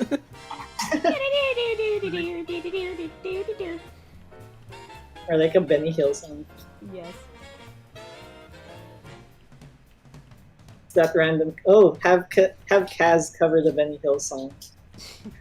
Oh god. I was thinking more like Eurobeat or something. All that stupid drift racing music. I love that stuff, but it's just very silly. Oops,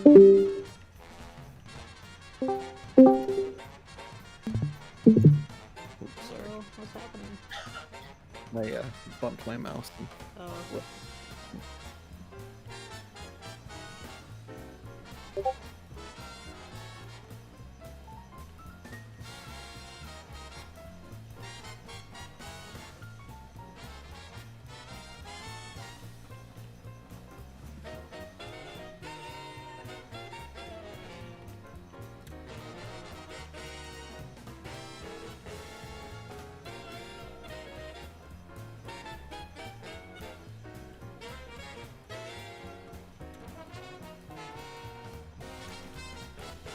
Luna's asking if your Spotify's stuck on one song. I don't think that said it's stuck. No.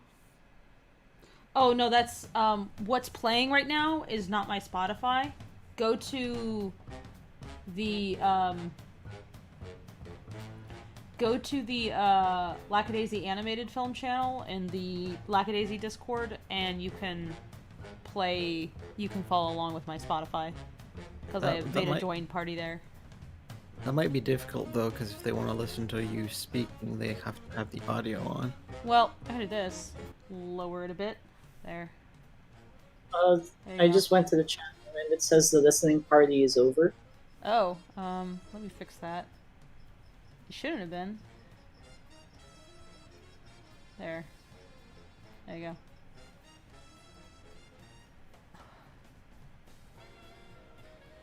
I don't know why that happens, but like every time I check into that channel, I see your listen party, and it's always grayed out. Like I can't join anymore. I don't understand. Mm-hmm. Can I only do It's one listen party in a Discord at a time or something? Is that why? I don't feel like that's the reason. Yeah, that might be it. Because like I wake up 3 hours after you start streaming, and when I check in, it's already grayed out. So it might be it. Yeah. Where's the Lackadaisy Discord? Discord.gg/Lackadaisy. I am posting the link. Yeah, thank you.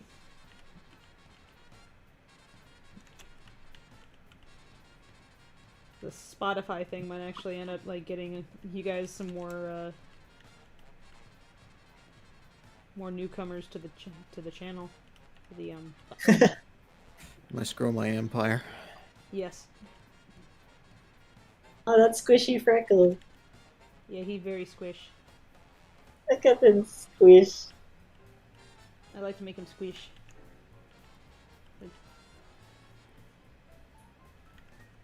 There's a lot of like extreme shit going on, so he be squishy.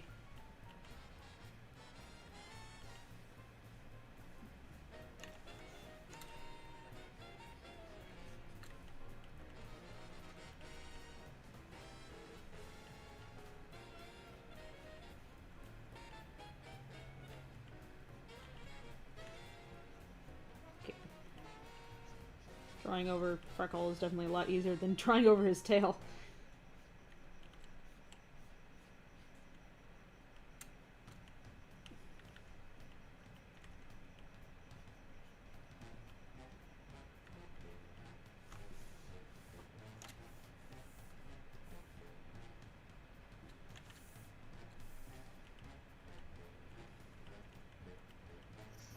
As he says, I find Discord's intimidating. I don't know why. I mean, it's called Discord.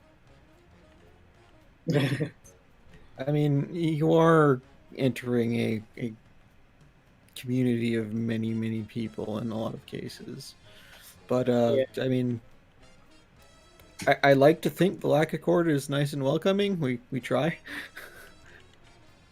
So, hopefully you can give it a shot and not be too nervous. We also make a point of not, like, grabbing people when they join. So if you join the Discord and you just want to look through it for a while before you say anything, you won't be pestered. It's a good spot. It's very calm there. It's pretty chill. It's got a good vibe. Thank you. Yeah, you guys do a good job. Like I'm part of a few Discords. Like I look at like look at the Honeycast server, and it's just like holy shit. In fact, I think that Newt is currently restructuring that place. Yeah, Because that- a lot I of imagine Discords they'll are take it. huge and all over the place. So many Discords. Yep. Well, Yeah, their it's Discord- called. Yeah. It's called Discord. It Yeah. lives up to its name, at least. Yeah.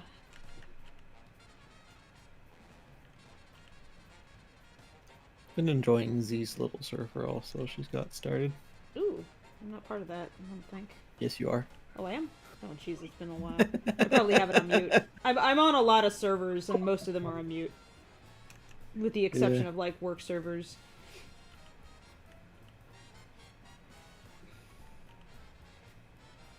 You definitely are. You're highlighted as Damn a it. golden egg. I forgot. When did that happen? It didn't happen when I was looking.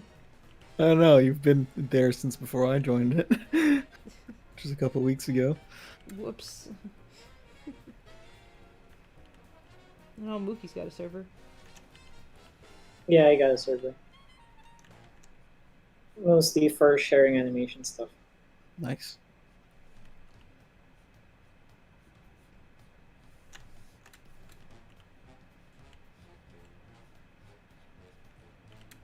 Manu's actually gonna do like a CSP walkthrough in a couple of weeks. Really excited for that. Nice. Ooh. I have another server called the In-Betweeners for animation stuff. It used to be there more frequently, like not so much lately because I've been so busy, but you know, it's a good community. The environment I would liken to being like a library where you go to study. And the whole Oh, point of it is that it's both students and professionals like intermingling. that actually sounds interesting. Yeah. Yeah. Thank you. Mookie, if you're doing a CSP walkthrough, I am very interested. By the way, I don't know if it's open for everybody. It's just because I'm not that good at like managing communities yet. I'm doing it closed invite, but I just realized you might not actually be receiving like the pings I've been doing on the work server. What Just- means? There's, I no, I definitely have not because I only rejoined the work server 2 days ago.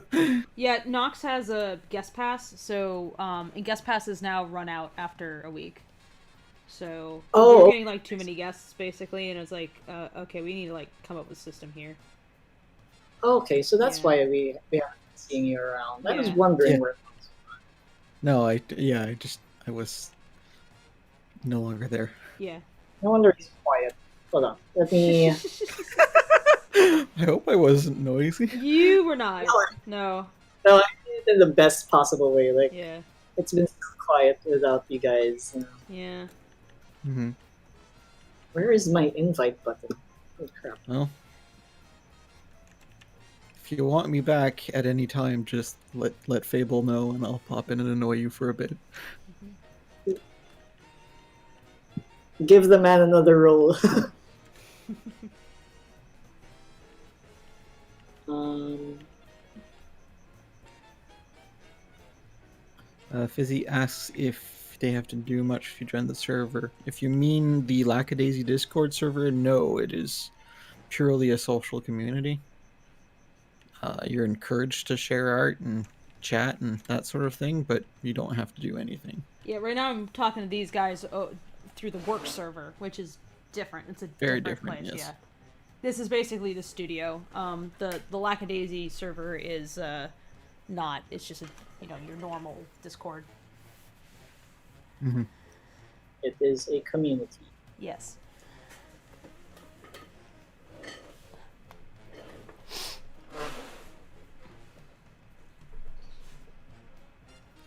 Okay, hold on, I'm lost. Nox, how do you invite people to a Discord from desktop? Because I usually do it in like on mobile.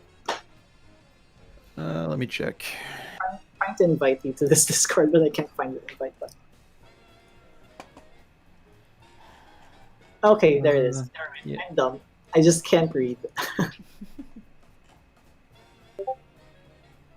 Thanks, Carla. I'm so sorry. It's not very effective. Oh wait, that's a different server. Money No, isn't real. it says invite.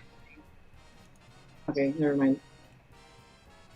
Yeah, I think I sent you one. Yep, I got it. I'm more an illustrator than an animator. At least I'm a hobbyist, but I'm getting a CSP walkthrough would be really helpful because I just switched from Photoshop and I don't know what I'm doing.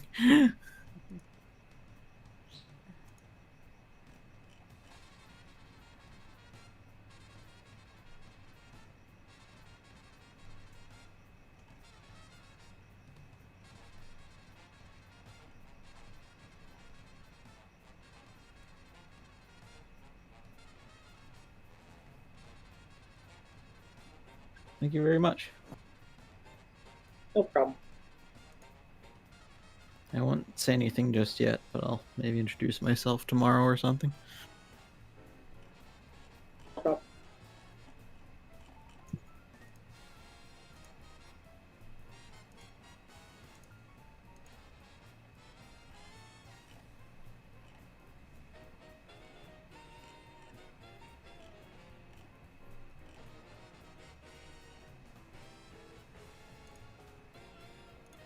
Okay.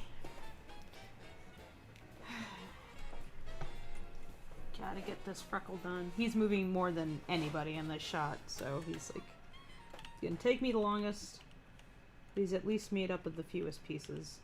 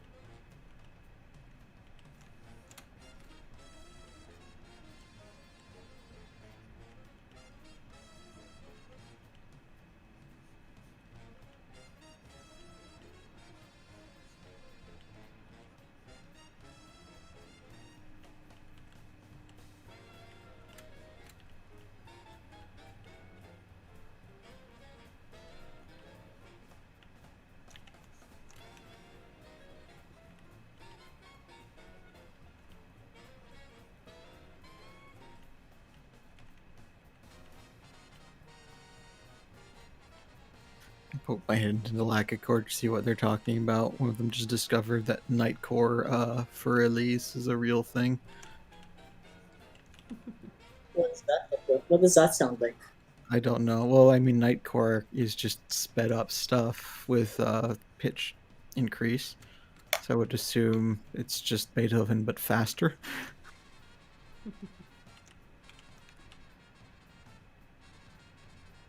Well, there is Miku Hatsune Mozart, so I guess. Oh, exact same. Well, actually, that's more involved. I guess I could understand how it might sound. It's like if Alvin and the Chipmunks did a cappella Beethoven. It's exactly that.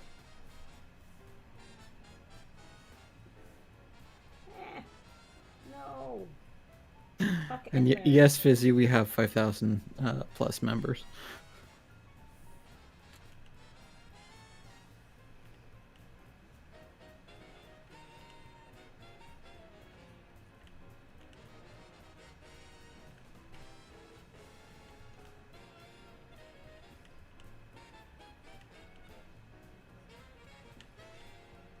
It's really funny to me how many Lackadaisy fans we still find on these streams that don't know about Had no Lackadaisy, idea. Had no idea.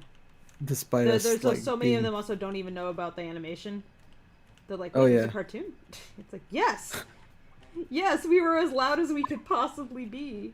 And yet...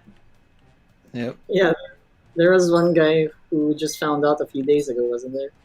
Yep. I've never, that person seems new though. I don't know if they might be new to Lackadaisy as a whole. Yeah. The I mean, to be yeah.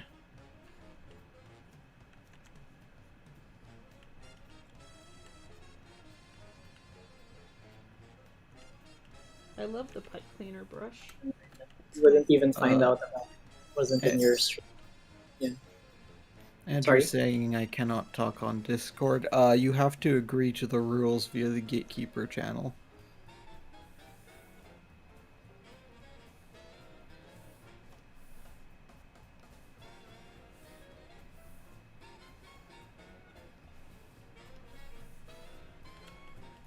Sorry, I'm doing my admin stuff instinctively. Or It's my fine. mod stuff. It's helpful.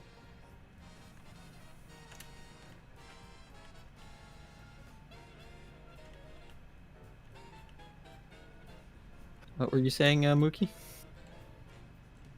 I actually don't remember. Sorry. The guy Sorry. who didn't know the project, or you were talking about that originally? Oh yeah. No, it's like Lackadaisy is one of those things that if it's not in your sphere, you wouldn't even know about like what's going on in Lackadaisy. So yeah, it's Yeah. perfectly fine if people. I mean, unless you Gotta read know. Forbes. Yeah, you read That's Forbes. your Then you know. Surely you know about Lackadaisy if you read Forbes. the I wonder if crossover. I wonder if there's any Forbes readers who go, "What was with that one like cat project I saw months ago? Like, is anything coming of that? What was the name of it? Ah, fuck, I don't remember." Goes think back to the reading mo- Forbes. I think the most random join we got that I've seen so far was some. I mentioned this to Tracy actually, just because it was funny. But this one random YouTuber who does political stuff was making a point about communities and examples of positive treatment you can get from creators and stuff. And they held up an email, like one of their examples was an email they had received from Tracy years back as a example of positive stuff that had gotten them started on some voice things. And the person managed to freeze frame that email, searched up Lackadaisy, and ended up on Lackadaisy. Oh yeah, he had asked me something about like how to write characters with accents, and I wrote some kind of advice that was probably questionable, but he was just like years later had used it as an example of like positive reinforcement from internet people at large that got him started, so that was cool. You never know. You Mhm. never know what's gonna have what effect. Yeah, you never know when like something you say or some response you give is actually going to mean quite a lot to somebody, so it was pretty Yep. touched to see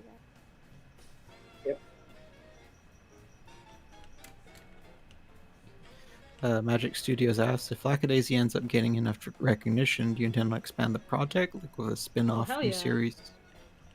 I mean, It- wait, It spin-offs? remains No. to be. Oh, I don't know about spin-offs. It Yeah. remains to be seen, like if this will have legs or not. I don't know. Worst case, we end up with a short film we're all really proud of, I think, and best case, it goes beyond that, but I really have no idea how to gauge the likelihood of that. I'm gonna stick to my best case headcanon of Fable dethrones Mickey Mouse and takes over Disney. Hell yeah. Oh yes, okay, yeah. That is Sure. definitely going to happen. I did have like as a kid, I was like, I want to be like Walt Disney, but better. I think yeah, every And artist kid I've went stuck through to that. Yeah. Like, looking at like Disney stuff and like, I could do that. Proceed to scribble something indecipherable on paper. And it I'll was sh- gold. All of it was gold. Yep. I'll show them what I'm made of. Well, spite is a powerful motivator, so It is. It is. yeah. Bubby says, I learned about Lackadaisy from a Lavender Town video because she thought it was a great example of fluid posting, I think. Fluid posting? Posing. Lavender Town, what's that? I don't know. For a second there, I thought you were talking about Pokemon. I mean, I assume it's a reference to that. Yeah. Fizzy Dizzy said, would the crew stay the same if that did happen? I mean, mean, I would hope try. we'd be able to yeah, I mean, like, this is contract work, so people, like, move around from project to project, and, but, like, of the people we've worked with, yeah, I would love if, they came along with us if we did anything more, but it's, like, it's hard to, it's one of those things, it's just unanswerable right now, because we just have no... Except we depends would, on, except Mookie would become HR director and yell at Fable Right. for checking Twitter while on the job. Yeah, and I'd make the perfect guy because I'm awake when when they're supposed to be asleep. When Tracy and Fable. Mookie would be the post sleep and the Twitter cop too. Yeah. Our Welcome. time zone is 12 hours perfectly away from Tracy, and like 8 hours perfectly away from Fable. So they should both be asleep at that point. Yeah. Oh, that's fun times to have that. We have in the mod team on Lackadaisy, we have Moki, who is a German, but his sleep schedule is so all over the place. It is completely unpredictable when he's going to respond to when he's going to actually be there to respond to something. So sometimes we'll just be like, "Can somebody get this?" And then Moki's just like, "Yeah, I got it." And we're like, "Dude." Why are you awake?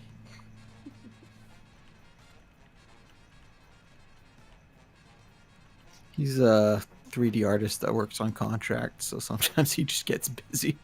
Ooh. Oh yeah, well, that makes sense. Yep.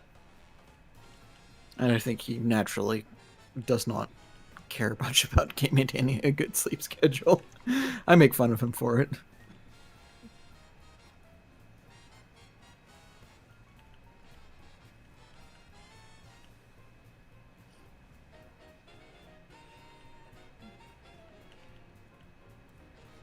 He's the guy I had Ash draw in the commission stream for Moth, actually. Oh,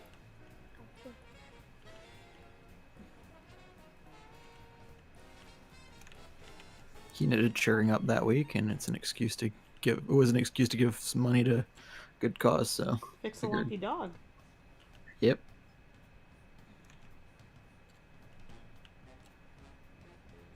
Oh hey, it's JoJo Fanatic. Hello.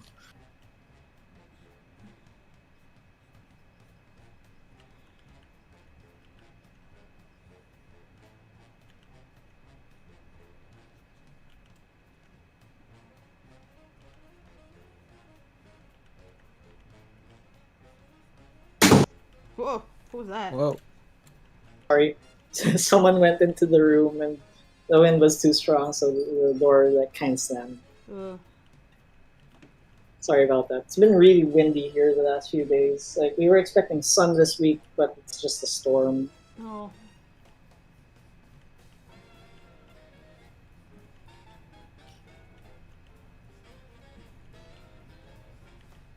You scared stream chat. You scared me.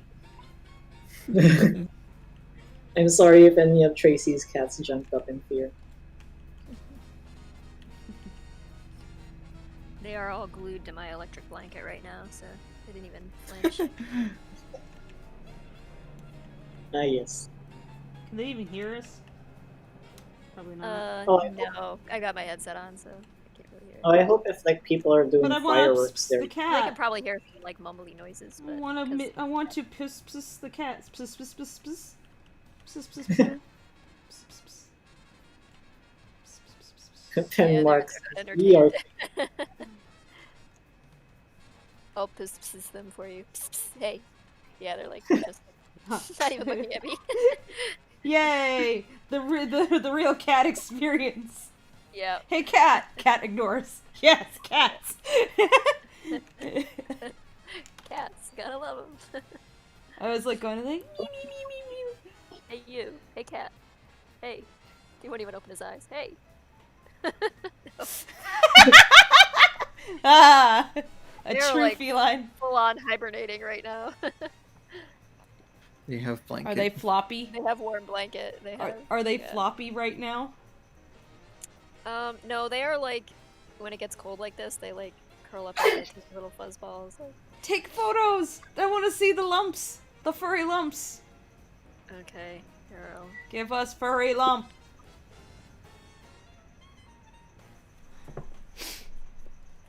One thing I find really amusing with your this short is that instead of having production babies, you guys have production kittens. Yes, there are more kittens incoming. Yeah. Yeah. I mean, it is Lackadaisy. Well, what would we expect? Yeah. Some dumplings be coming soon. There you are. Oh, I woke you up. I'm sorry. What? Oh! Is that Tracy's kitty voice? Yes, that is my voice because she's such a squeaky little thing. Like I don't know, you have to like reciprocate. You have to be like the cat's like, "Mee!" So you can't like just talk. You like have this. to talk like shit. No, I love giving my animals voices. It's like they like I have a distinct voice for all of them. Now the question Like Moth is, in whi- particular. Yeah, I talk differently to the different cats. Like some of Yeah. them that are more like Yeah. big and have a obnoxious voice. I just like I talk to You them in a want to different take voice than some yucca? Go ahead. You can have some. But like the squeaky little ones, you have to squeak back. now the I like- question is, which character can you get Tracy to voice in that voice? I tried to convince Tracy to do one of the comic dubs as herself, but she was like, no. No. And I was like, but fangirls though. And she was like, no, we'd have to get something to play me. I'm like, no, I refuse. No one's that It has to interested in be hearing you. me voice act, really. Well, that's the I thing mean- is that you would just be you. It's not even acting. It's not even acting. I kind of see it because I can't imagine you actually plausibly insulting Mordecai. Really. Oh, I can. I've heard it plenty of times. Oh, yeah? Because I do it in my head all the time. But Yeah. yeah, I've Oh, had okay. bad conversations with Fable where I talk shit about him all the time too. Yeah. All right. It's a pastime, actually.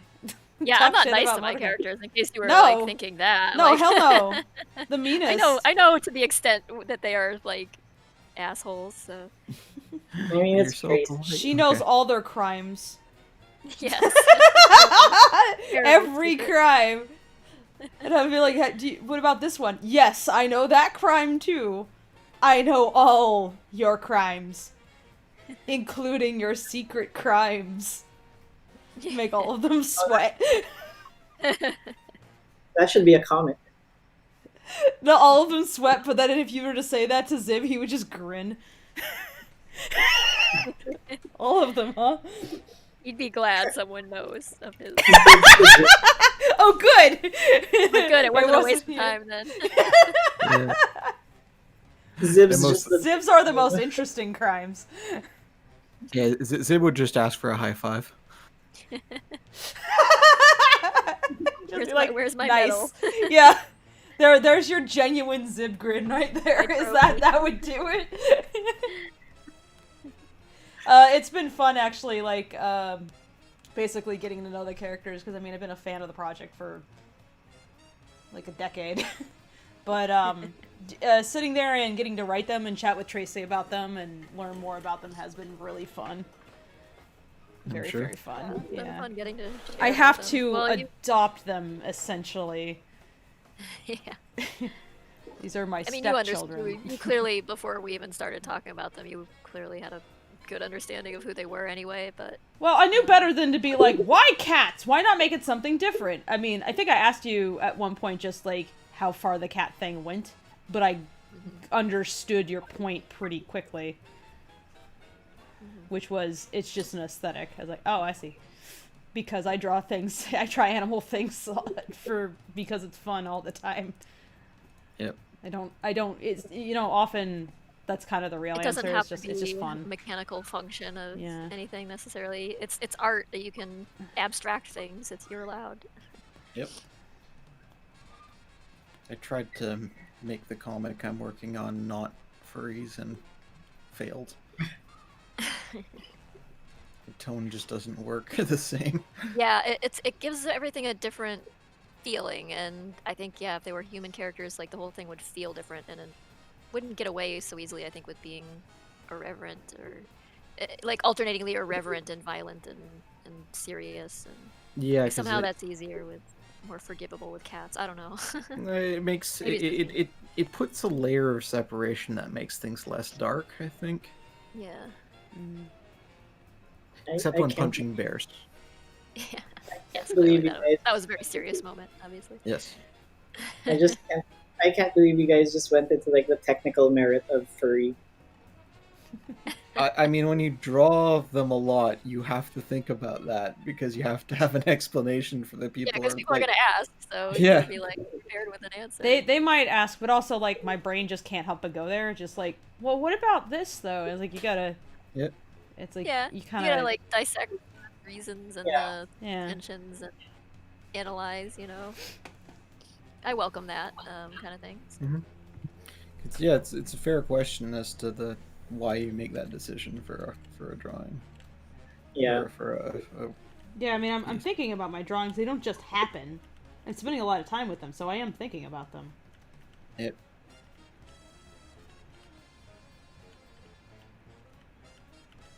These aren't spontaneous. Mhm.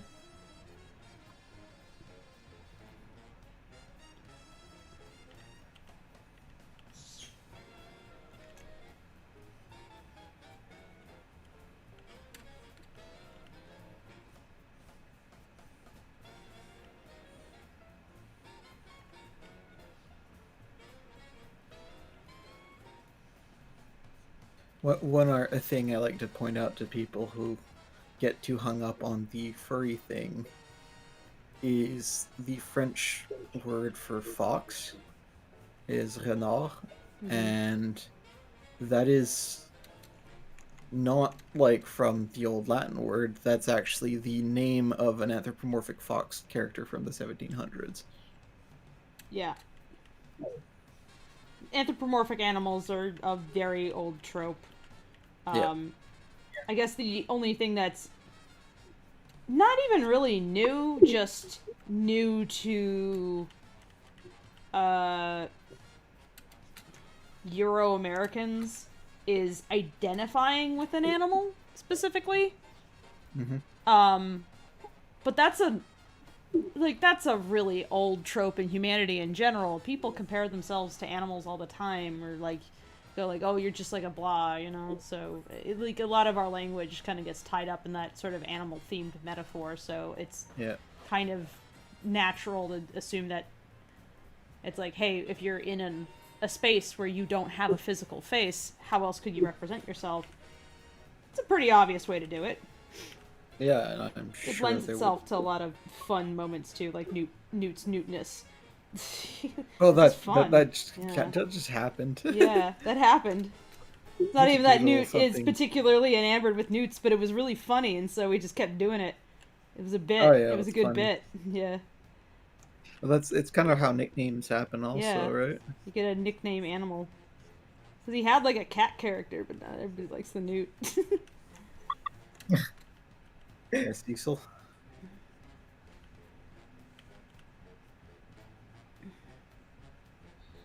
He went from being a furry to being a salamander. Slimy.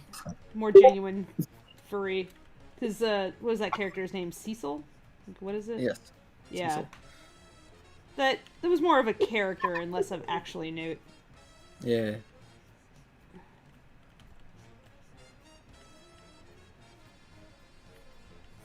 It's like I And have also- characters that I'll write, but then I have something that represents me, and those are two different things. And also asks, are they taking questions from the chat? Yeah, sure. Considering I just took one.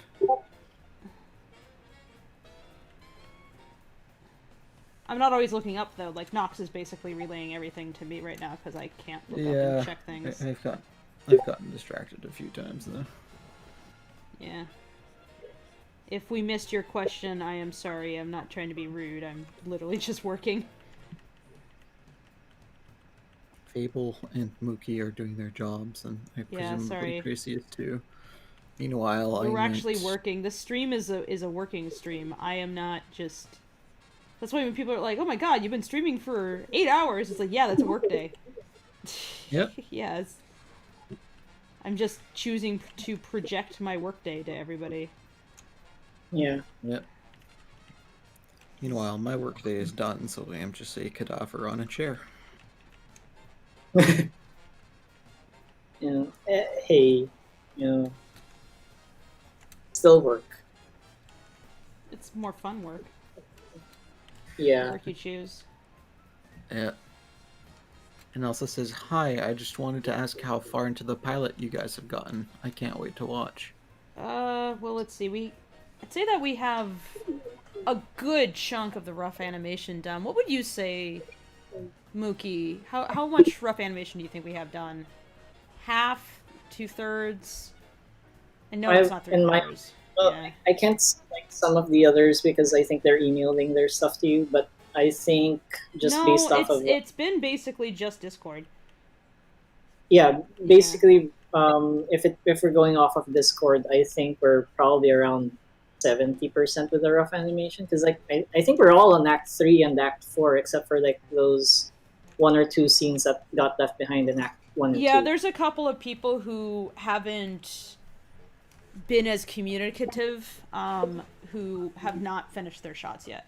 Pretty much everybody who's active on the server has been moseying along, and that's most of the team, but there's like a handful of people that just they're just doing less.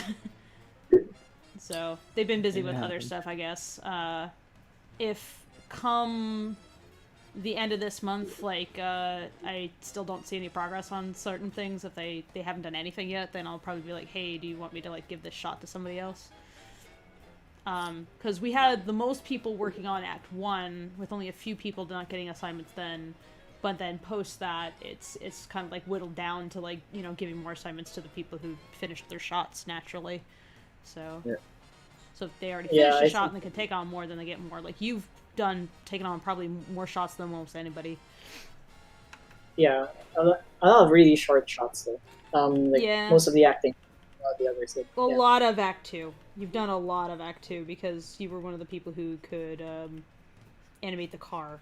So some people were not confident about animating the car, so they didn't get those shots. So a lot of Act 2 they missed out on. I'll be honest, I wasn't really. I was just faking it, but I just wanted to animate the car. It worked though. It's like the desire to animate the car can matter about as much, honestly. Yeah, because like I've always had 3D on my back burner. I've always just put it off because like I couldn't justify like learning 3D because I didn't have a mod. So hey, now I have a model. It's a car, but it's a model. It's Might as it's a well good learn. model to do like as a first kind of model because there's so little to worry about. Yeah, it It's like is the actually. rig is 'Cause, way simpler than like a character. So you can put a lot of definitely. character into the car, but it's not an anthropomorphic car. It's just a car. So Yeah. I think the limitation has actually made it like a really good teaching tool as a result. Yeah, definitely. Because like especially Newt's rig on the car, they're so well rigged. Like you could do a Yeah. lot of stuff with this. Yeah, Like it's a good I rig. He learned the rig from some tutorial and he mimicked that tutorial very well. yeah, It's a good and rig. he added a lot too. Because like I was Yeah. watching videos of old cars for reference, and I was playing around with the rig, and I'm like, well, old cars couldn't do this. Might as well take advantage of it because like it would be a waste. Mhm. Mhm. Like he I'm pretty sure Newt put in a lot of like research into the old Mhm. cars, but he added so much like movability, articulation to the cars that it was so good, like for animation. Mhm. Oh yeah, no, it's super appreciated. All those like little widgets and stuff are really really fantastic. So, he did a great job. It's a good thing it's not an anthropomorphic car, though. Otherwise, Kaz would try to tell people they're having crushes on it. Speaking of, oh god, I I wouldn't be surprised if like the guy who edits videos to look like cars stuff actually took the cars from Lackadaisy and edited them. Oh god. Oh no. The poor cat, when the windshield gets busted, his eyes are gone, blind. And Elsa asks, I'm not big on animation, unfortunately. What comes after the rough animation? Cleanup. Somebody goes in and they like line everything and color everything, so they make it like a pretty looking, basically. Is I it don't okay do to that. plug Z-Stream? Hmm? If I can mention, we can mention Z-Stream, I suppose. If Oh yeah, people are Z is one of our cleanup artists, so you can So, link them to her YouTube. yeah, so if you guys are interested, look up the Bird Brain. I'll type the name in chat on YouTube. They're one of the cleanup artists, and they will regularly stream themselves doing cleanup art Yeah. for this animation. Usually earlier than me too, so if you're like, oh man, I want to join one of these streams, but I wish that they started earlier, you can go check out Z Stream. Yeah, and she also does really good like tutorials. Oh yeah, for- very good tutorials. Highly recommended. And also says it must be a tedious process. It looks like yes, but you guys have a huge amount of tools built into Harmony for that now. Yeah. And that's where Z shines. Yep. Yeah. Z knows more Toon Boom than anybody on the team. She works for Toon Boom, in fact, so. Yes. I didn't. Yeah, until I met her, I didn't know they were a Montreal company. Mm-hmm. Oh yeah, quite a few. Like TV Paint is also French. Oh, she has strong yeah. opinions about that one. Oh, she does, yeah. She has very strong opinions. of TV Paint. Yeah. My opinion is that I like TV Paint. But TV Paint is way too expensive and it's hard to get a hold of. And it does have fewer features. But that's kind of part of the appeal as well, I think, is its features are much more bitmap focused. It doesn't do vector stuff at all, and Z prefers vector stuff because Z is mostly concerned about cleanup. So I'd say that rough animation in TV Paint is really nice, but cleanup in Toon Boom is much, much better. I would actually say that because Clip Studio Paint is so much more accessible now, it might be a better alternative than TV Paint. Well, yeah, I mean, if you're just starting out, definitely. Yeah, and you're like, starting you want out, an inexpensive animation option, then I think Clip Studio is one of your best bets. Yeah. Like it's very limited compared to Toon Boom, but that's honestly, I think that's a good thing in most cases. I'll be honest, I actually prefer software that are much simpler like clip, just because like you because of the limitations you kind of have to figure workarounds, Mm-hmm. and that's where like a lot of creative solutions come out. Yeah, so it's not a bad thing, but Yeah. I think the main issue I have with Clip is rather how it handles audio more than anything, and that Oh, real yeah, time yeah. playback is actually a problem with Clip. Yeah, That I is love something that they need to fix. I freaking love Clip, but yeah, I can't defend that. Like even until No. now, I like we've been figuring out workarounds for it, like having an audio, um, maybe Audacity or like Open Tunes open on the side just so that you can do audio and timing. Yeah, and But that's ridiculous.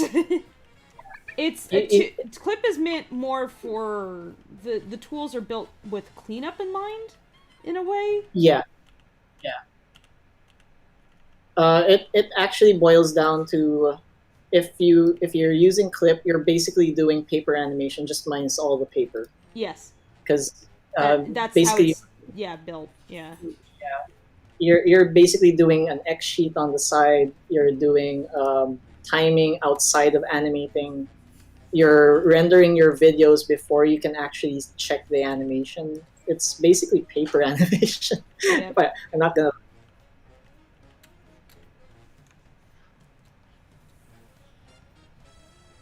I'll be happy to try CSP's animation tools after I get that walkthrough from you, Moki. Oh yeah, Man is gonna be really good with that. I think because like he has 4 years of experience, and with CSP specifically.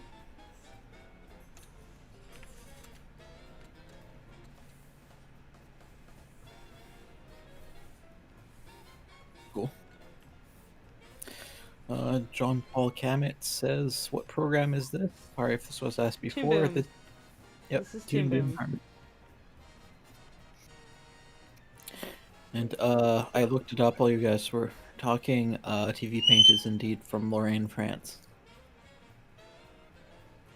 Sorry, just peeked at the chat too. Penmark asks, "Isn't CSP's timeline super short?" That depends on which version you're running. If you're running just basic CSP, you actually don't have animation. If you run CSP Pro, you have animation, but only 1 second long. But if you go for EX, it's actually unlimited. You can go as far as your computer can handle it. Like I've done, the longest I've ever done was I think 1.5 minutes. Damn it. I hope I didn't lose a bunch of work just now. Oh That shit! crashed. Oh, Yeah. oh Only no. 1 second for Pro. Please don't have Um, lost all that work. Oh sorry. If you sorry, I was corrected. If you do CSP Pro, it's actually just 24 frames, not 1 second. So it's Oh. exactly. Yeah. Oh, Okay, kitty pictures. Okay, I'm showing chat the kitty pictures. 1 second, chat. Look at the lumpy kitties. Look at the kitters. Kitters. Oh my god, that like flame point cat with the smush Yeah. face. Aw. Yeah, he's Just a mushed in. former feral cat who just decided he was moving in. So Aw. it's like, all right. Is that Mia? Maya? Maya? Yeah, He- it's Maya Aw. under the blanket. That was when I just like woke her up because I said I Why are squeaked her you name at her. talking to me? The other one's Luca. The lump. Yeah. Here's hold on, let me show you. Okay, always, how like, much did I lose? They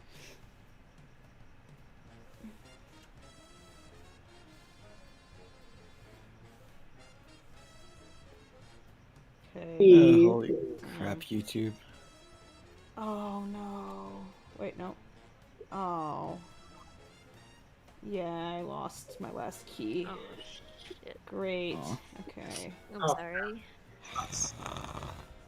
That's very cat's fault. frustrating. It is. It's the cat's I'm really fault. curious though what's causing it to crash because like I've I've heard like it crashes when you have a lot of stuff already going on, but I rough. don't know why this crashed, honestly. Like, it just suddenly closed. Like, Yeah. I was like, what did I even do? Oh well, I can redraw them fast enough. It's not like it takes me that long to draw them, but it's just like, oh Yeah. no. And I had done some breakdowns already, so now it's like, great. Okay, well, now I'll be less That's ginger about it.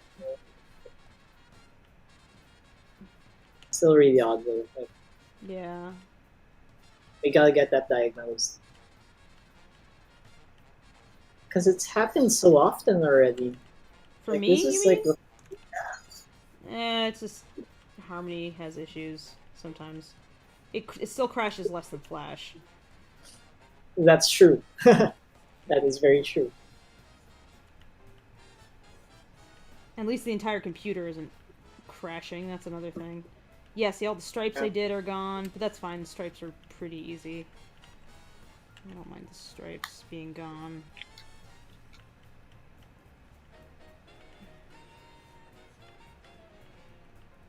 Someone just made a Lackadaisy theme boat. Oh, I saw. Yeah, Drawing. I think that's the boat and train guy. No, I think that's Slasher. She's No? relatively recent. Oh, okay. I know haven't there was a seen that. guy who was like obsessed with trains, and Yeah, I he would haven't always, seen him around. yeah, he'd always pop into my stream chat and try to talk about trains. And it's like I Yep, don't know anything about trains, so I can't hold a conversation. Sorry. I distinctly remember that guy. Yes. Yeah.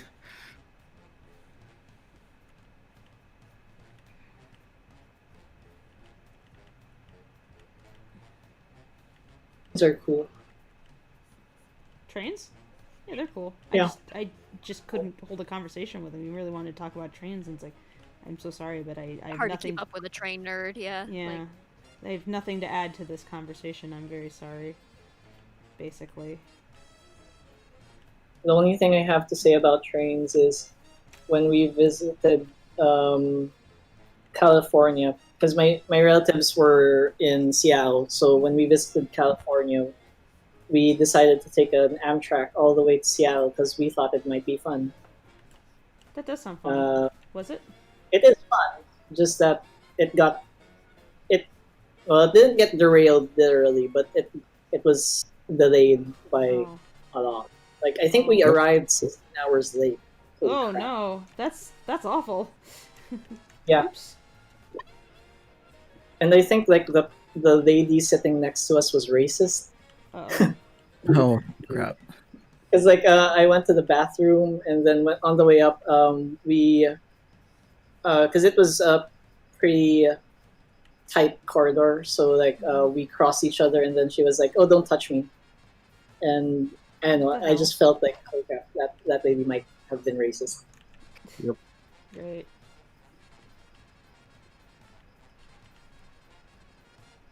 Fun though, the train itself was fun. Ah. Mm. Well, I'm glad you like the train. I enjoy trains as a means of getting places. It's just I don't get to take them very often. Yeah. I have many times like tried to. Anytime I have to fly somewhere, I always look like, can I take a train instead? How long is it gonna take? And unfortunately, it's basically you pay more to take a train ride, Yeah. and it takes a lot longer to get where you're going. It's It's so I'd like, like to do oh, I don't train, know. but- Like, I hate flying, so I want to take a train, but at the same time, like, train is not a practical option here. No. It's You don't sad. even get in-flight peanuts. Like you don't even get food with your ticket. It's so expensive, and you don't even get food. Mm. Yeah. Yeah, Like and you either- always think of those like private cars and things that you always see in movies, but what it actually is more like sitting on a bus. Like you don't really get Yeah, unless you buy like a Mm. really fancy ticket. Like you don't get a private car, so or a private Yeah. like cubby hole thing. the views are really nice though. Oh yeah. Yeah, No, I think oh, it's, yeah, it's, that's it's very- perfect would if be you great, like yeah, want that's- quiet and you're like an artist and you want something to paint.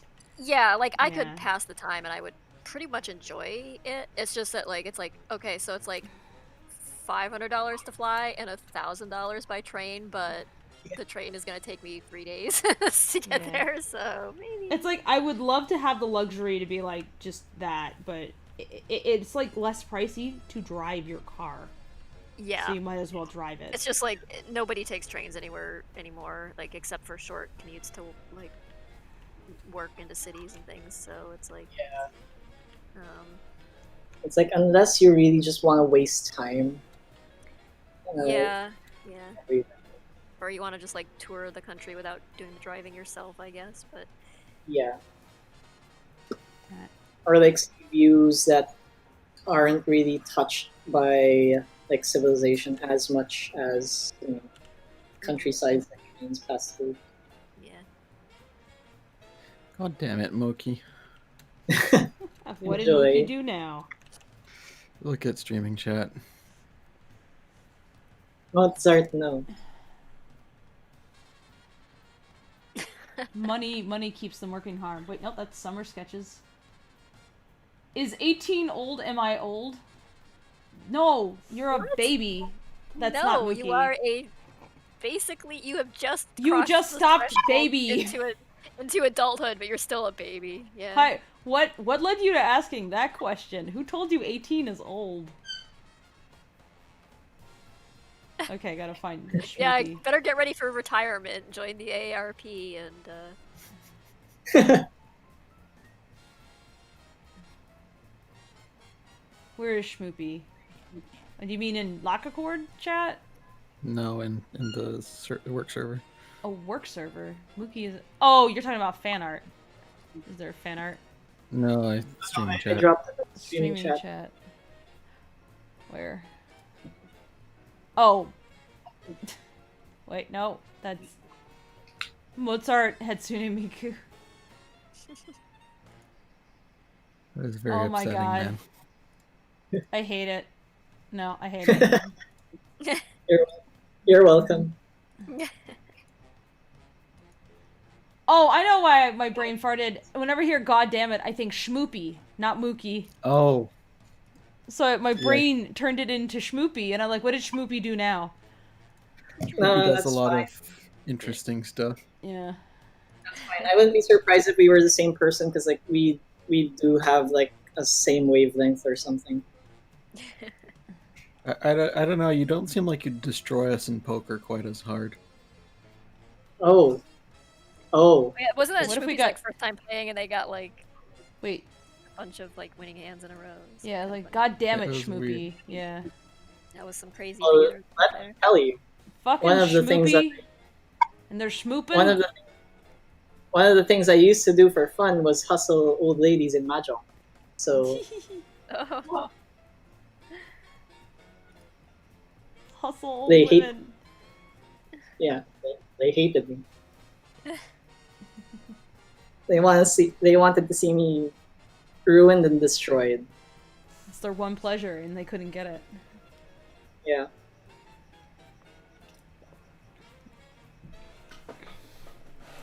Trains I've around the been U.S. playing- mostly do freight. They don't do people. So yeah, it's Yeah. mostly freight at this point, not passengers. Passenger train systems, like I think Amtrak is really like the only one left that's even sort of viable, and it's mostly short commutes that like Yeah, people and- really don't take trains anywhere anymore. Yeah, and Amtrak's also kind of problematic for like long haul trips because like they share the lines with freight trains, so they always have to give way to freights whenever they pass. Yeah. That's part of the reason why like we got delayed 16 hours because there were a few 1 hour stops here and there because they needed to let the freight pass. Yeah.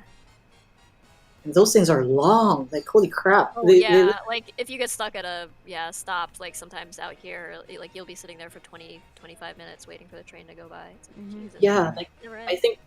think on our trip, we were stopped like 4 times by freights, and one time it was an hour long wait.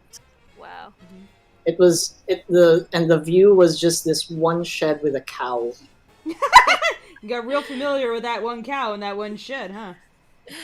The cow just stands there and stares at you the entire time. It was just a hill, a shed, and a cow. Nothing else for miles. Sounds And like then the cow decided to yeet off. So you So know, then you didn't even It get was just- cow after a while. So then Yeah. that the cow's your only Hmm. entertainment. That's No, cow, come back, please. I'm so bored. you're my best friend, cow. Come back.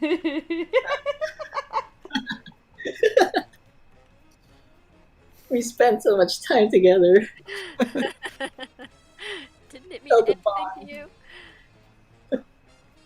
I felt a connection. A connection. A connection.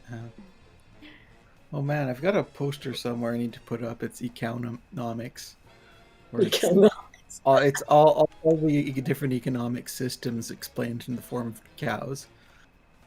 So like I think my favorite is the American capitalism one, where you have 2 cows, you fire 1 cow, then make the other produce milk for 4 cows, then hire a consultant to find out why the cow dropped dead. Yep. Accurate. I would actually read that book. It's a poster. Okay. Yeah, I'll It's for you. to be a book. Fable, Needs to be your chat babies are calling themselves old again. If you're old, then what am I? Chopped liver. That's not aged. That's just dead. Fair. Am I minced? In internet years, ancient, I suppose. I know tales of the old internet. Back when the internet was new and screeched with the dawn. was The here in the eldritch beginning. creation. I was here in the beginning times. Yes. And then an error message pops up. Or someone answers the phone. Merely adopted the darkness. I was born come to from it, the age of molded dialogue. by it. Not impressed by social media drama where it was like, why is there discourse? And I'm like, I'm from DeviantArt, and none of this is new. This is just the same thing, repeated Yeah, ad nauseum not over new. and over Yeah, again. Just nothing is new. There's like a handful of topics in the artist community that always pop up, no matter the year or the day or the anything, and every single time people act like it's a brand new discussion, and it never is. It's just because they're brand new to it, but if you've seen it once, you're like, never again. I never want to deal with this again. Let me read this cow economics thing. Surrealism, you have 2 giraffes. The government requires you to take harmonica lessons. Yes. Bureaucratism, you have 2 cows. The state takes both, shoots one, milks the other, and then throws the milk away. Nazism, you have 2 cows. The state takes both and shoots you.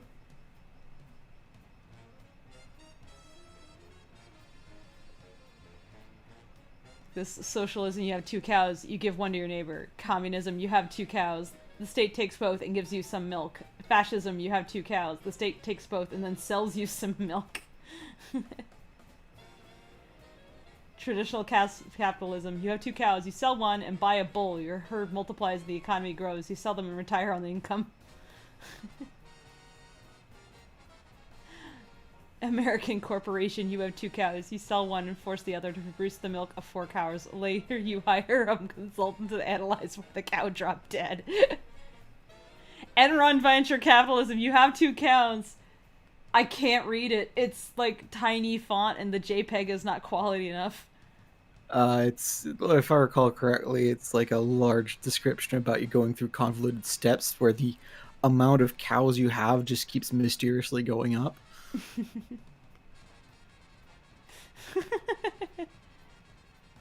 Chinese corporation, you have 2 cows. You have 300 people milking them. You claim that you have full employment and high bovine productivity. You arrest the newsman who reported the real situation. Oh. Russian corporation, you have 2 cows. You count them and learn you have 5 cows. You count them again and learn you have 42 cows. You count them again and learn you have 2 cows. You stop counting cows and open another bottle of vodka.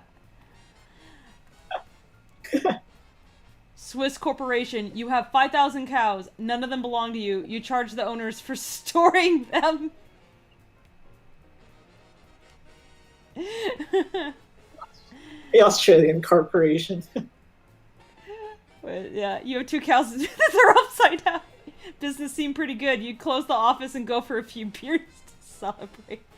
New Zealand corporation, you have 2 cows. The one on the left looks very attractive.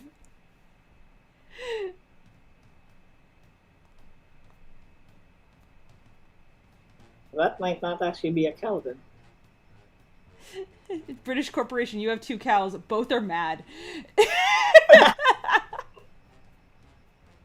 Old posters, so some of these are references to some old I like the events. Japanese corporation. You have 2 cows. You redesigned them so they are 1/10 the size of the ordinary cow and produce 20 times the milk. You then create a clever cow cartoon image called Cowkimon and market it worldwide.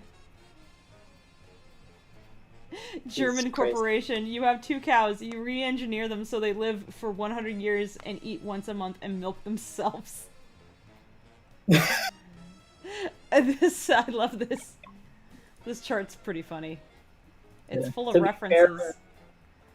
To be fair with the Japanese one, I wouldn't be surprised because like they did turn the Avengers into Pokemon at one point. What? Into Pokemon? Literally? Yeah. Let me send it to you. You guys need to suffer with me. I was reminded of it yesterday. You are gonna suffer with me. Okay, bring on the suffering then, I guess. Where's stream? That of the global stream now. Imagine little kids Oh my god.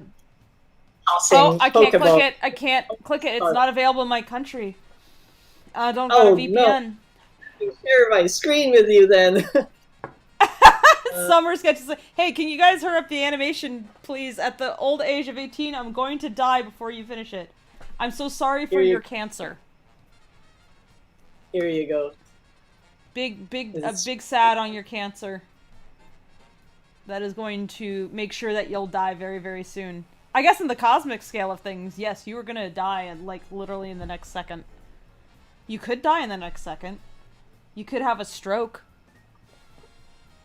Wait, here Or I maybe think I you're got the currently streaming. dying. What if you're right now on your deathbed and you are in my stream, and this is what you chose to spend your remaining 5 minutes of life doing, is listening to me talk about cow economics and drawing an Cats. adorable cat boy. It's like you're like, I want the last 5 minutes of my life to be spent watching cat boys happen. I Hey, need y- that you cat know- boy content, man. You know, a life insurance premium would go a long way to paying for the extra stuff on the animation, just saying. Yeah, put us in your will. Put me specifically in your will. I want to get all your money that's left over. You got $20, I Hey, want your look. $20. Give me $20. I'm pretty sure that's insurance fraud. You know, No, we're they're at- doing it willfully. Look, they're dying. They sign me as the new person who's granted their estate. Their family will hate me, but I won't care because I don't know them. I've watched Give me your enough forensic files to know where this is going. Give me... Double cakes, give me a break. Animation gives me comfort. And what else am I going to do on my deathbed? Play Minecraft. Yes, what do you plan to do on your deathbed, guys? Minecraft? I'm thinking One time, that one sounds like time a I good way to came- die, honestly. the one time I came close and I was recovering, Skyrim came out, so... Oh, sweet. So your what deathbed I could have did. been playing Skyrim. Mogi, this looks like the most generic anime I've ever seen in my life. Well, it is Avengers as Pokemon, so It's about as generic as it gets, then. I mean, you have Disney meets Pokemon. Did you think it was going to be good? It'll be maximum know. marketable. Disney meets Final Fantasy, apparently people seem to like. You can like it, but it doesn't mean that it's not, like, focus tested to death. Although I think Disney meets Final Fantasy was more of a spur-of-the-moment strange thing that just happened to happen. Kind of like Roger Rabbit. It's just like, that'll probably never happen again.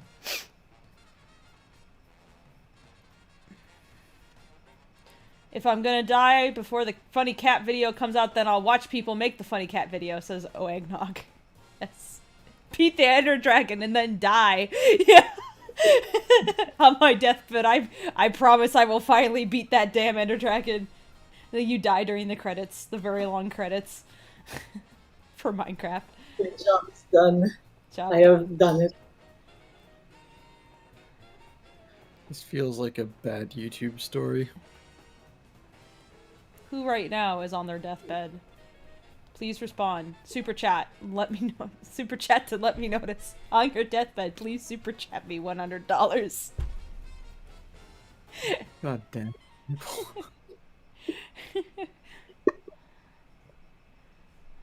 Cat playing piano. Yeah. Imagine if that's what's Summer says that canceled. their mom is in the hospital right now. I'm sorry about that, Summer. I hope that they're doing okay or better. Oh, she has a blood infection. That sucks. Best of luck to her. That's brutal. Yeah. Yeah. Yeah, especially right now. I hope she recovers. Yeah. I only joke about people theoretically dying, not actual people dying. Unless it's a Darwin award. Oh no, usually if it's a Darwin Award, they deserved it. It's like, well, you did it to yourself. There was like a honorable mention on Darwin Award that I thought was kind of funny, which was like these college kids who decided that they wanted to like cross the ocean, so they got a speedboat. They jumped in a speedboat and they just started numing off in the direction of the Pacific, with no food or water, but beer. They had beer. They were thankfully picked up by the Coast Guard, but they literally had no plan. It was just, let's go, guys. Let's go to Japan. Or whatever. Right. It's like, yeah, let's die. They were fortunate to have gotten picked up by the Coast Guard before they got too far. But yeah, and it was an expensive boat too, so this was a bunch of rich kids, basically. Oh. I'm just sure they thought it would have been a great time having like a pirate-themed fuck party, but it didn't, you know. And then they would have died. They did not, thankfully.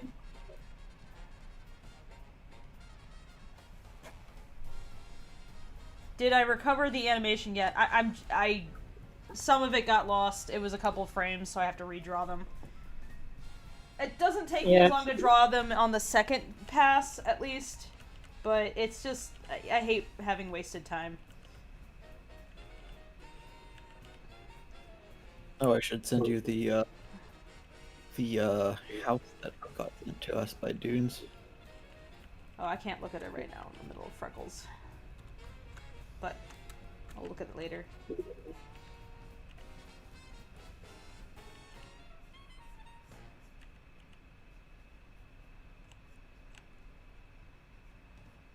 I don't know which widget's in.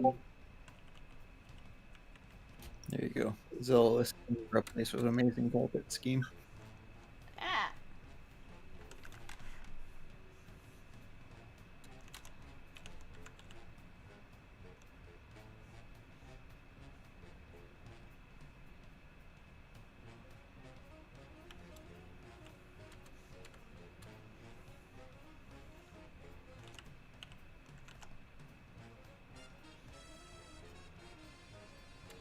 It's actually really upsetting. They have carpeting in their kitchen, and I think in their washroom.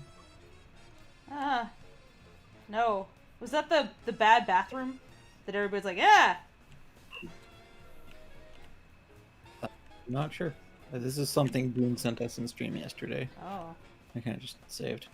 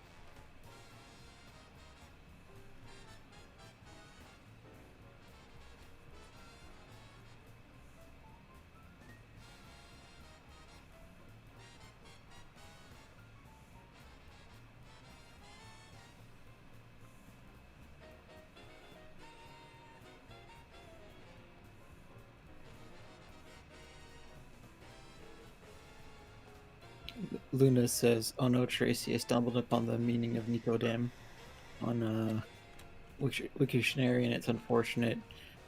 French Nicodem, a foolish or gullible person," it says. He's definitely not. I thought he's I mean, he's a little bit deliberately he's goofy, sure. I don't think he's stupid. Yeah, I Yeah. don't think so. I don't think he qualifies as himbo material. Exactly. No.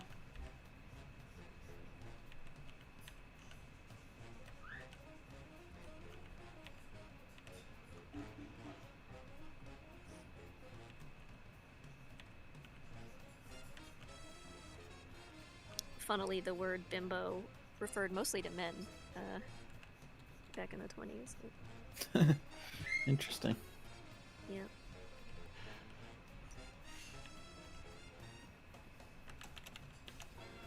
Who's I a don't think it bimbo had- and Lackadaisy, Tracy? It didn't really have like Who the is the stupid himbo? connotation. It does now, but yeah, like kind of dim. Oh, who's a bimbo and Lackadaisy? Yeah. Rocky, of course. Yeah. He's not strong though. If we're going himbo, where we're Kind of like expecting the innocently stupid. Like none of them are innocent enough to be like bimbo, himbo, sort of like. Virgil. Horatio. Even Virgil, like Horatio a little bit. Yeah. Horatio is Yeah, probably well-meaning and Horatio's, large. like, he's the not tall closest. though, but yeah. Closest to that, yeah. Just Who would win in a fight, Rocky or Horatio? Horatio. Horatio Like for a sure. physical You fight. just, Oh, you yeah. just sit on him. Rocky's just hopeless. It's like if we gotta like explore like D tier character fights. Who wins? Horatio versus Virgil. Horatio for sure. Mrs. Babka's undefeated, so Yeah, nobody Yeah. would be. No, nobody would even. It'd be like you're gonna punch an old woman, then they instantly lose. Also, and then she suplexes them. yeah. Pile drives them. Yeah, they hesitate, and that's their undoing. Then she pulls out a gun. She wins each time. She killed Atlas after all. Yes, she is the mastermind. I think that's my second Atlas conspiracy in the single evening. He was actually caught in the crossfire. She didn't even specifically assassinate him. There was the Shadow Gang war between Mrs. Babka and Horatio and the rats. She was just collateral damage. Yeah, he was just standing there, like, walking by with, like, a sandwich and accidentally caught a stray bullet, and that's how Atlas died. Mm-hmm. Such a senseless death. Hey, Chris. Chris raided with a party of one. Does that mean it's just Chris? Or that someone plus Chris came?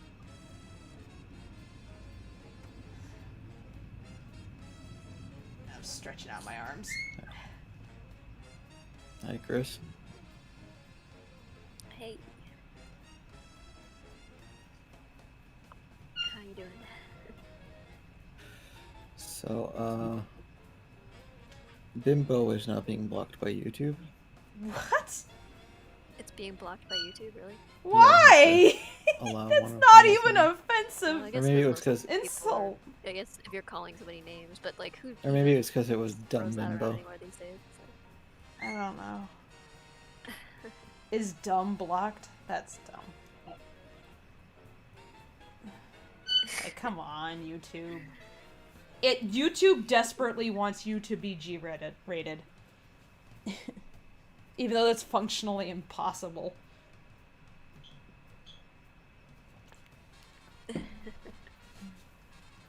What kind of sandwich would Atlas die for, though?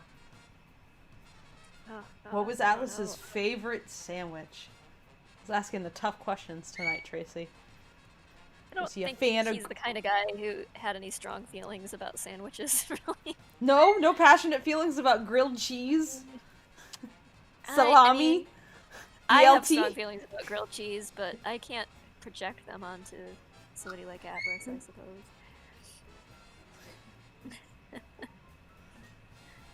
My grilled cheese feelings. Let me tell you about them. That should be the thing that nobody knows can get Freckle to be chatty. Is just like ask him about what's his favorite sandwich. And then We've he established it's starts not with a small sardine. thing, and then he starts elaborating and elaborating and elaborating. I Keeps could see thinking Freckle about it. doing that about Yeah. like handyman technique or something. It's like when you accidentally fall into a ramble, because you're like, wait, no, I need to be more specific, and so you keep doubling down on the details. So yeah, so basically when basically Freckle turns into a subreddit post.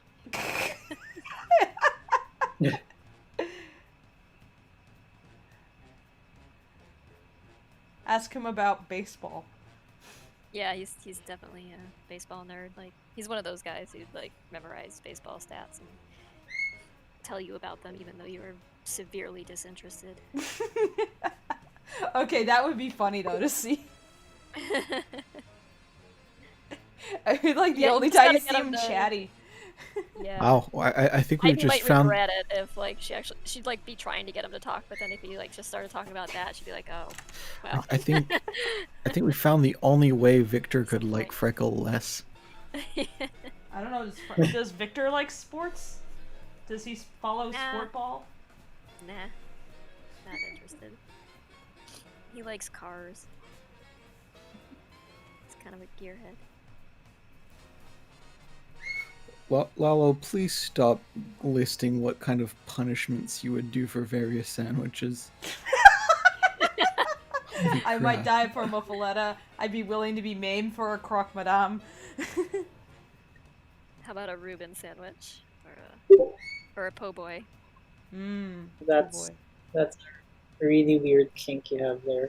I'm not judging. It's just You, except that you are judging. Way too much time thinking about suffering for sandwiches. it's just I love sandwiches too, but it's just I can't imagine telling a quarter pounder to step on me and crush me under its heels. Oh, that's what you want. I guess that's what everybody wants, right? Right, guys? Very revealing. not weird. discussion. No, it's not weird. Shut up.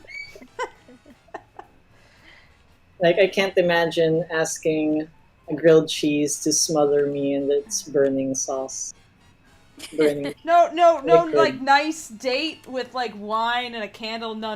You want the hardcore stuff. That's what you beg out of your sandwiches. I want this sandwich to crush me between the legs. What even is this conversation anymore? Welcome to Fable's art streams, my work streams, where only the best is talked about. The most quality of conversations. Wow. We explore the meaning of life. What is the meaning of life if not speculating about what it would be like to be stepped on by a very tall vampire woman who is very tall? You did not just open up that can of worms. Everybody has been. Everybody keeps mentioning the tall lady. It's like every fucking time I go on the internet, someone's like, hey, have you heard about the tall lady? Have you heard of the tall lady? The newest Resident Evil's got a tall lady. She's really tall. Look how tall she is. Have you heard about tall lady? And I'm like, yes, I have heard about the tall lady. And yes, I too would love to take her out on a very nice date and then have her do unspeakable things to me. Of course I know who tall lady is. What's her name then? Tall lady, No Google. obviously. It's tall lady, right? That's her name? You don't need to know names. I'm all about action, baby. Is that the one with I'm the an thumb hand animator, thing? not a naminator. That Yeah. yeah. I think it's Dimitrescu or Dimitrescu or Oh, that's a cool name. Yeah, my friend drew Mitzi as her the other day. Oh man. Oh, that was your. oh yeah, I saw that. That was pretty awesome. Yeah.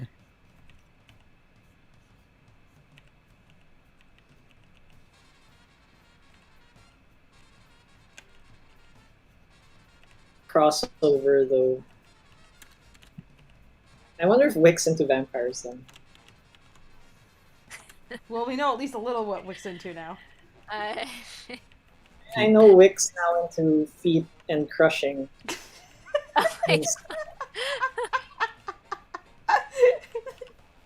What even is canon? Who knows? Well, Tracy's I have here. utterly lost control. Of Tracy doesn't confirm or deny. She just sits there and laughs now. There's no what debate. can I say? What can I say that won't get me in further trouble? I mean, I'm still gonna say it. Hide this information behind like anything I say is going to like make this worse. But if I remain quiet, it just gets worse anyway. It's like there's just no. Just keep talking about it. There's no getting away.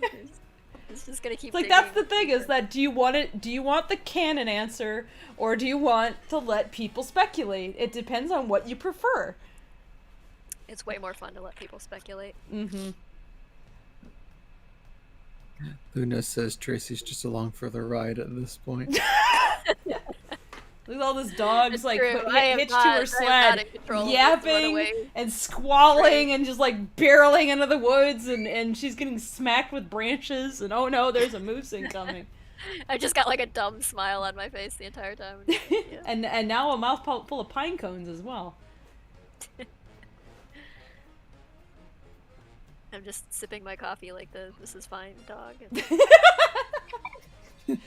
No, I'm on the back of the track. I'm on the back of this sled, and I'm cracking the whip, and struggling to steer them. And you're just sitting on top of the sled like nothing, just legs crossed, sipping the coffee, not really noticing that the coffee is like sloshing everywhere, and that everything is screaming.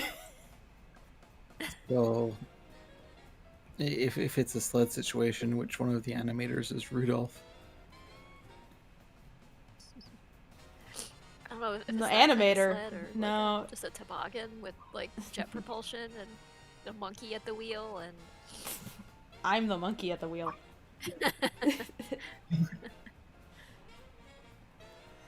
It's me, the monkey.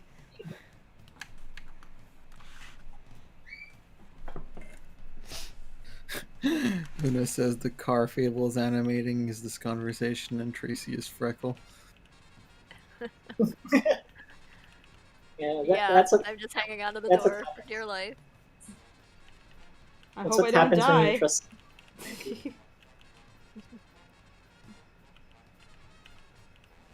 So make sure when you Like, why trust did I someone get with in your this car? Why did I accept this ride? make sure when It was your idea. I know. It seemed like a good idea. this just means that whenever you trust someone with your life's work, make sure you actually trust them with your life's work.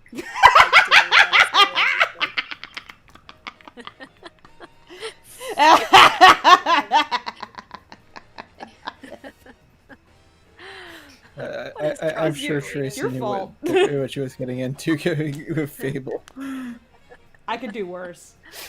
You guys, you haven't heard. Yeah, you guys, like, I know it, like, comes across like I'm just like, what? Because I just give off that vibe, like, I don't know, I must come across She's as bad, really too. detached or something, but, like, no, I started this, so, I mean, I'm complicit. It's just funnier to play dumb. Yeah. I just, like, people are like, Tracy, what is this character's fetish? I'm like, I don't know. Don't ask me. The truth is, Tracy does know. She's just not telling you. I may have had a conversation with it about, about it with somebody at some point, but You had conversations with me about it. You could ask We've had about some funny ass Watch out. I conversations. can tell you about it. Tracy has a dossier of every single character in Lackadaisy. Don't believe her for 1 second if she tells you she doesn't know anything about the character's fetishes. You can't I found that honestly like when I was writing is like when you know a character that well. Yeah, you get to know. You I could, mean, sometimes like the question answers itself too. It's like you know the character so well. Someone's like, "Well, what do they like in the bedroom?" And you're like, "I know the answer to this just innately, but I'm not going to talk about it." Like it's like it doesn't even require any thought. It's just like, yeah, this is totally what they would be into and what they would like. And, yeah. If we It's just, Luna yeah. Bunatuna says if we hit the next PayPal goal for music video, Tracy will confess what every character's fetishes are. Get to donating, yo. Would that do it? Would that get us the money? Oh god. For $10,000, I will. For every $10,000, Tracy will get into great detail about one of the characters. You don't want this, I assure you. You have to don't want bid, it. like, highest bidder decides which character the conversation is focused on. I'm rooting for Miss Bobka. God. I bet she's spicier than anybody. That lady has been places, I'm saying. Mrs. Bobka's into some freaky shit. She has a smile all the time. You know she's having a good time every fucking day. It's like Victor is frequently batting off suitors at the door. There's little old men always coming by. Yeah, I mean, like, And he you saw her can't- kitchen, yeah. you could see her kitchen and, like, part of her living room in the comic, but what you didn't see is the rest of her apartment is the sex dungeon, so. Oh god. Is that what the fish was for?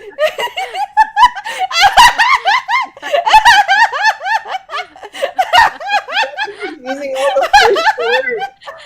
Yeah, we don't need to talk about that. She's always luring in young men with promises to fix her sink. It was a good thing Ivy Like, was help, there. I need Uh-oh, Freckle, you're in trouble. Was her sink being clogged up with all that fish a euphemism?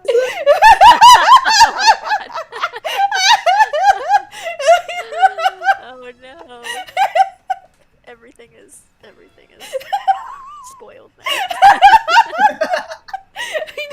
We have a whole ass plot B going on with Lackadaisy between Mrs. Everything is Bobka's corrupted. and gangster boyfriend ring, her harem of gangsters, Yes. and Horatio's rat king status. There's a whole drama that we do not know about. Simply because That's we your don't spend enough time with these characters. Yeah. That's your spin-off now, I guess. If I had all the time in the world, I'd draw so many side comics about like the bizarre lives of these characters outside of being gangsters. What other crimes are they committing? What other crimes? Jaywalking. Yeah. There's so Oh, much wait, wasn't jaywalking. Was there already jaywalking in the 20s? I thought that was like a It was about the- 1940s thing. I don't think, yeah, it probably was not an issue. I mean, there were far fewer vehicles and far fewer people and far fewer, like, massive thoroughfares and things like that in the 20s, so... Hmm. And the people who ran pedestrians over were people like, wait, who have enough money.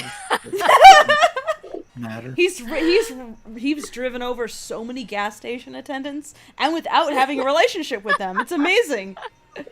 It's like a game. 10 points. Oh, God. Yeah, some of them are worth more points than others. Yeah. The brighter the car, the more you have to hit. Otherwise, what's the point? It's like... It's like having a racehorse and It's just like- keeping it like locked in Great a Gatsby, stable. except they're like deliberately running people over outside of gas stations. People line up for the opportunity. You can't fault their fetishes. Don't kink shame. Oh my god. Rocky steps out into the road.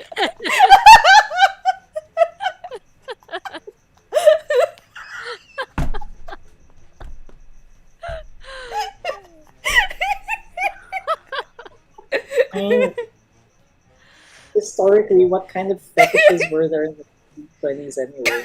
Yeah, I mean, pretty I'm much all the same stuff same you could think of crap. now. They were dirty den too. Oh, very, yeah. You can find plenty. Just look up Tijuana Bible sometime and you'll know. Aaron Kennedy says, "What even is this?" Luna Bunatip says, "It's approaching 6 hours and our artists are losing their minds. This is what we mean when we say punchy. We're kidding, punchy. It's been a long time. I'm still not done with Freckle. I'm just like, I just want it done. But I gotta like let go of that, oh no, this is going slower than I wanted it to, because actually I'm going really fucking fast. I've animated 3 characters and a car and water and reeds while, and then I had to optimize the file and so much shit, so like I've done a lot in a very small amount of time, and I'm giving myself grief, and that's terrible. So it's just easier for me to laugh at the possibility of a Gatsby kink where you get hit by cars repeatedly. This is Fable Twitch kick into the pit.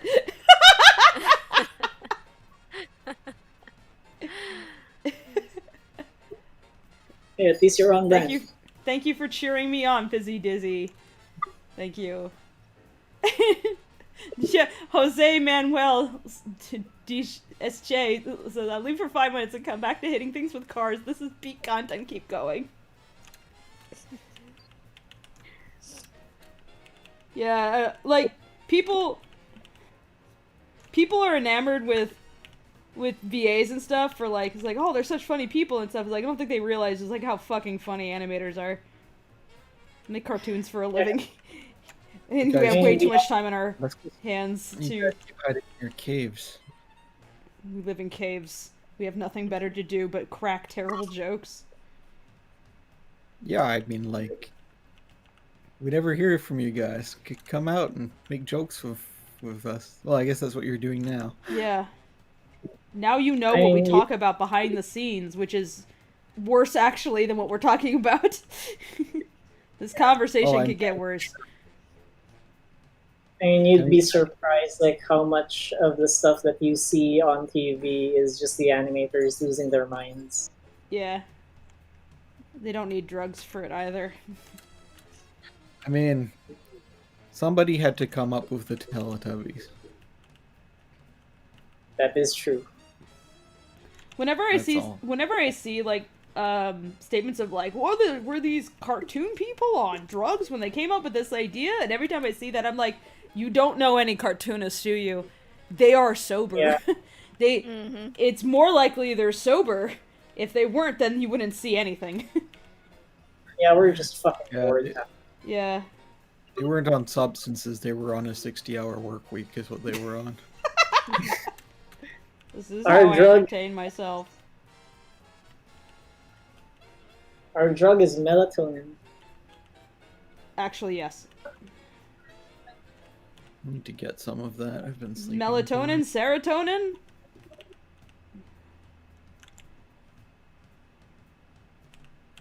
God says they have a date with Satan. Okay. Good for you, God. Enjoy your date! Make sure you split the bill. You don't want him saddling you with a big bill for eating steak. Summer Sketches is asking for other animations you've done, Fable. Look up. I did 2 Game Grumps animateds. I did a Stegosaurus Wader and Persona Shelter. Or are you talking about things I've done as a job? Or are you talking about my personal YouTube channel? I did the All Dogs Go to Heaven reanimate. I organized that. Did a few shots myself.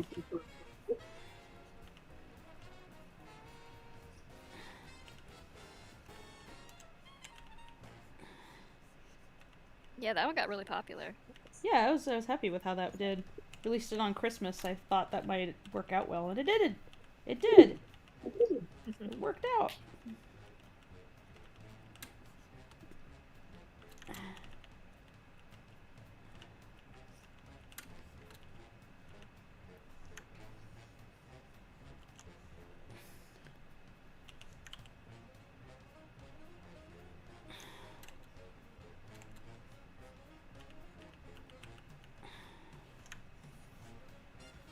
Alright, it is close to 11 and I am passing out. Okay. Bye, dude. Thanks for hanging out. Thanks for Yeah. having me, and maybe catch you again. Come Yeah, get sometime some soon. rest. See you, Nox. Bye bye. Bye bye. Only have one more breakdown left to do, and then I have some in betweens.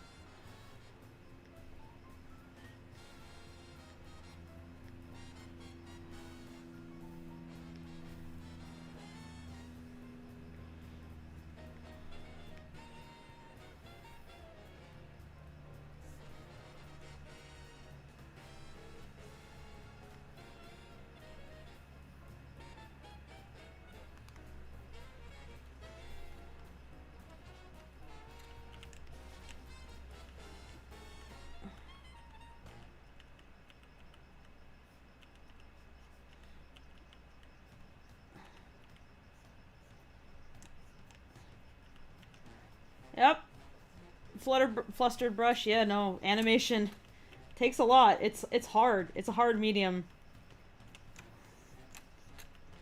It's not fast. Yeah.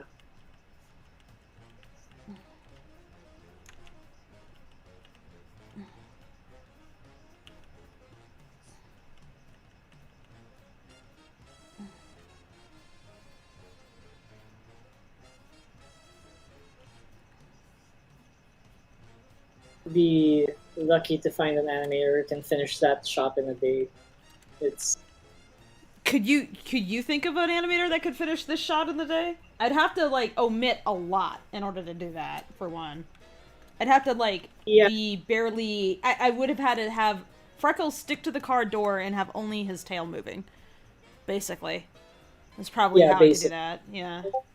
And then Rocky also like very little perspective shift and Yeah. one pose and maybe one animating element. And even then I don't think I'd finish it in a day. Yeah. Or I- like just first pass rough and that's it. Yeah. Yeah, unless it's Yeah, but unless I it's wanted to clean it up. Like, it's like technically I guess I could have sent this to clean up, but I didn't want to put them through that.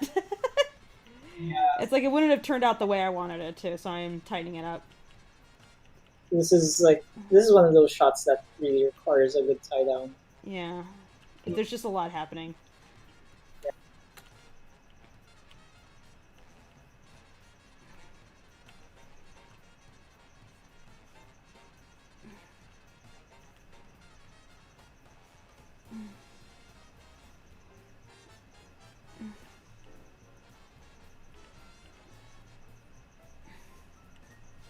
Uh-oh.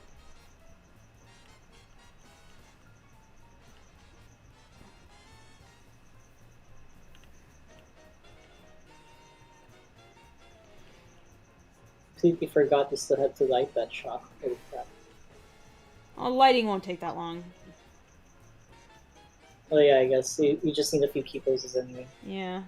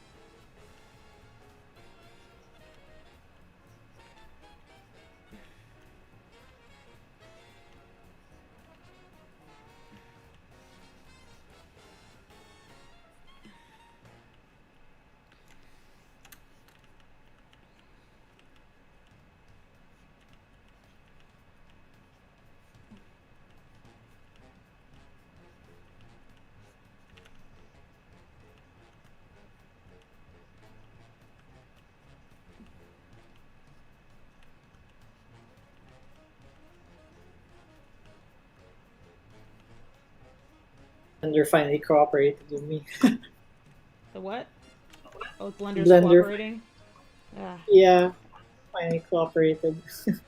jeez. Was it fighting with you? What was going on? More like it wasn't cooperating with both me and Newt. Oh We've no. been, yeah, we've been trying to figure something out because like the animation the actions weren't appending Uh-oh. between files. So like I've been asking Newt off stream to help with it. Oh, I see. That's what's going on. Yeah. Turns out Blender is just being a dick. Blender's just douchey. That's why it's like, oh Yeah. no, Harmony crashed. It's like, that's about as bad as Harmony gets. It's not generally douchey. And you can at least like Oh yeah. restart Harmony and that'll fix most every problem. Yeah. Yeah. But Blender, like for some reason, I've been following Newt's instructions to a T, Mm-hmm. but it wasn't working for either of us. And then I think it was just that Blender updated something, and now that thing doesn't work anymore. Oh, great. So there was an additional. It still worked, just that there was an additional step I had to take before it actually. And it took a while for us to figure it out, but now it's working. Okay, well that's good.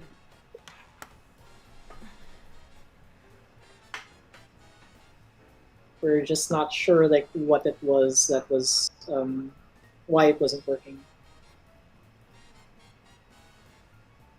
He bounced. He's bouncing, Mookie. They bouncing. He bounced. Oh, Peckle bouncing. Freckle bounce.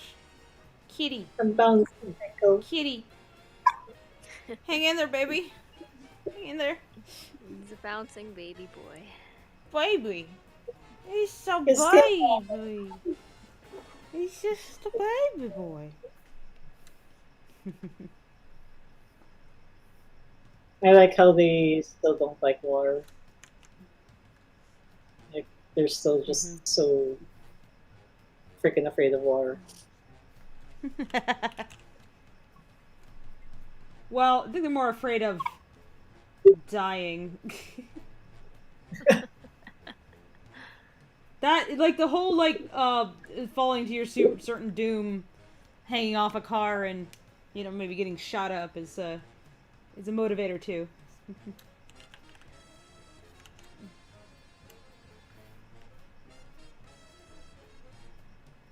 Tool properties. Nope.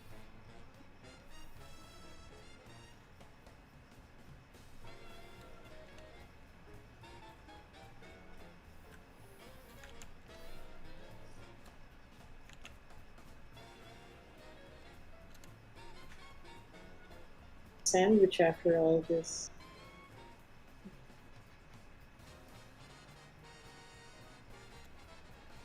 He's had a very traumatic experience. Freckles no good, very bad day.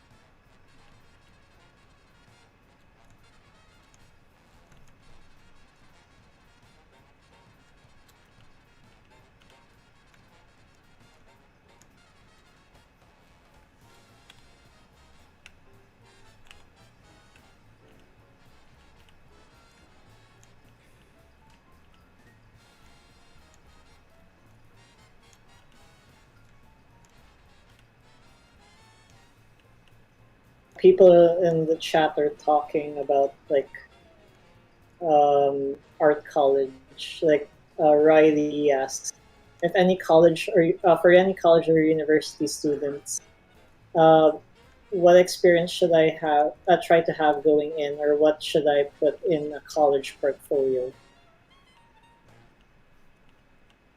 Well, I'd say look at the requirements for the school, all that. I mean, like, I don't know what the school wants, so whatever I say is not going to be as accurate as what they ask you to give them. So that's what I'd say. Yeah, and Follow the I instructions. think that And look at, if you can, find portfolios of students who've already gotten in and, like, see what they have in common. yeah, I think that goes for like anything you're applying for. Yeah. Really.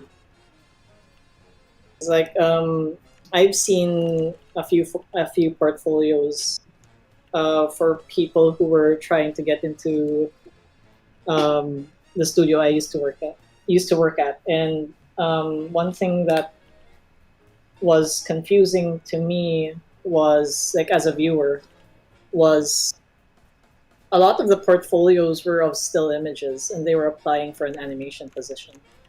Yeah, So- that's not as smart. It's not smart. Yeah. So what would happen is HR would recommend it to us in the training side, and then they would be confused as to why they were asked to train again after having graduated for an animation course. And we had to explain to them, well, because we don't really know right now, like, how well you can animate and stuff, because we didn't actually see, like, your animation and stuff. Yeah. So yeah.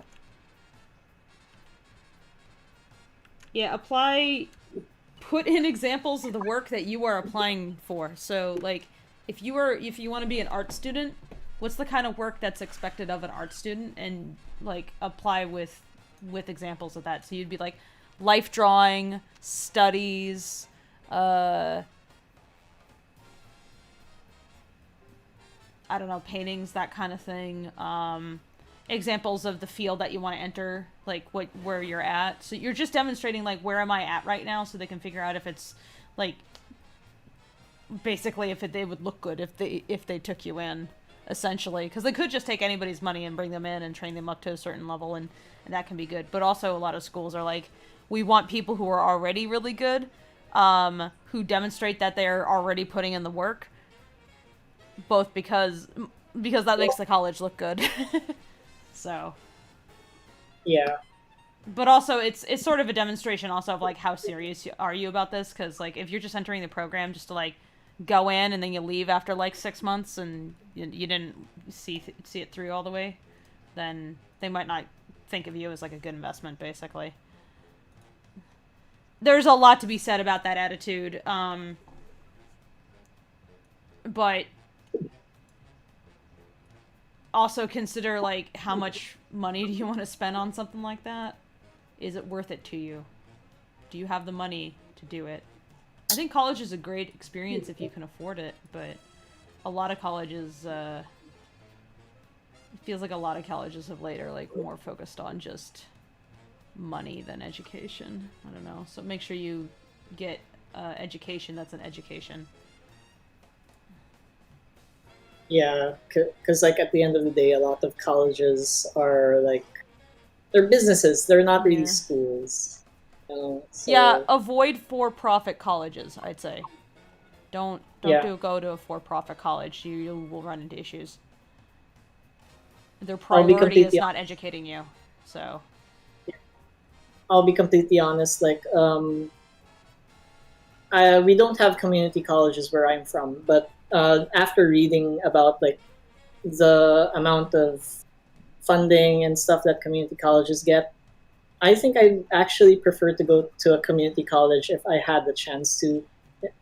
If I don't get into, like, the college of choice, like, say if you want to get into animation, definitely try for Cal Arts if you can, but it's hell of expensive. But if you don't get into Cal Arts, it's not the end of the world. yeah, you do not have to go to CalArts to get into animation. Believe me, like, most people in the industry do not work in CalArts or did not come out of CalArts. And what's more is, it's not necessarily, like, the best school ever. It's just one of the better known for animation specifically. Yeah. And really, the main advantage of Cal Arts is, like, it's not even so much the education, although I think it's a good education based on what I've seen people come up with, but it's more of the network.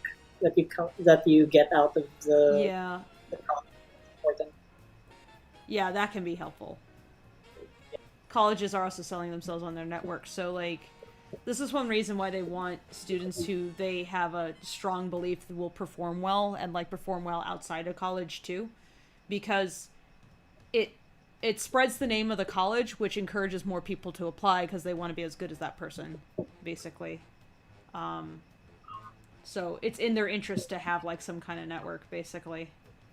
But I'd say that yeah, one of the advantages of going to college though is that you are going to form relationships with people who will most likely be in the field that you're going to work in. That's not always the case though. Like very few of my college mates actually ended up in the field, and that's because I graduated in the middle of recession. The 2000 So I graduated in 2010 and the recession that started in 2008 was still going. It was bad. There was like no jobs. I Yeah. don't know how I honestly don't know how many of my classmates are still working because I think just too few of them were able to get jobs in the first place, and then I never really kept in touch. Yeah, that's rough. Yeah. I've also heard of like a lot of animators, even here. A lot of people who take animation courses don't actually end up in animation. They end up probably in live action if they're still in art, or like Mm-hmm. some of them go into starting a business or something. Mm. Depends on like what's happening in their life personally as well as Yeah, like when you if graduate, like the environment that exists then, and it, can really alter like your experience out of college as well. So yeah, and it also doesn't help that like some companies uh, also kind of it's something that I find really weird that some companies want people who are immediately capable of working in a work environment without even training or like interning them. So a for lot of if you get people, some people right out of college can do that. The idea behind art school basically is that you would be trained up so that you could pretty much just jump into the workforce. However, the reality yeah, can be a little different. It's like your it's education once you get a job is exponential. You just learn so much more when you are paid to focus on just that one thing constantly. yeah, Yeah. especially if the university or your college is known for like coddling its students or like Mm-hmm. on the flip side not teaching anything at all to the students. That's Yeah. gonna be Beware colleges that basically just take in the best students and then yeah, yeah, it's like if they only ever take in the best people, how do you know how much someone is actually learning? So yeah, it's better to like talk to an average student. Like what actually happens to the average student? Because I've known lots of people who were not top students at their school and they're doing very well in their field. And then there's other people who are top student and I haven't heard word of them. yeah, It's like they just disappeared. Because like some of the skills that make you a great student don't necessarily mean you have like a great career. It's a kind of a yeah, different skill set. I think it's important to be basically a permanent student, like always be learning. Um, but yeah, like some people, I mean, once they leave college, they just burn out and they're like, fuck everything and do something else entirely. And you know what? I don't think you should stay in animation just because you went to school for it. I think you should go do what you want. But that's one reason I warn people. It's like, it's expensive. There are all cheaper alternatives now. If you're gonna go to college, I'd say study the things that you want to write stories about, not necessarily how to draw. Because yeah, studying the things you want to write stories about is going to be a lot more useful in the long term. That's more worth the money, if anything. And plus, you might be able to get an education that doesn't cost an arm and a leg just so that you can say, that's oh, true. yeah. Yeah, And then maybe you get a degree in something and it's like maybe it turns out you prefer that thing. You want to work in that thing instead of, make movies and eventually do your own thing. But I found personally like taking classes that were about the stuff I wanted to write about to be a good use of my time. yeah. Uh, it, for me, it's I think it's because I'm over on the other side of the fence in terms of like the production pipeline. Um, from my experience, if you have the privilege to like live in centers like Fable does, like you do Fable, like LA or New York or what is it in Canada? Vancouver, I think, is the center in that. Toronto's got a lot of or stuff like too. Yeah. Toronto. Yeah, the Annecy work maybe. environment there is going to be a lot different. Like the kind of people they're looking for are going to be in pre-production houses. They're going to be looking for people who have like a firm grasp on story and technical stuff. But then on your end of the stuff, like they're looking for people who can animate and that kind of thing because you're more production. It's basically putting both to your strength and what the market demands. Because like I've seen people here who've been taught to be directors, and then when they apply to a studio, they're shot down and they take it so personally because I was taught to be a director and I can't be a director now. And it's not because they're not skilled; it's because there's no demand for directors in the studios here. Well, it's also like nobody comes out of college and is a director. Anybody who looks like they came out of college and instantly got a director role, they're probably older than you think. You can go to college without being a child. You know what I'm saying? Yeah. It's like and the other thing is they might have way more connections than you do. So if it's like if you're like Tim Curry's daughter, you probably have connections to make a job happen a lot faster than any other average person. And that doesn't mean give up. It means it's gonna take more time for you to get there. It just will. If it ever happens, it will take more time. Privilege gives you access. Yeah. Because like privilege and luck really play a lot into it too. Like I know a lot of really good animators locally. They're amazing, but just because of like what the demand is in the market locally, they can't really break out and they can't really fully express themselves or find a job that they really want because there's no demand here, so the job doesn't exist. Yeah, it's the shitty thing about like how broken up the animation industry is and how much it's like one side of the world versus the other. You can find a lot more diversity of need of skill and like some commercial studios who do animate here in the US. They might also outsource to other places, but I think it's a problem that like in the Philippines it's like what's the local animation scene like, and if it's just servicing people productions and other countries, it's kind of sad because it's like I'm sure you guys have like lots of awesome stories to share and your own look and like so many skilled people, and I would love to see more of that kind of thing.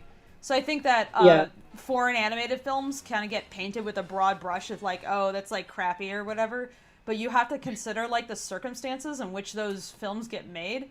Like what looks like a B-grade movie to you, it's like, oh, this is like only as good as the worst DreamWorks film. It's like, okay, but what are their resources and what are they working with and who are they trying to appeal to? And like sometimes they're like the biggest budget movie of that country, and so you have to have like a lot of respect for folks because just because it's not an American film, and it's usually American films get lauded, doesn't mean it's crappy. And just be kinder. And like go watch some films that are made other places. Like you'll find that they're like story beats and pacing are like different. It's not necessarily like you don't have to like every movie. Like I don't have to like every movie. I certainly am not a big fan of movies that just try to copy Disney, and it's really transparent when that's the case.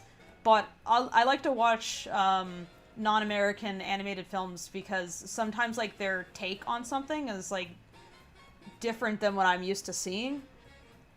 Like was that like French CG snake movie that's on Netflix? That thing's freaking weird. It's a weird movie. White Snake, I think.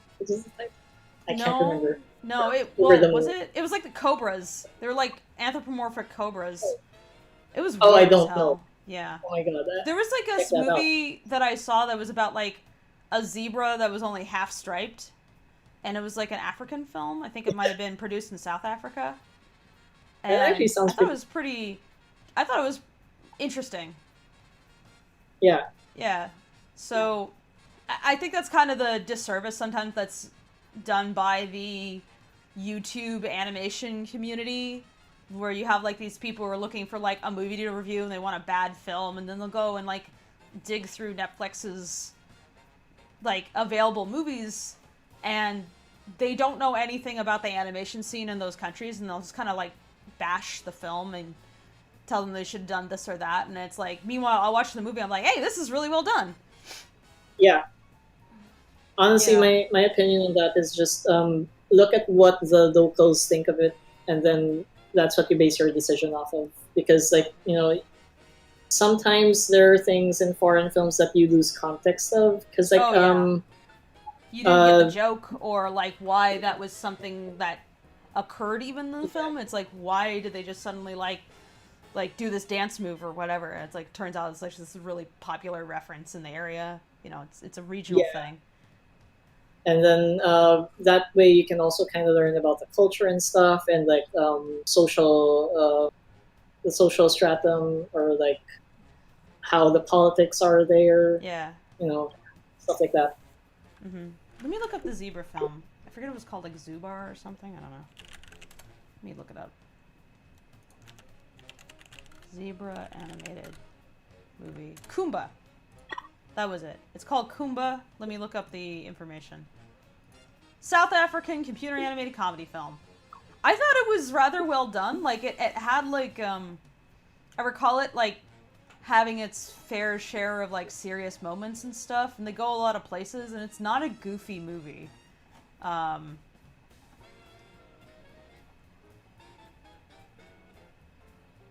it looks pretty good. Like, just Yeah. looking at the screen, actually, it's pretty good. Yeah. I thought it was well done. If there's anything that bothers me, it's sometimes when it's like when these things get imported or into the U.S. I get annoyed at the likelihood of overpaid celebrity talent to do the English dub frustrates the hell out of me, because I feel like they detract from the film, and then the characters get like weirdly wordy and stuff, and it's just not good casting to me. It's funny that you should mention that, because Kumba's voice cast stars Steve Buscemi, Yeah. Lawrence Fishburne, and Liam Neeson. Why? It's like nobody's Yeah. like, very few Americans are going to see this film, and it bothers me that it's like there's just such this focus, this expectation that Americans will only watch a thing if it's got like big name American talent. And it's like, well, because I know a lot of people watch anime, and most voice actors for anime are not like super well known people, and they do an amazing job. Yeah, you'd be surprised. Like the people in anime are mostly just the same 5 people over and over again. Yeah. Stephanie Shea, what was his name? The Black Power Ranger. Yeah. I forget his name. Yuri Lowenthal. It's the same 5 people over and over again. Just looking at the trailer. It's been a while since I watched this movie, but the trailer is like incredibly goofy, but I tell you that the movie is not as goofy as the trailer makes it out to be. There is like some weird moments with characters, sure, but it's kind of a road trip movie where the zebra is trying to find out like, why did the water stop flowing? And it's like a serious question about conservation and acceptance and that kind of thing. So I wish frankly, it makes me wish I knew more of like context behind like certain writing decisions and stuff, because I'm like, oh, like what was the inspiration behind this or that, things you wouldn't even realize. Yeah. So I don't know. But yeah, it was a cute movie. But yeah, it's one of those films that I was like, oh, it's gonna end up on this guy who's got a review animated film. I found this on Netflix. Oh, look at this weird movie. Why does it look so blah blah blah? And meanwhile, I look at it and I'm like, this is well done. I'll be completely honest. I think I know the guy you're talking about. I follow the guy. Like he's one of them, sure, but Yeah. he's actually not as bad as most. That's the kind of Yeah, unfortunate thing. He's just the thing with that guy is that he doesn't really do like he's getting better, but he didn't used to especially do a whole lot of research on like where did the movie come from. So Yeah. that was always very frustrating to me. It's like if you have a critical discussion about a film that's not made where you're from, take the Yeah. time to do some research and don't just go like, oh, what a weird film, oh, these weird names, oh, I can't believe it looks so crappy and blah. It's like, and again, I'm not saying you have to like every movie, far from it. Like, I've watched plenty of foreign films that are like meh, but you know, I've watched a lot of films from here that are pretty meh too. So Yeah, like if a film doesn't really, if you really don't like a film because like you felt like the story is something that hurts you, that's perfectly fine. You don't. It's valid criticism. I also there are some animated films where I find them hard to watch because the movement is so upsetting. It's like Food Fight. That's an American film, by the way. Food Fight. Watching that physically hurts. It's like this is migraine inducing. I mean, it's yeah, it is what it is. It is what it is, and it certainly is. But yeah, if you're still entitled to your own opinion, you know, it's like if you don't like a certain film for reasons, you have your reasons. People aren't gonna like crucify you for not liking a film. No, like I said, what I get irritated by is YouTube critic guys who are just looking for content and they just like whip out a video, and it's like I think they sometimes give people an impression of these films that is not accurate. Yeah, that much is a bit toxic as well, because like a lot of filmmaker and a lot of the films that I noticed a lot of the films that they reviewed too are really, really old films. Like these were from mid 2010s, maybe even early 2010s. Yeah, so it's like, easy to pick on a lot of CG films from like a certain time period also are incredibly janky looking. Yeah, and not to mention like the technology at that point was mostly proprietary. Yes, if not proprietary. What was available expensive. in a different country, it's like, okay, it's like with their computer tech, what do they have with their resources? And it's like the same computers are not available everywhere.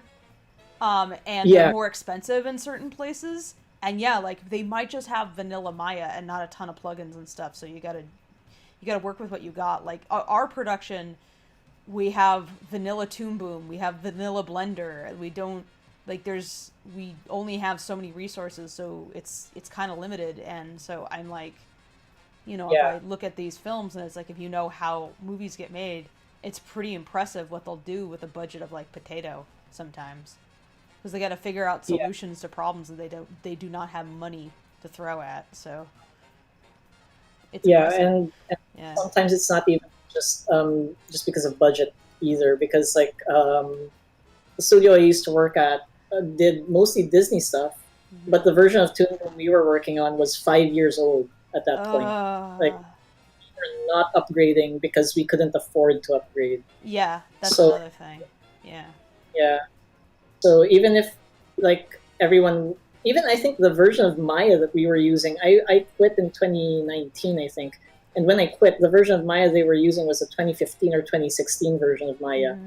So they were all obsolete by the standard that most professionals. Those are very unstable versions of those programs also, but it's like what can work on your computer and requires less IT, and you just cannot afford a new license. That's one reason I'm really excited for Blender right now, because Blender is free and open source, and there are cheap plugins you can download to improve it even, and it's getting updated consistently now, and I'm like, that's really going to open up the field like a ton. Like Blender is a fairly deep program. Yeah, it's really fucking good. It's good. Yeah. You could make a decent movie in Blender alone. Yeah. Yeah. I think it's easier to do short films that are like a bit more ambitious also. Like if you're doing a short film as opposed to like a feature length movie that is like depends on broad distribution. But if you do like a short film that only needs like a quarter of the budget, and you can get like a lot more experimental and a lot like be meant more for like the local culture also, because you're not concerned about like global distribution and how well it will do. Yeah. Yeah.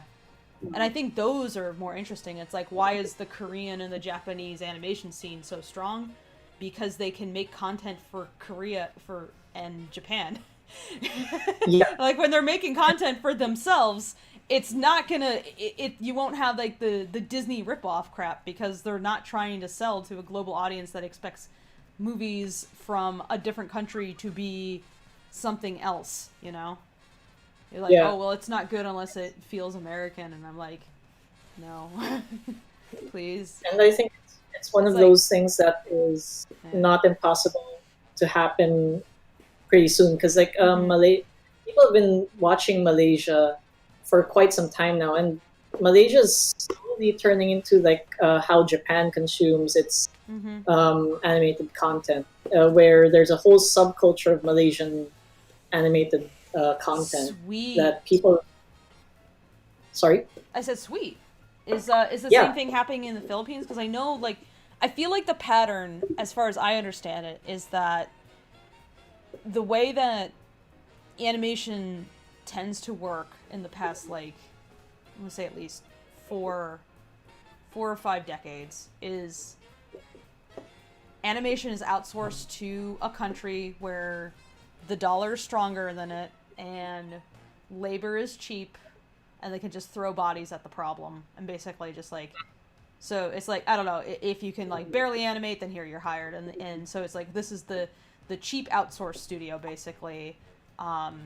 And more companies will start to spring up because they like see one place doing well, they're like, I can do that, and then they spring up, and then you have kind of a network of studios that exist that get work.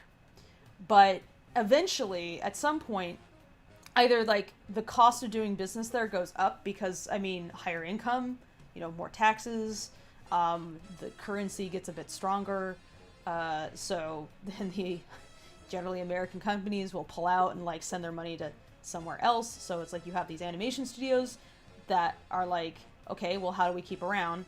And they're gonna start making more.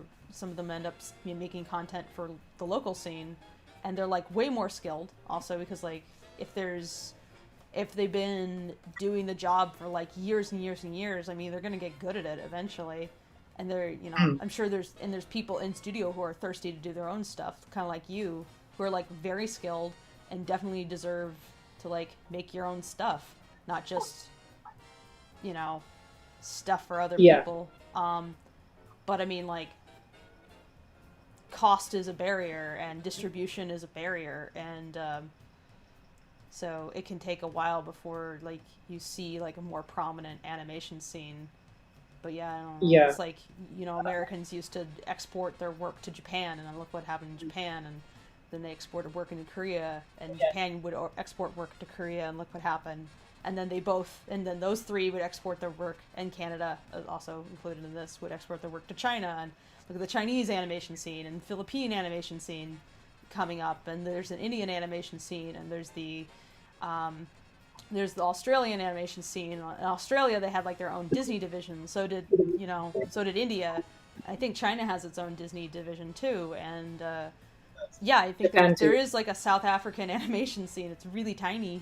Like I only see stuff coming out of there every so often, but it's always interesting. And France is pretty strong, but I don't think anybody outsources to France. So Yeah, I don't know. France is the one who outsources to people. Yeah. But yeah, that is pretty true, because like we've been in the outsource industry for 40 years now, I want to say. Almost 40 years now. And in the last 4 or 5 years, there's been a huge push to do original content. Mainly the problem is there is no local scene to cater for in the Philippines, at least, not yet, at least. Unlike in Malaysia, where they cultivated like an entire generation of people who just ate up Malaysian content So now that because there's this whole generation who loves Malaysian content, it's kind of overflowing into the current generation who grew up with that and are now working. So now they want to do their own thing like that. Whereas here in the Philippines, And we grew up mostly on. mostly on Oh yeah, what? sorry.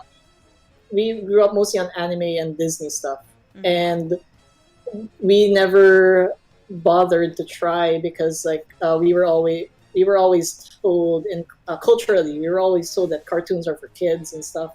Yeah. So people never thought that that was the way to go. People were all about live action and getting the top billed actors. You know. How So- so isn't there that Filipino adult animated comedy of like the that just came out? Like, how is that doing? Do people know about that? It blew up on Netflix for a while.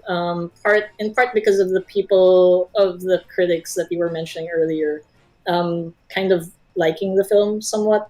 Yeah. I don't know. I have my feelings on it. Mostly with the story. The animation is absolutely amazing, though. Like visual, if you have to watch it visually, What's the name of it again? if you have to watch it, visually it's stunning, absolutely stunning. But the story and like the social commentary in it is, I personally just feel like it's not up to like what Is it too should be status quo? No, it's. I don't want to be controversial here, so Well, I'll keep much to myself. But just know that it might trigger some people. That's all I'm gonna say. Okay. Might trigger some people Yeah. because I definitely felt a bit. I didn't feel attacked. It's just I felt this is kind of sensitive, and I just felt it could have been handled a little bit better in terms of the sensitive part of the topics that they tried to handle. So yeah, but as a comedy, like if you just watch it, turn off your brain, just watch it as a comedy. Filipino jokes are- animated film that is adult. I forget the name of it, and Mookie's trying to avoid Hayop-ka. saying the name. Yeah, that's Yeah. what. Yeah. Yeah. Yeah. I think. Wait, let me look for the English translated title because I think they changed the title for the English release on Netflix. I'm giving my I hand think a it's- break, by the way, guys. If you're like, why is nothing happening and everybody's just talking? It's like because I'm currently trying to stretch out my arms before I. I think it's You Animal. Yeah. Let me just. It's this one.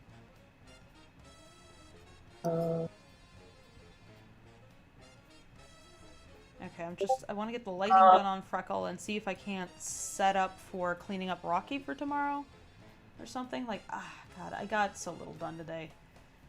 It's looking really good though. Thanks. It'll make light work for the person who has to tackle this. At Yeah. least. Yeah. Yeah, I want to watch that you. I want to watch You Animal because I'm curious. You know, I'm curious what an adult animated film from the Philippines. What Yeah. is it? Yeah. Maybe we can. I'll just talk to you about it when we're off stream because like I have a few feelings about it. Yeah. But it looks amazing. Like if you just have to watch it and turn off your brain, don't think about social commentary and shit. It's pretty fun. Like it's an okay turn off your brain movie. Actually, because like the visuals, everything is cut out animation, but the visual styling is really, really good. Like especially for the backgrounds. The backgrounds look amazing. Holy crap.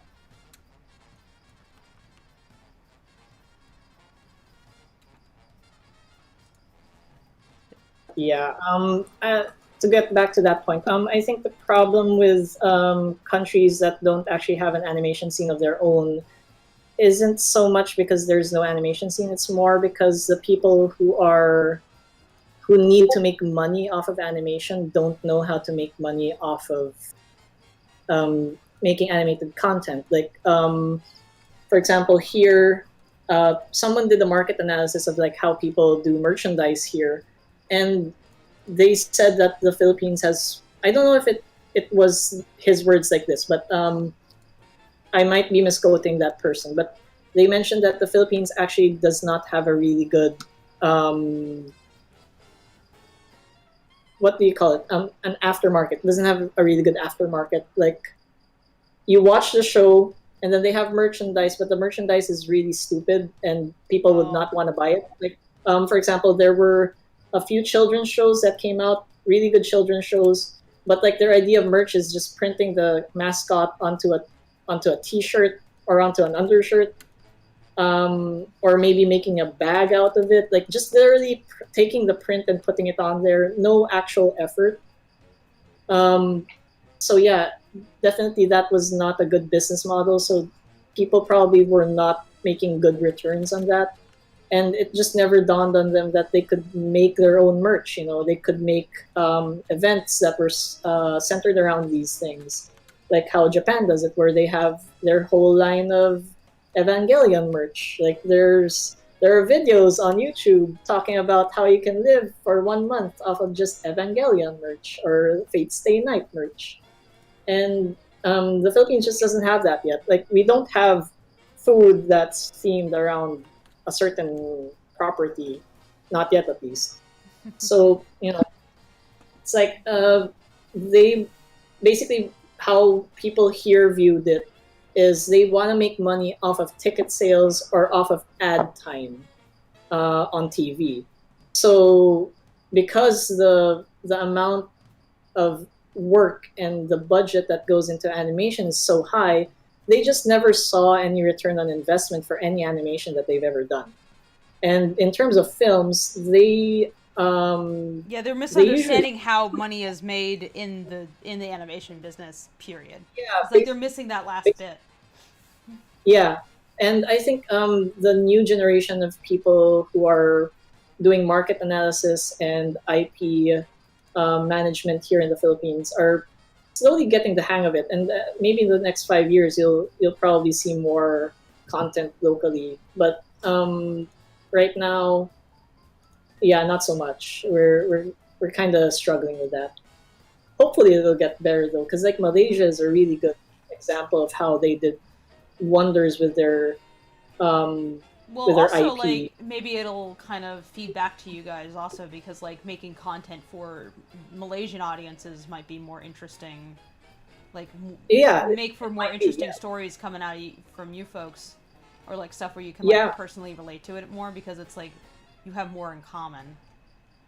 Yeah, and I think another thing that people here have been saying why it's been difficult is because we're in a weird position culturally, because like we were a Spanish colony for like 300 something years. We were an American colony for about 40 years. We were a Japanese colony for 5 years. And then after that, we were just left on our own. So we're this weird hodgepodge of Asian, Spanish, American, and a little bit of our own that got left behind.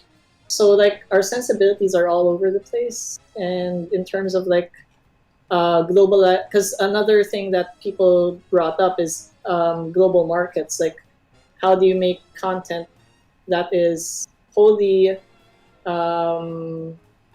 locally appreciated, but at the same time you could send them globally and it'll still make money? And I think that's where we're having some problems with, is because like our sensibilities cater mostly to Americans, but like there's this weird disconnect that even Americans can't understand. So like we're trying to be American, but we're failing. So that's why there's this. I wonder what would happen if then it's like, what if you split the difference? What if you aimed content at like Filipino Americans then? That would actually be a really good way to get it. I heard that the Filipino American viewership is really high, because like we have a few. I'm sure. Yeah. They'd probably eat it up, and that's why I'm so confused why no one ever bothered trying to make a series for Filipino Americans, because like it's a huge market. I mean, but yeah, there's Anyway, sorry for rambling about the Philippines. No, I'm interested. I mean, it's like I was like, as an American, people talk about here all the time, so I'm more interested in hearing about other places. It's like hearing someone talk about yourself, and it's like, I already know that shit. Yeah, They don't need to talk yeah, about that's- me. Plenty of people here. You hear me and Tracy bitch and moan about our country's issues. You know. Oh no, it's fine. It's like I'm happy to hear what's going on in other places. Gives Yeah, me it's some fine. I'm a perspective, citizen, so it's like all the shit that America goes through, I still have to go through. Yeah. All the shit the Philippines goes through, I have to go through. So perfect. Yeah. America's I real really- good at exporting its issues to around the world, isn't it? It is actually. Like Our I don't- exports are entertainment and misery. I don't We really will need to entertain know you to about. distract you from the misery. It's a nation of clowns. Sad Yeah. clowns. It's like I don't need to know about Trump, but I want to Nobody know about. does. I feel like I need to know about him. I'm gonna Yeah, get some food. I'll be right back. I need to go get myself a snack. Okay. Then.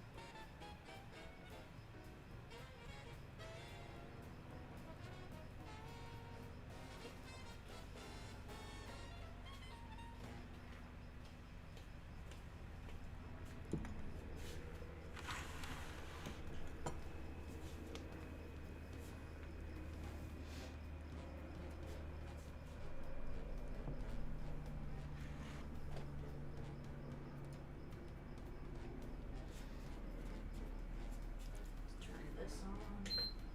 And let's get this up too.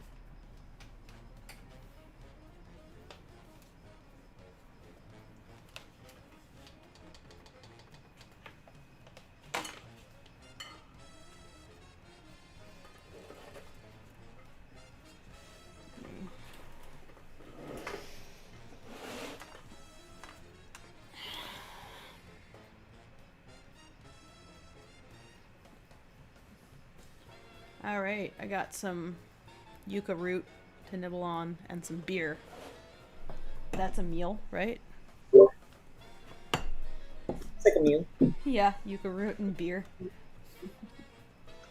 I've never actually tasted yucca before. It's like South American starchy food. You can it's kind of like a potato. A little firmer. Oh! But it's pretty like a potato.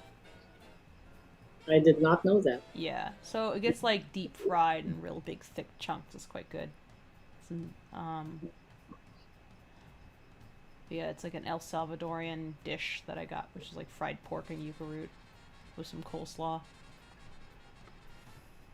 That actually sounds delicious. Yeah.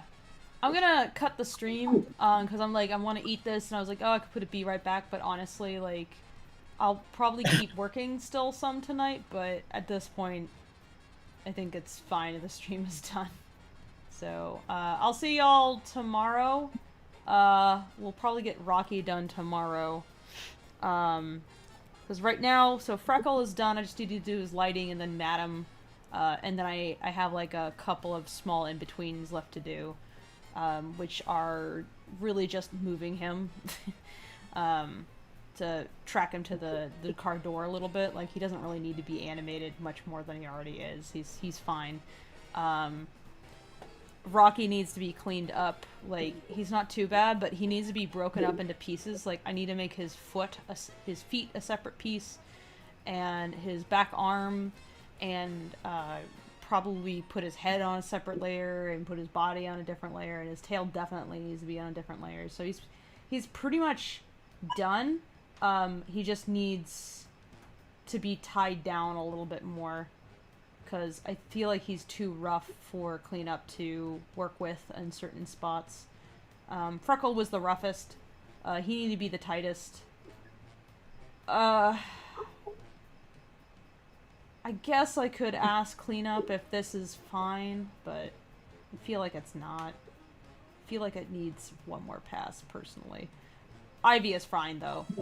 She is done. She doesn't need anything more than she already has. Like, she's doing nothing complicated.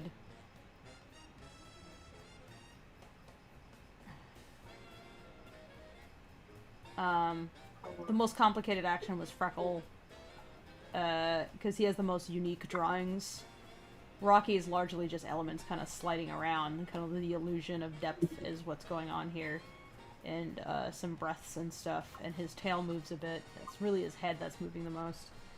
So he shouldn't take that much time. But Freckle, well, I have to clean up the water too. I could potentially leave it as is, but again, I think I might be doing cleanup a disservice if I don't clean up a little bit. I don't know.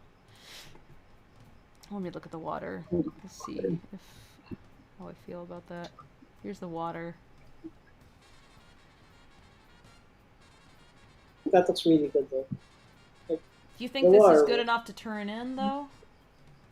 For effects, yeah, because like yeah, they don't. There's no precision. I guess this is fine. As long as like I think the highlights are delineated, I think that's perfectly fine. Yeah, yeah, that's probably all I really need to do is just like mark the highlights, and that's it. Because the water is two-toned. So. And I think it'll clean up like a little bit of wiggle room to add their own stuff as well. Yeah, it's water after all, and it's like obscured by a lot too. So. Yeah. Yeah. Like they might have their idea of how to make it, how to design it too. So yeah. Yeah. Yeah, it's probably fine as is then. Like it really doesn't need it, because it already kind of works as it is. It kind of works. So. Okay, that's good to know. What about Rocky? Looking at him. Do you think he needs much more? I feel like his legs need to be cleaned up mostly. Like, maybe that's actually all I really have to do is just do his legs. Everything else is pretty much fine. Rocky looks perfect, I think. Yeah. He broke his thumb on accident at the very end there, though. It's like, whoops, there goes part of my thumb. Just sliced right off. Because of an errant cut, but that's easy to fix. Well, the rest of the crew have been cutting their own thumbs, so might as well. Yeah, our poor cleanup artist actually cut her thumb, so I gotta add lighting to Ivy, I gotta add lighting to Rocky, I gotta just fix the broken pieces of Rocky, but yeah, you're right, he's basically done. Yeah, he's basically done. He's basically done. I gotta move on. Oh, did you blow up the 3D so it's multi-layered? Yeah, so what I did was I did a render pass with the car doors rendered separately. So that's what's going on here. So like, look at this. So I can like remove the car doors. Watch. Oh, that is smart. Yeah, I should actually do that for the glass too. So what you need to do, this is what I found, is you can't just hide it. You have to make sure it's not rendered. So in the outliner, make sure you click the little camera tab. And when you're in a collection, or like any like group, if you hold down shift while you're clicking the visible toggle or the renderable toggle, it will unvisible or unrender everything in that group if you hold down shift at the same time as you click it. Like if you click like the parent of the group, like the top of the hierarchy. I did not know that. Yeah, I'll so it try makes that. it a lot easier because I was really struggling with. I was like, oh, I have to hide and unrender all these things one by one, and it's not obvious what's what. And it's like, oh wait, I could just do this. Okay, that's easier, and that made everything go like 50 times faster. Yeah, I think I need to do that on my scenes because like there's broken glass and it'll be transparent, so you know it can't be. It'll like... make comp's life a lot easier if you do that. If you just like break the doors off and render them separately, suddenly I don't have to put a cutter on those things. Like I don't have that to. Makes a lot. Yeah, it's like it just is its own element, and so the only cutter I need to use is for like the frame of the door, which right now is pretty rough. That actually has to be refined a bit. But but like even as rough as it is right now, you can't tell largely. I need to put an extra. So much. Yeah. Especially because transparencies at least won't be a bother in comp. Mm-hmm. That makes a lot of sense. Yeah, so I have to put like in comp, like we're probably going to be messing with some cutters and stuff, and I'm certain I'm going to get a headache from certain things. I wish that the way we had set up the car, we had set it up with the ability to slice off to like toggle the hood on and off, so that you could slice off the front. I wish we had the ability to slice off the back, and that we had some sort of toggle for the doors. That would have been really helpful if we had like built that into the model in the first place, but we haven't, so now we're just kind of have to deal with it. So you had to kind of do it by hand instead. That much I think is fine, because like having to do like cutters for like the small parts of like windows and stuff, not as huge of a hassle compared to like having to do a second render of like just a door or something. So yeah. Oh, it's sorry. like, no, I mean the cutter actually. It's in the reverse. I mean, the cutter is more effort than just doing a render of the door instead. Yeah. So hopefully, if it's easy enough, when we receive the Blender files from you guys, if it matches the scene exactly, we can just peel apart the car, render that separately as PNG sequences, and then just like slap it back in, because that will take less time than building a cutter. But if not, then it's going to be a whole lot of cutter. And probably rebuilding windows and sections, and I'm not gonna super enjoy it. That's gonna be a huge pain. Yeah. Oh well. It's gonna be a bit of a pain. Those are the places where I'm like not looking forward to comp. That's mostly Act 2, and thankfully Act 2 only has so many scenes. So the car is not a featured element in most of the acts, but Act 2 is big. And so I'm glad I got this shot, because this is a really complicated shot, actually. Like, It is. I don't think there is a shot like this, honestly, anywhere else, where it's like you can see the interior and the exterior at the same time, like this. No.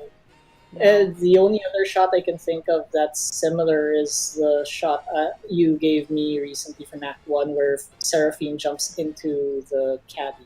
That's about it, yeah. They're usually not entering in and out like that. Yeah. Even when Rocky falls out of the car, like, the window is blocked from view. Yeah. Yeah. He's just behind, so you can just layer him behind the car layer. That's all you really have to do. Yeah. It's not like here where you have to interact with the glass, you have to interact with the background. Yeah, this is a lot. So it's been a lot of work, but I guess it's pretty impressive getting all this done in like a week. Because this is an intense shot. How long is this? This is 47 seconds long. That's a really difficult shot, too. I don't think this would be a shot that would be worth it to most of the animators, frankly. I'm glad that the money we pay you goes further where you're at. Yeah, I am kind of happy too, because it helps out a lot. Like, yeah, I'm glad. It's definitely kept you focused on our team. It's like I don't know. Yeah. What other work are you juggling besides us? Just the game that I've been helping out with animation for, Breeze in the Clouds. But besides that, yeah, and maybe a few commissions on the side. Nothing much really, just this and that. The commissions should do you well. I need to make it so that if I open for commissions again, I have to be like, starting price $300, and then not go lower, because it's like I put way too much effort into everything I do. I actually should charge more for commissions. I'm charging super low for commissions. There was an easier way to do this shot where I could have just had Rocky barely moving at all, and Freckle really could have just been hanging in there. And if someone had turned in the shot like that, I would have been like, fine, great, perfect. But I'm me, so. I think this is a shot that really deserves this kind of treatment, because otherwise it would just be. I mean, it's still a lot going on, so but it's one of those shots that if it looks really good, it looks really good. Yeah. So it's worth the extra mile. Yeah, I altered the mesh warp on the near reads also. They look a lot better. Even with this rough, crappy bitmap version, like, it now looks like they really are, like, hitting that car door and sliding. Because before it was, like, just kind of, like, crunching up there and it looked kind of awkward. Oh. Yeah. Yeah, it actually looks really good. Like, yeah. Yeah, so, but this isn't the final rendered version. Oh, yeah, definitely. I'm gonna do the render version. Oh. Please render Especially when you get the rest of the background rendered for that. Oh, that's gonna look so good. Yeah. What the fuck is going on here? Why is my render mode not working for me? Why is it trash? It probably just takes a while. It does, or but maybe it's not rendering everything. I needed to render everything, and it's just not been doing color it. Card attached? No. I think you need to attach a color card. No, because there is a background. That's the thing, is that the background should have rendered too. So why didn't it? Do you have? Oh yeah, it should actually. Yeah, that's weird. And it has before, but right now it's deciding not to. Let's see, 93%. Why do you take so long? Why do you take so long? Yeah, because what I'm thinking is maybe because you have the background set to lower opacity, it might not show up. But now that you mention it, the background is not set to lower opacity at all, like at all. And the car should show up because it's a different color altogether. It's not black. So no, there's no color. There's no black color card. The background is solid. It is not low opacity. The only reason why you saw low opacity was because I had it on lightbox mode, and I had it in isolation mode, so that I was only looking at a few layers at a time, and fading them out. Is your composite module attached to a display module? Yes. Okay. Oh wait, yeah, you're rendering this anyways. So yeah, I'm trying to render a single frame right now, and it's taking a long ass time. I mean, you rendered the video and posted it on the work server. Anyway, yeah. So if I rendered out the video, like, it would look fine. That's not the concern. It's just being glitchy right now, I think. Yeah, it's just glitching. Yeah. Maybe there's just a ton to render. There is, but I don't know precisely why it's behaving this way. And like, if it's a Mac, you shouldn't be able to do anything. So it's weird that you can move around. Yeah. And edit. Yeah, it's like, it wasn't broken or anything. It was just being glitchy. I swear, if I probably started and if I restarted Harmony, it probably would work. But I'm not gonna. Anyway, I'm gonna end the stream. See you guys. Thanks for joining me. I hope you are enjoying seeing Rocky be screechy. Before I leave, I will pop on the speaker so that you can hear him scream. Because I know that's very entertaining. 1 second. Alright. Here, now the speakers can pick it up.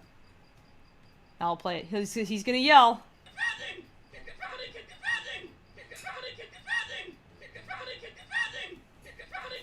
There, that's what he's saying.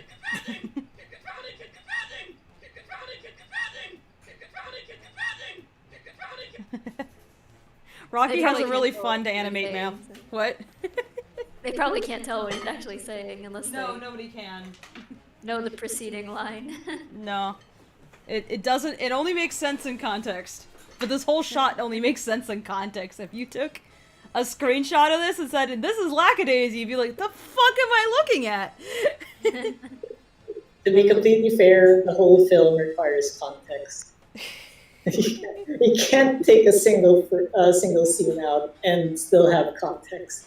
Yeah, I'm gonna enjoy people screenshotting different frames and being like, "Look at this frame. Look at this weird face.